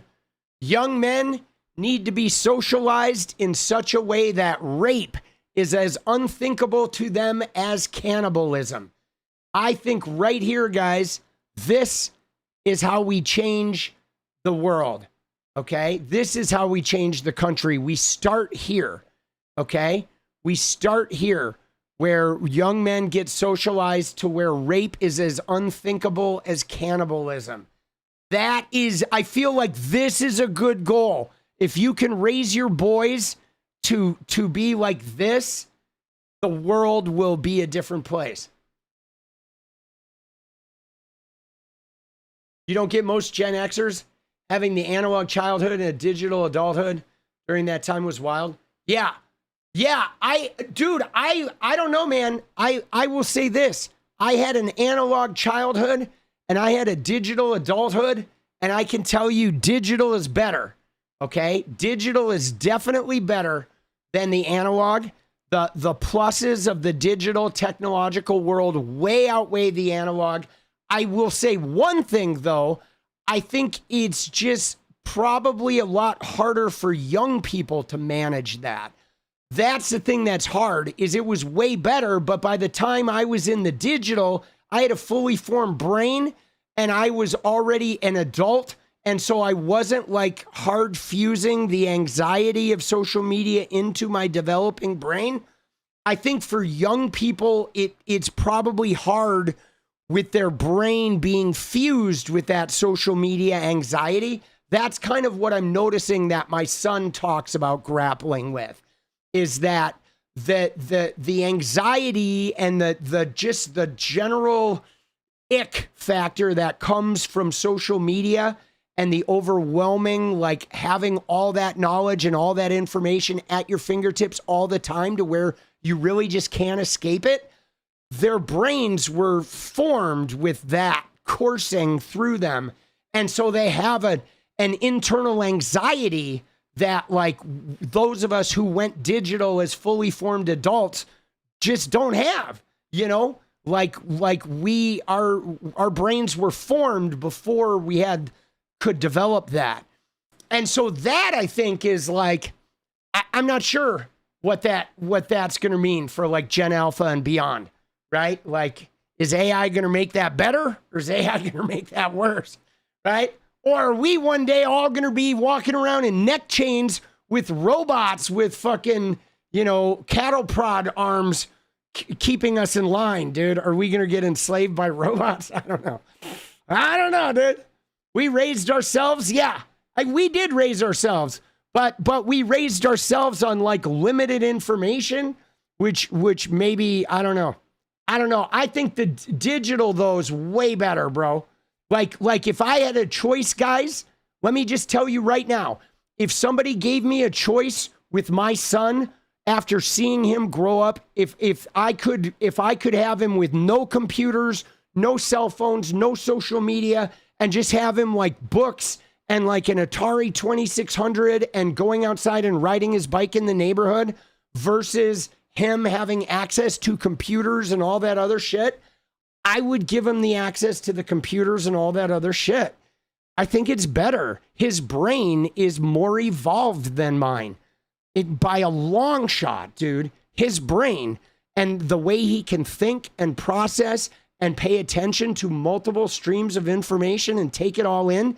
Dude, my son's brain is like 100 times more advanced than mine was. Okay? And so the capacity for him when he gets some life experience and develops confidence and like figures out how to navigate the world, he's going to be a fucking powerhouse, man. Like his brain is like operating like 10 times the speed of mine. It's just astonishing to watch. It's like crazy. Like these young brains, man, they're powerful, dude. It is, yeah, dude, Steph, it's crazy, isn't it? It's like I look at it and I'm like, holy shit, bro. You know? Dude. Yeah, dude, the internet has done, I believe it has done more good than harm by a long shot, man. I really do, right? I really do.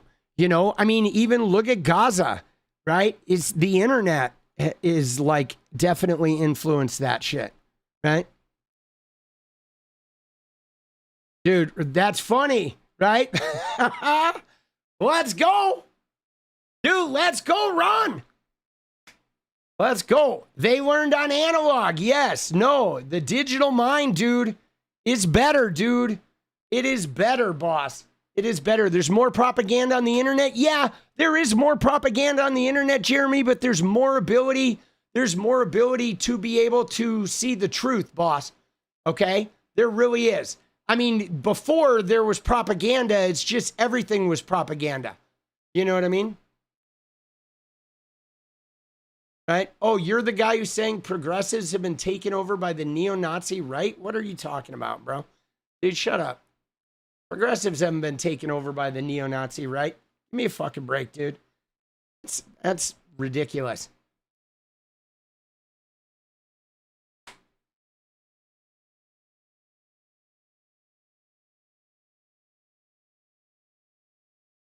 Progressives spew out anti-Semitic propaganda. No, that's not true, dude.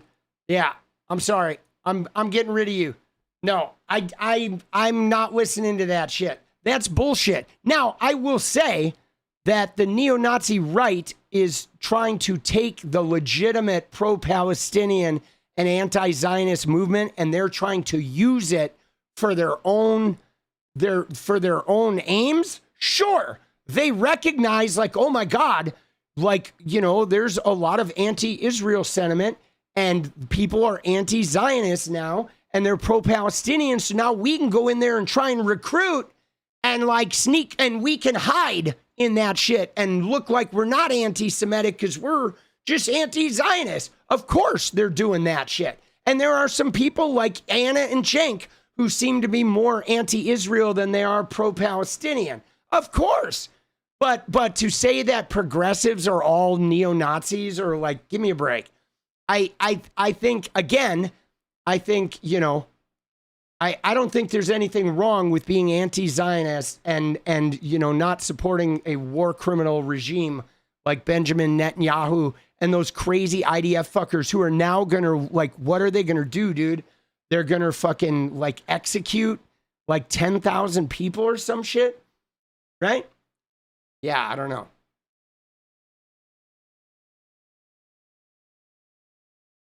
Right? You're anti-bad people? Dude, you're in here on your burner account now? Right? Yeah. I mean, I see you're on your fucking burner account, boss. Smell ya. Dude, smell ya. All right. How many other accounts do you have that we're going to bam? Dude, I think it's a burner account, dude. I hid somebody and they come in on the next account. Dude, yeah, Zionism. Again, I say this every night, guys. The biggest Zionists are not even Jewish people. It has nothing to do with Jews. They're American Christians, dude. Right? I swear to you, the biggest Zionists are American Christians. All right, I gotta go, though. Dude, fuck those guys. Fuck those weirdos. Ready? It's time, baby.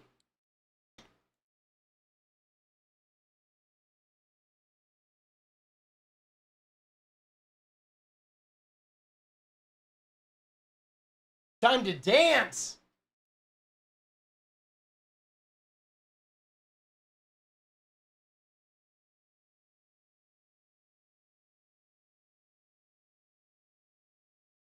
Dude, you know what else, though? You know what else? I do want to say one other thing. Is even when you say that, like, progressives say, or progressives, like, dude, progressives are not one thing. Neither are leftists. Neither are centrists. You know what I mean? Like, there's so many shades of gray. Like, you know what I mean? Like, I don't know. I don't think progressives even say one thing. That's what makes the Democratic Party so complicated, is all of the progressives, all of the centrists, and all of the fucking liberals and all of the leftists all have, right? All of them have so many different, like, things that they value. Right? It's like, dude, you know? Dude, yeah, 50 Shades of Dems. Oh, my God.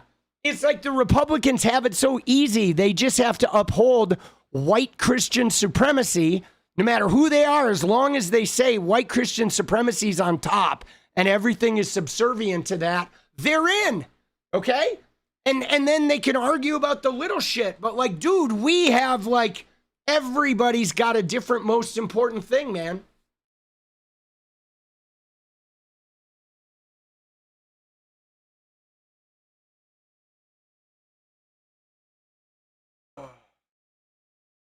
Oh, let's go stretch, baby. Happy 420 for those of you who imbibe. All right, let's go, dude. I'm gonna dance. I'm gonna go make videos. Video killed the radio star. Video killed the radio star. Let's go.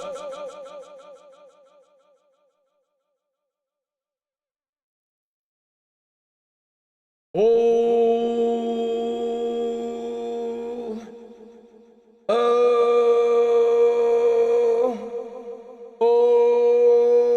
here we go. Here we go. Time for a little deja vu.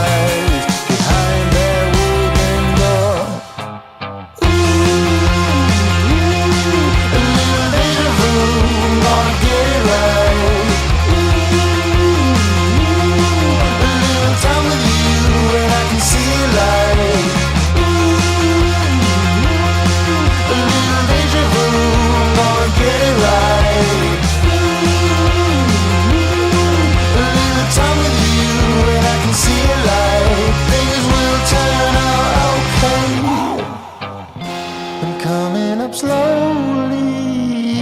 This feeling that I have now, almost a bit holy. An notion that I will make it out somehow.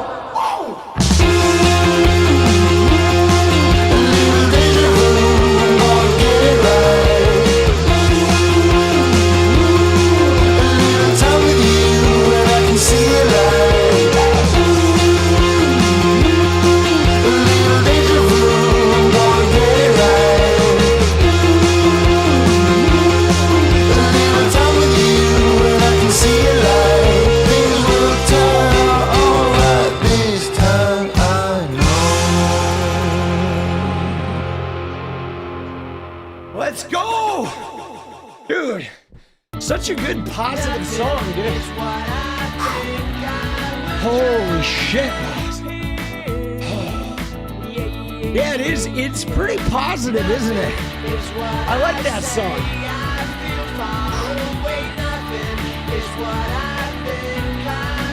Holy schnecky. All right. Thank you, guys. Keep your eye on the ball. Midterms, take care of your head. Try to stay as positive as you can.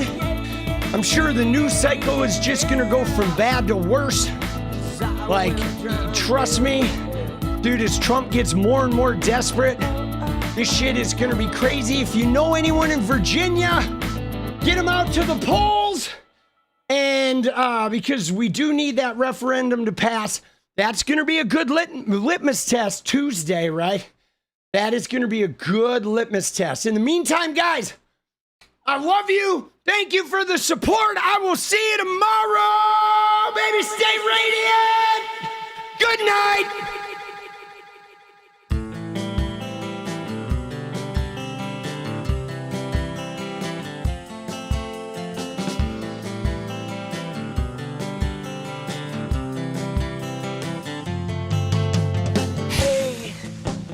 I just want to change the world. I just want the perfect girl. I don't want to hang around. I'd rather be found. It gets better. I wonder my pleasure together. Everyone's waiting, anticipating.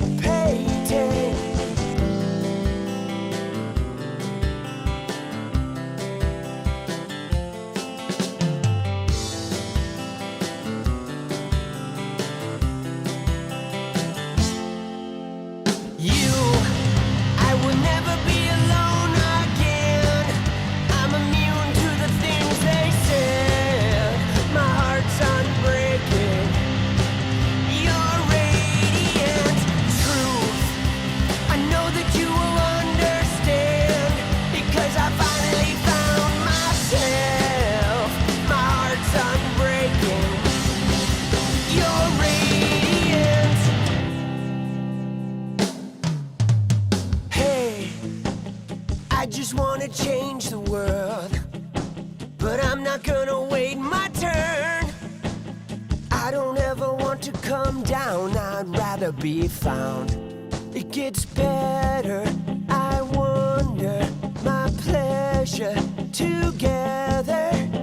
Everyone's waiting, anticipating.